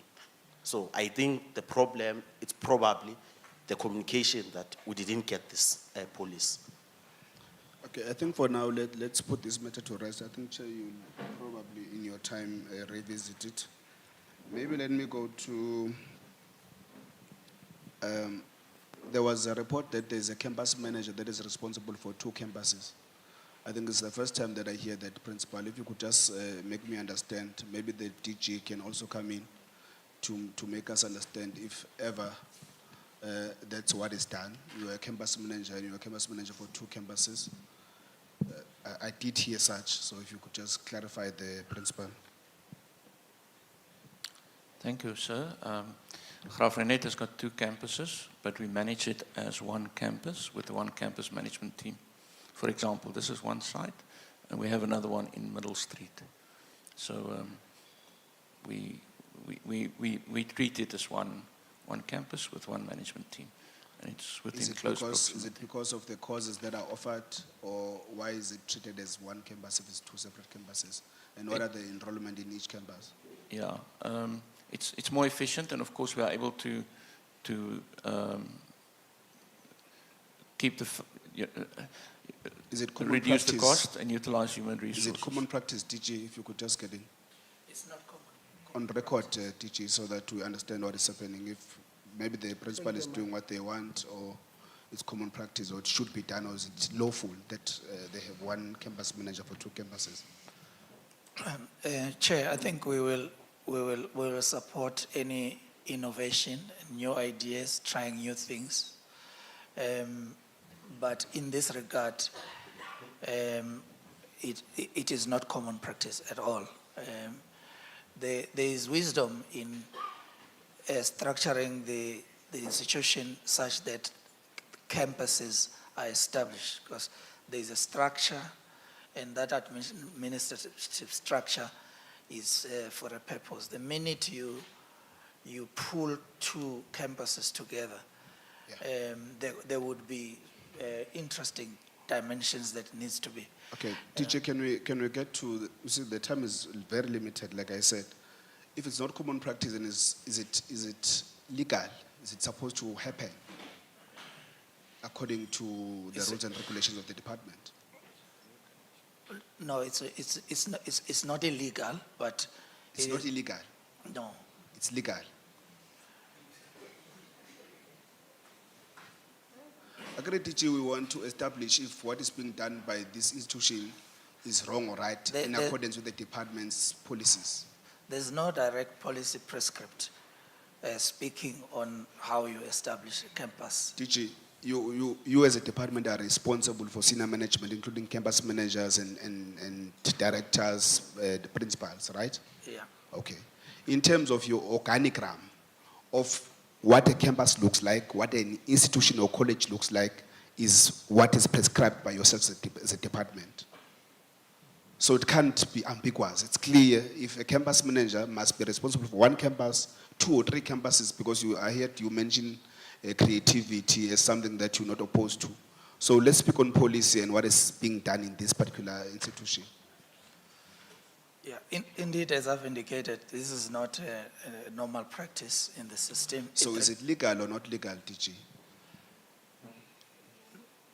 There is no direct policy that prevents the institutions from experimenting with it. So it's something which requires the department to look into. Were you not aware of this practice, DG? Absolutely not. You were not? Yeah. How long have this practice been going on, Principal? Honourable Member, this practice, as you call it, was established or determined with the first enrollment of 2022. Okay. Okay. DG, now that you are aware of this and you are saying it's not common practice, but you're saying it's not legal or it's not illegal, so it's in between, what is going to happen in terms of accountability? Definitely, I would like a report. Timelines? How it was done, whether, for example, the council of the college is aware of it, where minutes to that informs us about whether when this decision was made, it was Okay. sound, governance principles were looked into. All of those are the areas which we will require to see as a department. All right, DG, can we get a written report as the portfolio committee on this matter? Because my time is, I think, depleted, obviously. Principal, we must upload your programs. I saw that you have programs on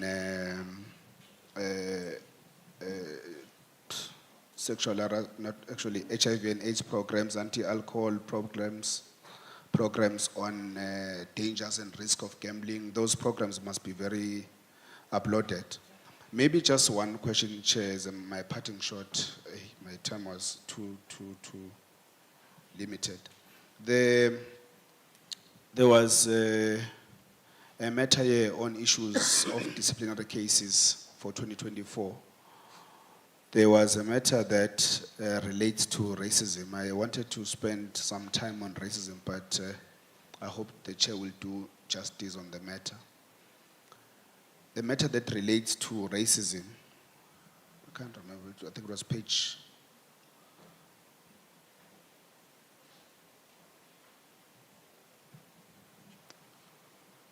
Oh yes, yeah. On page 38, the matter relates to a lecturer, and I think your findings would have been a final written warning. And the nature of the transgression is dishonesty in creating racial tensions. Just out of curiosity, I see that the outcome was final written warning, principal. And it was a lecturer, yes, one lecturer. And I'm really interested to know, I mean, I know that you are a very diverse college. You have coloreds, Africans, white, I'm not sure of other racial groups that you have. Out of curiosity, what is the racial grouping of this particular lecturer that was then found to have been dishonest and created racial tensions? And why a final written warning? Was there a warning of the same transgression before or not? Chair, on other matters. Thank you, Chair. I'm going to ask Mr. Mpati, Labour Relations, to answer.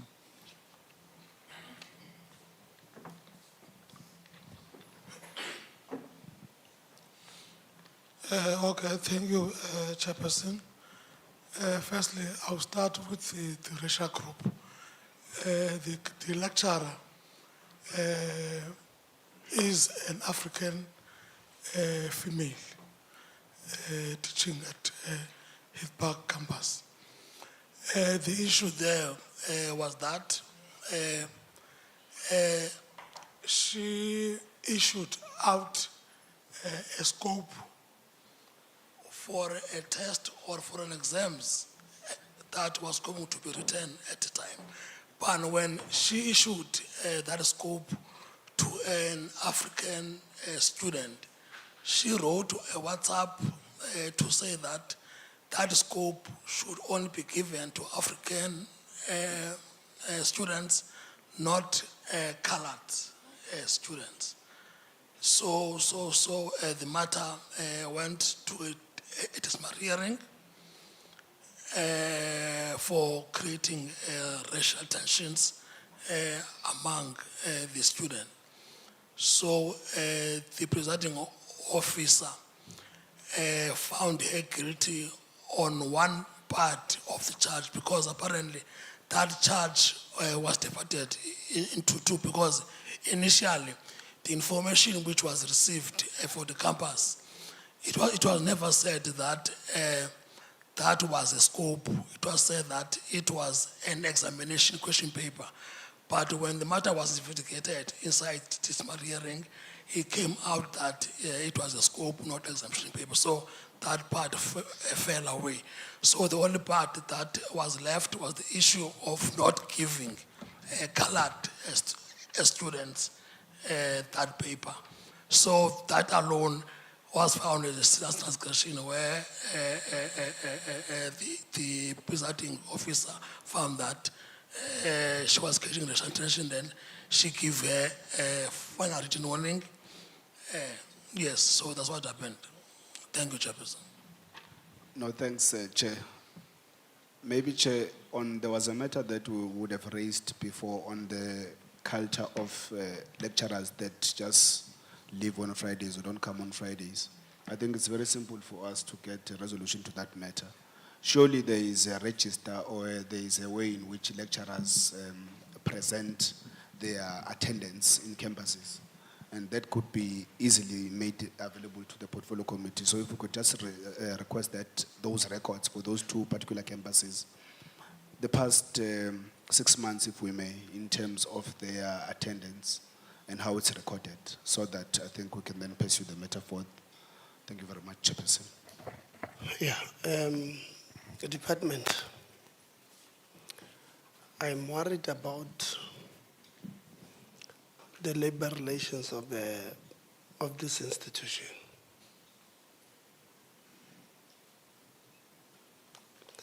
With how you are responding, with all due respect,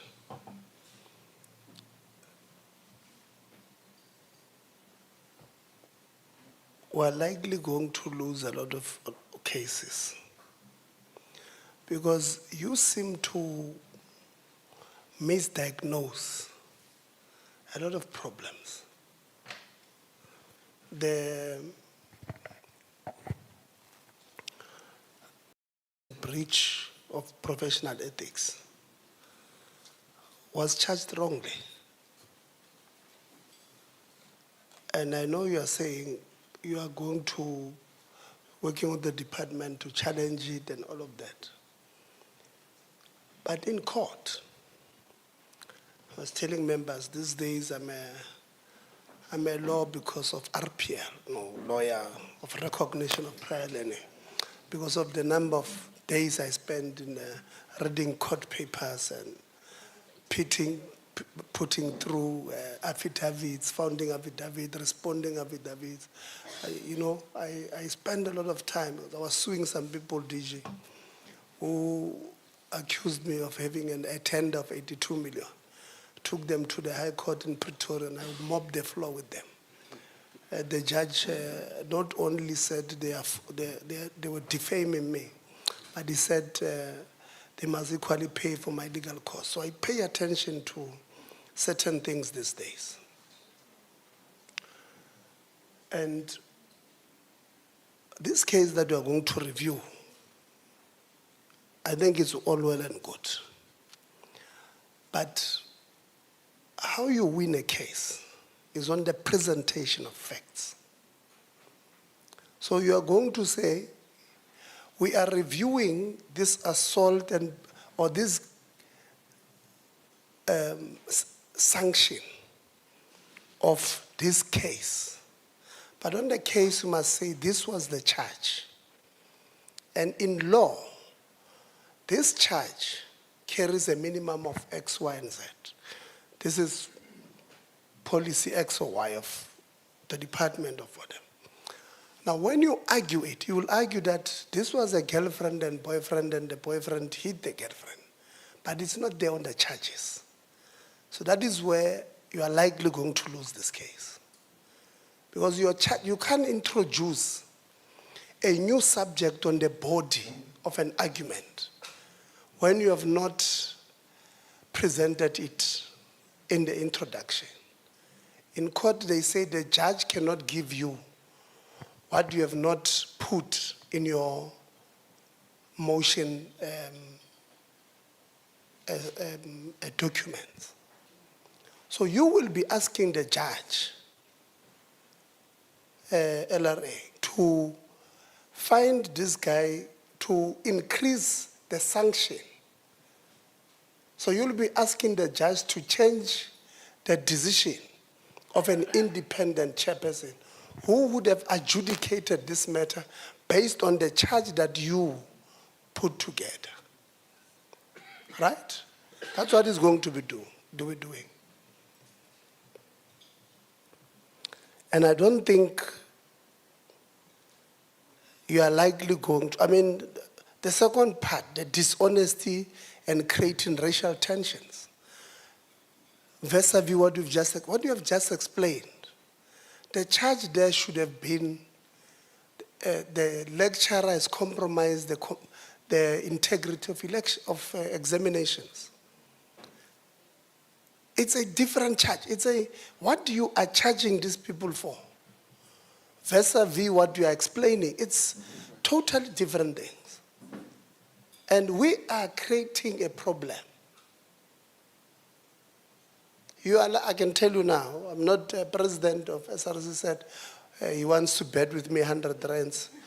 I can bet with you, yeah, that I've not seen your documents, obviously.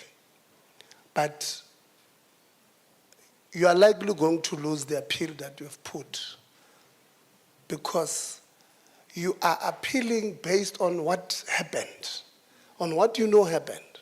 But it's not what is on the papers. Because you can't charge me for being dark and then want to argue that I speak, my accent is that one of a white person or black. No, those are two different things. What you put there as a charge must be what you advance internally. And I'm worried,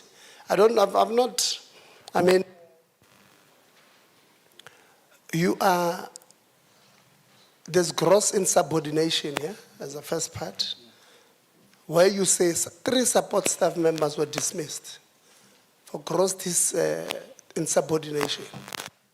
You have what you call insolent behavior, which is literally the same thing. Somebody who disrespects authority, rolls their eyes, gives them attitude. Because you've charged them this way, they get 2 months suspension without pay. Those ones the same things, 2 things mean the same. It's insubordination, both of them. But you have charged them differently. And you make it difficult for an independent chair here to recommend dismissal. In fact, those ones who have appealed, they are likely going to take the report of this insolent behavior and attach it and say the same college, same sort of behavior, but they're charging us differently because they want to get rid of us. And that is why our charge looks like this and their charge looks like that. You are making it difficult for yourselves to be defended. And you are going to make it difficult for the principal. Because this thing will come back. When you lose this one, principal, unfortunately we're public servants, so when you lose, we come and say, principal, you did not see that we're going to lose there. How are we now going to pay the lawyers there? Because we can't afford for people to go to, maybe let me ask this one, do you have an idea, or maybe finance, do you have an idea of how much the last audited, how much we've paid on legal fees? Plus minus, just on the mic. DG, if you can pass the mic.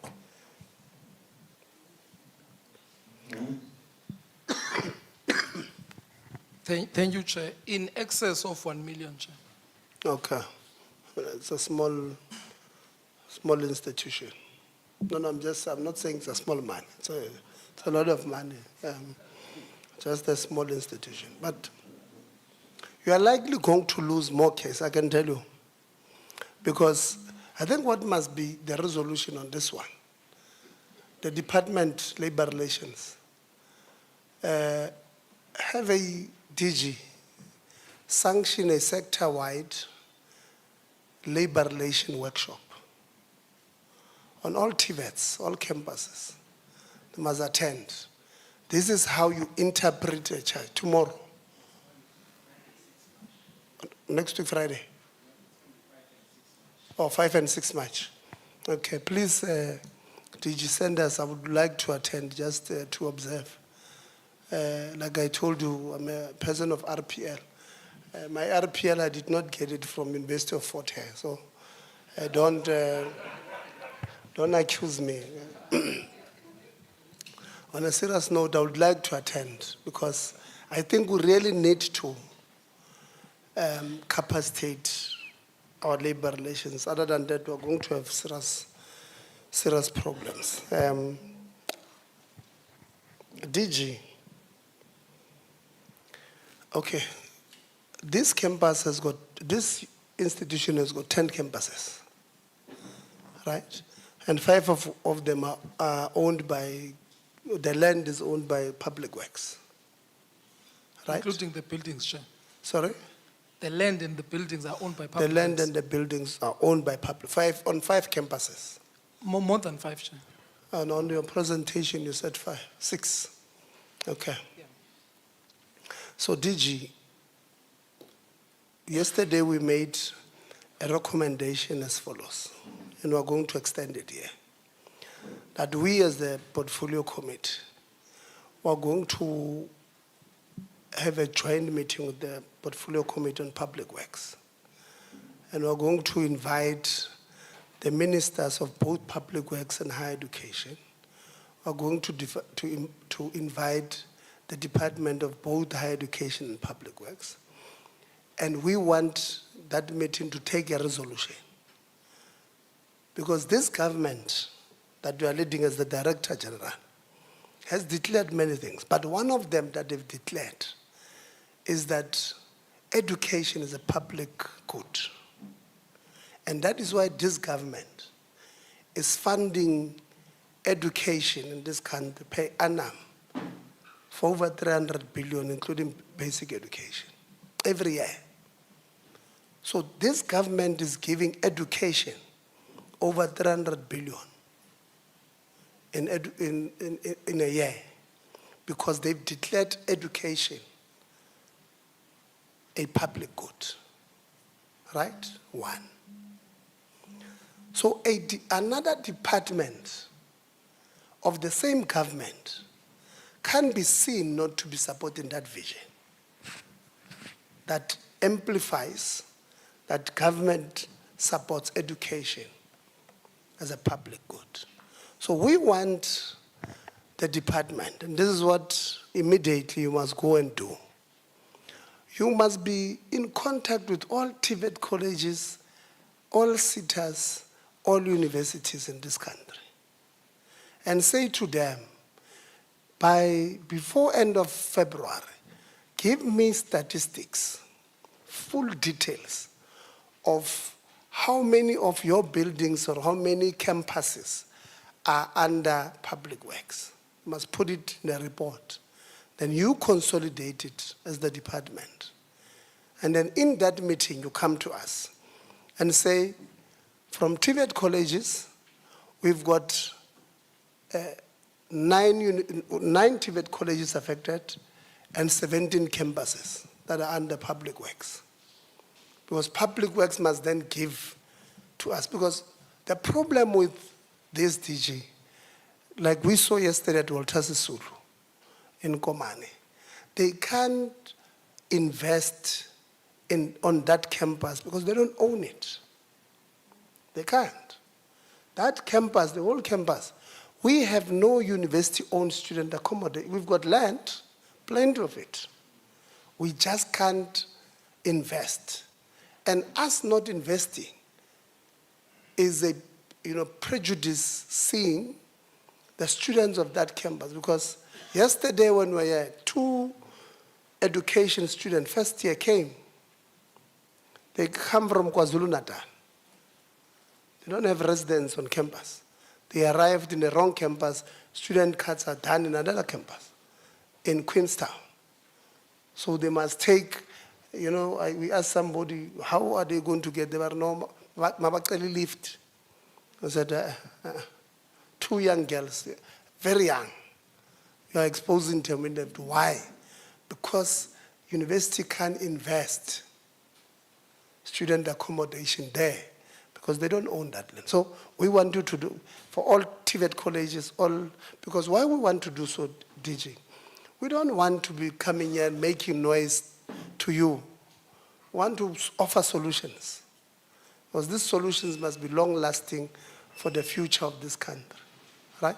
So you'll give us those numbers. You'll compile them, and then you'll give them to us. How we're funding our TVET colleges, DG, must change. It's like how we're funding our universities. We can't honestly fund a TVET college with 10 campuses the same amount as we are funding a TVET college with 2 campuses. So Lephalale has got 1 campus, and Limpopo 1. And if we are saying the grant that they are getting will be the same as EMC with 10 campuses, then we're joking. Because the running cost of a campus, 1 campus won't be the same as the other. I mean, electricity, water and lights, security, all of those things, these are just running costs, will not be the same. So we must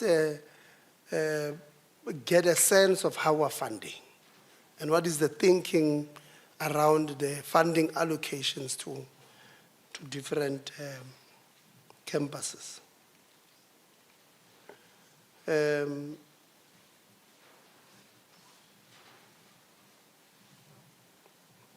Yeah. Somebody spoke about unqualified lecturers, maybe in writing. Give us a sense of what's happening there. Because we do have a number of unemployed lecturers who write to us and say, we're told to go to school. And then when we get to school, we're not considered.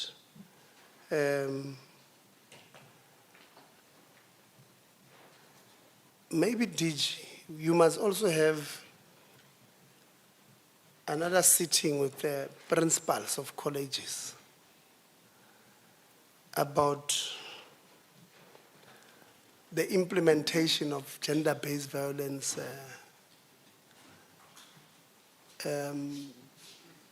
policies.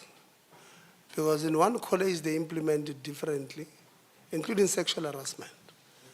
The other one implements it differently.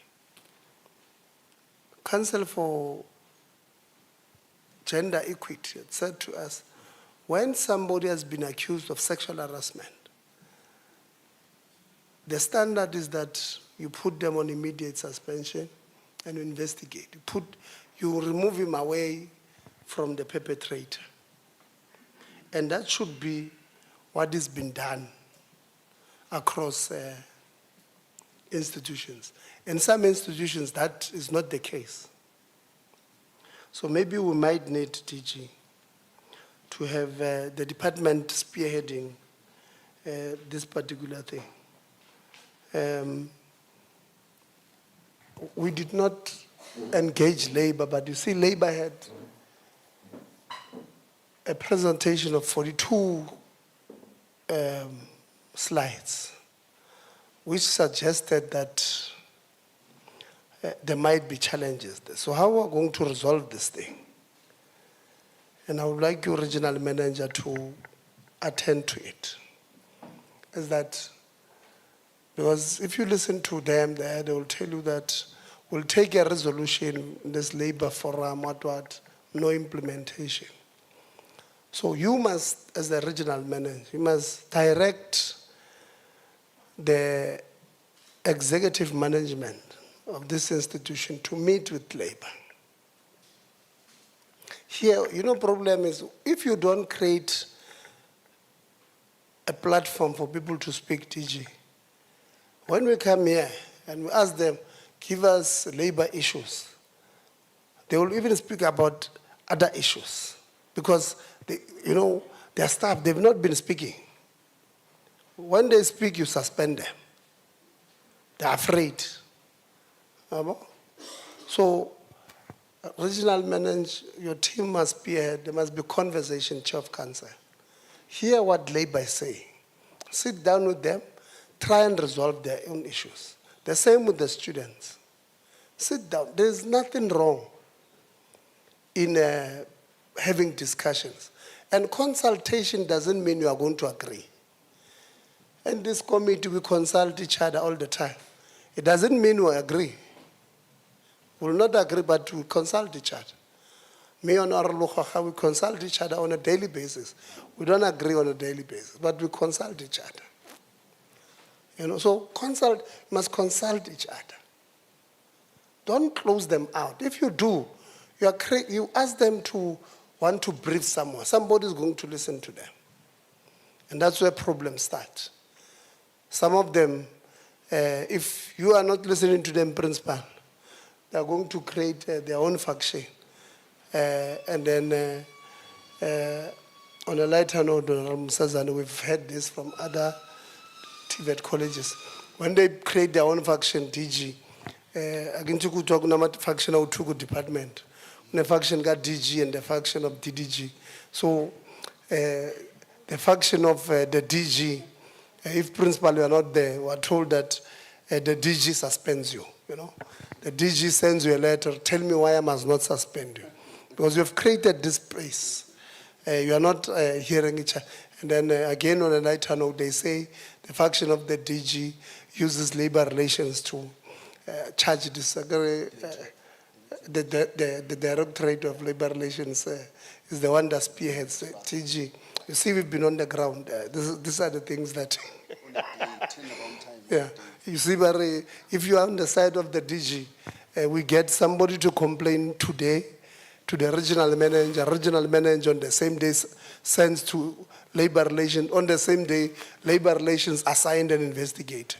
And then if you are on the other faction, if you complain, labor relations will come and say, I've never seen that email. 3 months later. So if you do this, you are going to create problems for us in the sector. So, including with students, sit with students. When we're introducing ourselves, there's a gentleman there who introduced himself as a campus manager of 2 campuses. In writing, you'll have to come back to us. Yeah, I want a specific report. You'll say why we have one person being a campus manager of 2 campuses. That is one. Then, to help you understand why I'm asking, I would want you to say, in this campus, it's an engineering campus, I'm making an example. We teach mechanical, diesel mechanic, electrical, and civil. These are the 4 that we deal with in this engineering. And since we've had one person having 2 campuses, no, maybe, how long, just quickly, how long has he been campus manager for 2? 2022 was the first enrollment, yeah. 2022. Yeah. So for 3 years, almost 4. Yeah. So you must say, this has been the performance of that campus. And that's what I want you to look at, because that thing is going to show you. There is no one person who can be a CEO of 2 institutions. And we expect them to perform optimally. One of them, if not both, are going to suffer. I've not seen your performance, individual performances, but I can tell you seated here, it will be a miracle to have both performing well. And if the problem of you not putting in a permanent campus manager is the department, not appointing, yourself, you must say, this is why we have not put somebody else to act as a campus manager. Because having one person is creating a problem. It's creating, even, I don't know who's one of the good CEOs we have in this country. I don't know who to make an example of. Even Patrice relinquished his position as the Sundowns boss when he was elevated to CAF, because he knew that he can't do both. One is going to suffer, if not both. So we must get a sense of why this one would have, and then what is the performance, so that we're at least on the same page.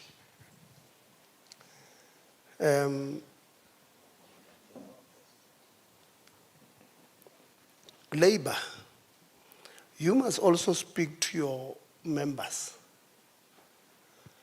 I used to serve in the Basic Education Portfolio Committee in the previous parliament. And there's a body there called SACE. Yeah. One of the principles of SACE is to teach teachers that having a relationship with your students is not allowed. And if you have a relationship with a student, they can terminate your membership. Maybe you must remind them. They take it. You know, you must remind them. Yeah, these two young people, when I talk about the relationship, all of a sudden they get excited. I apologize, but so remind them that you are a member of this organization called SACE, and they can terminate your membership. Because we don't want them tomorrow to then start accusing principal and everybody else of racism when it is them who are dating young people. You must teach them to be disciplined.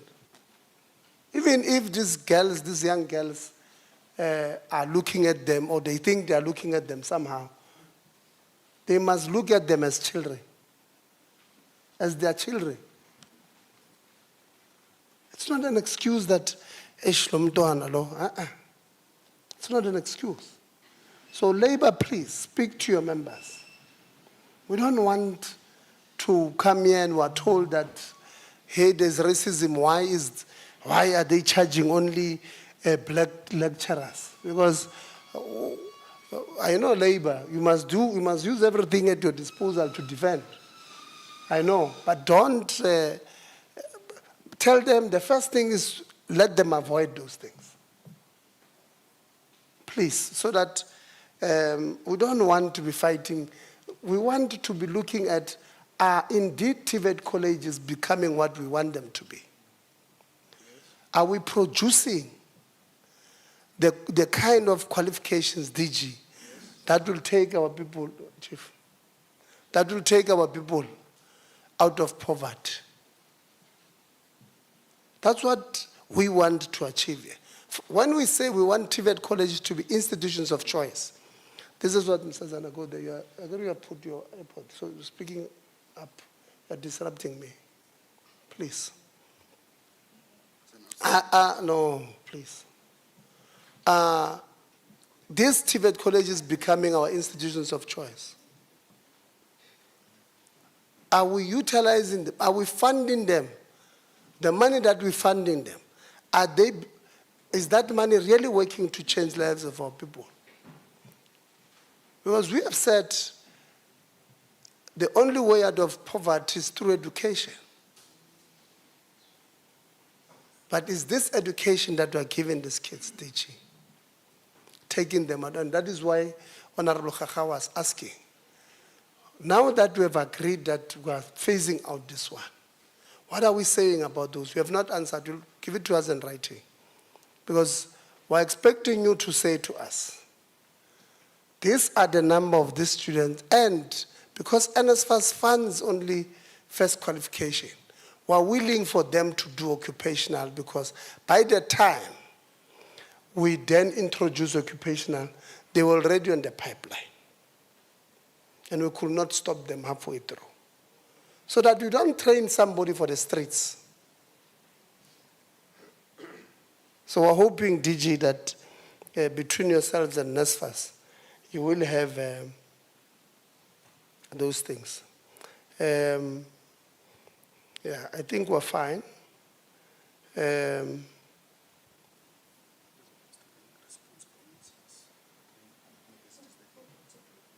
Yeah, they will write to us in writing. They'll give them to us in writing.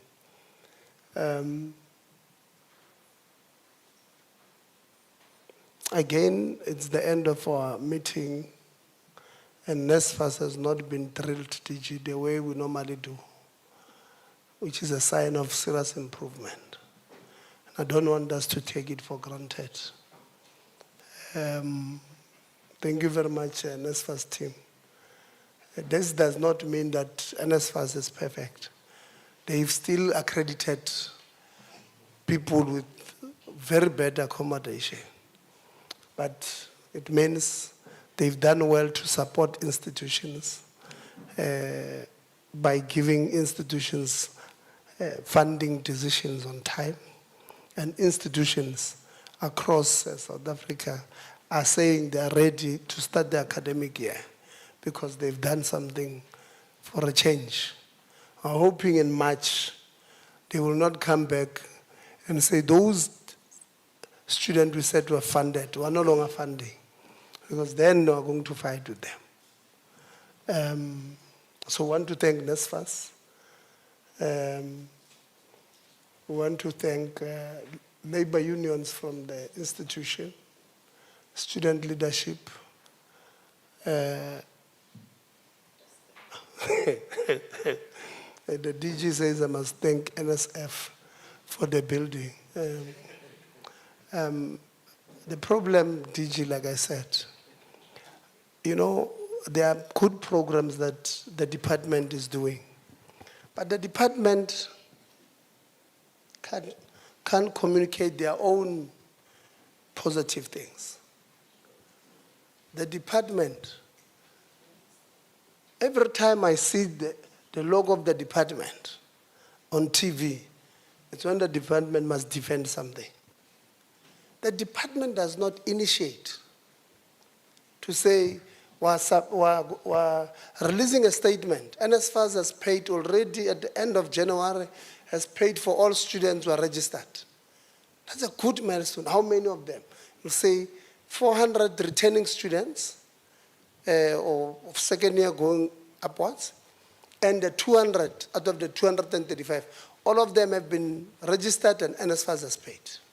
We are not doing that.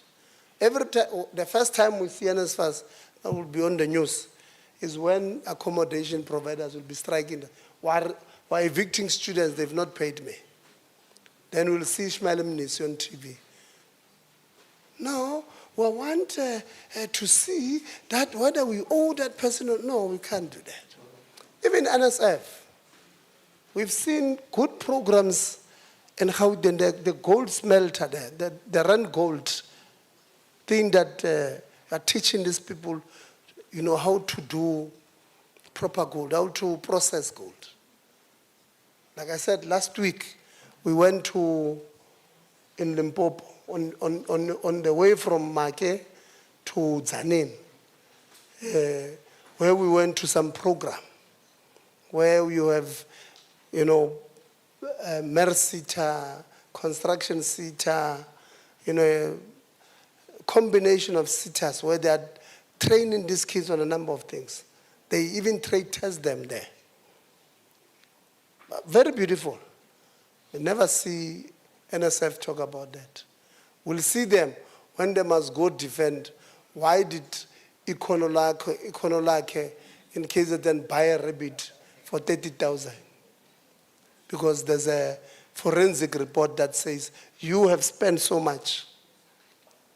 Why did Khoshide in Rustenburg go and buy Louis Vuitton of 200,000 instead of training students? That's when you'll see you on the news. Front page of City Press. It does no longer print. I saw when they wrote a fake article about me, I realized that these ones are going to be go out of business. Lying about me like that, you know, it's bad. You can lie, but let your lie be sustainable. So you are not communicating. These buildings The skill centers that we have built across the country, you are not talking about them. So you must take this thing to task. You must create a team.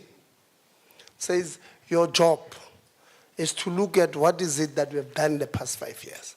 How much have we spent on infrastructure, went where, how much was effective and utilized properly.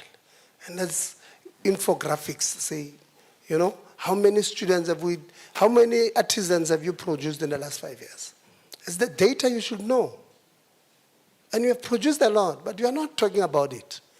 Government has got a 30,000 an annum target. How much is NSF contributing? All we know is that you are underspending, because that's the one that's communicated. We see you defending it. So we thank them. I don't know why we don't have accommodation here, but we thank them for the beautiful campus. Thank you, DG and the DG present, for coming. It's been a while, DG, since we saw you. The last time we saw you was in September. So I saw even the mic, you are even directing people without touching it. So I realized that you've not been here for so long, you've forgotten how our meeting works, DG. Regional manager, thank you very much.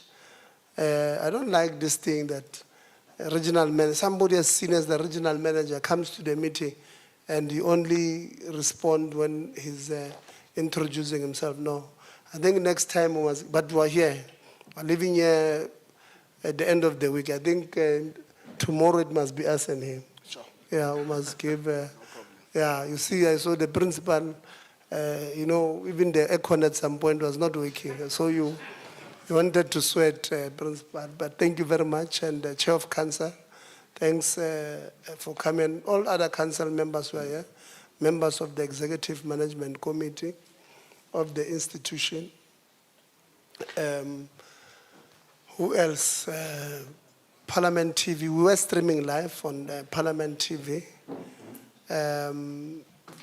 Thank you very much to Parliament TV.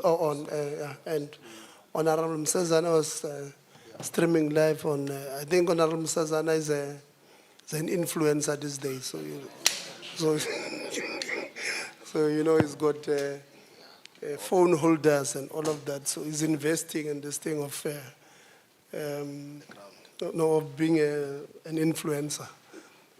So thanks Parliament TV, thanks Parliament staff, Jabu Anele, Tandukolo, Mampi, Dr. Arens, thank you very much. NSFAS, members of Parliament, thank you very much. We're going to do walkabout. We want to see the area. So we'll start with lunch quickly so that there were people when I was going to get my staff tea, they were saying, Chief, we want to eat. So we're going to eat first, and then we'll do a walkabout, and then we'll then leave. We've got almost 300 kilometers. I don't know why you decided to bring us to Graaff Reinet when you have something near Qebeg. Maybe you just wanted us to come and see the NSF funded. Maybe it was the DG, because, you know, these ones of the department, DG. The minister wrote a letter to institutions. The letter that was unconstitutional, instructing institutions not to respond to Parliament before they get the go-ahead from the minister. That is unconstitutional, because we derive our existence from Section 55 of the Constitution. As I was sitting here, we had written to University of KwaZulu-Natal for some answers. They are referring us to that unconstitutional letter of the minister. And I've written to the minister last week and I said, withdraw this letter because we're going to have a problem with it. You can't write letters because you feel like it. The ministry and the department, all members of the executive account to Parliament through Section 92, subsection 2. So the minister accounts to Parliament. And Section 167, A until F, determines or gives powers to Parliament to determine how they are going to do oversight over the ministry, department, and national organs of state and national institutions. That's the Constitution. We derive our powers there. But now when you write to this institution and say, don't respond to Parliament until I tell you to, you are putting them in a very bad space. Because if they don't respond to me, I invoke Section 56. I summon, and then I criminally charge them for refusing to account to the people of this country. And I don't want to do it. These ones of University, of course, I've written them again now. I told that register. I said, the register, respond. And I'm giving you until Thursday. I want you to advise him. It's new. Started on the 1st of January. So maybe he's not aware. Because that letter of the minister is actually an illegal instruction. Unconstitutional instruction. And you know, once somebody gives you an instruction, you must check whether it's your obligation to check whether it's constitutional or not. When you take an instruction, and I'm waiting for them to come and say, no, any instruction that comes from authority is correct. We are going to, this year we are not playing Sebachuchis. So, this year, Sebachuchis. So I'm waiting for them to come and say, it's an instruction we can't deviate from. Because it will literally mean, if I tell you to kill somebody, because it's an instruction, you'll execute it. Because that's what he's saying. I want you to warn him. I don't want just that, and that one, Rona, when we take them to court, we're going to put in a prayer there and say, when they lose, because they will lose, we're not going to say should they lose or if they lose. We'll say, Judge, as part of our prayers, when they lose, the university must not cough these funds. Must come from their own pockets personally. And if they decide to appeal, from the word go the appeal, they must pay from their own pockets. So that we send a message that we don't play with public funds. Those funds are supposed to make education better, improve the lives of our people. The core business of a university is innovation, teaching, learning, innovation, research, and community development.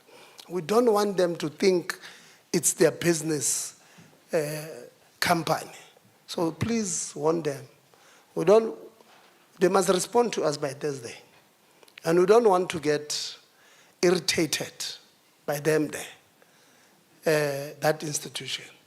I'm not going to allow you to respond, DG. You will respond to me when we're eating. So I want to thank everybody. And then after the walkabout, we will be departing. I'm not even allowing vote of thanks, DG. What we are going to do, I'm not even allowing the institution to tell us where we're eating. I'm going to announce myself. When we leave here, we're eating next door. Food is ready. Thank you very much for everybody. Principal, let's make sure that when parents give us their children, we produce better people out of them. We produce females that are not going to be raped, sexually harassed, that are going to be protected by the institution. Make sure that we teach young boys on how to become better men, because we need both of them. We can't overly protect women, and we don't overly educate a young man. So we need to find a balance, push both of them, because we really need. But we must have a zero tolerance of male teachers who look at our children and see potential girlfriends. We're going to report you to SACE. They'll take your certificate, the right to teach in this country, and you must go sit at home. Then tomorrow you'll blame government that you are an unemployed graduate when you have created that problem for yourself. Thank you very much. The meeting is now adjourned.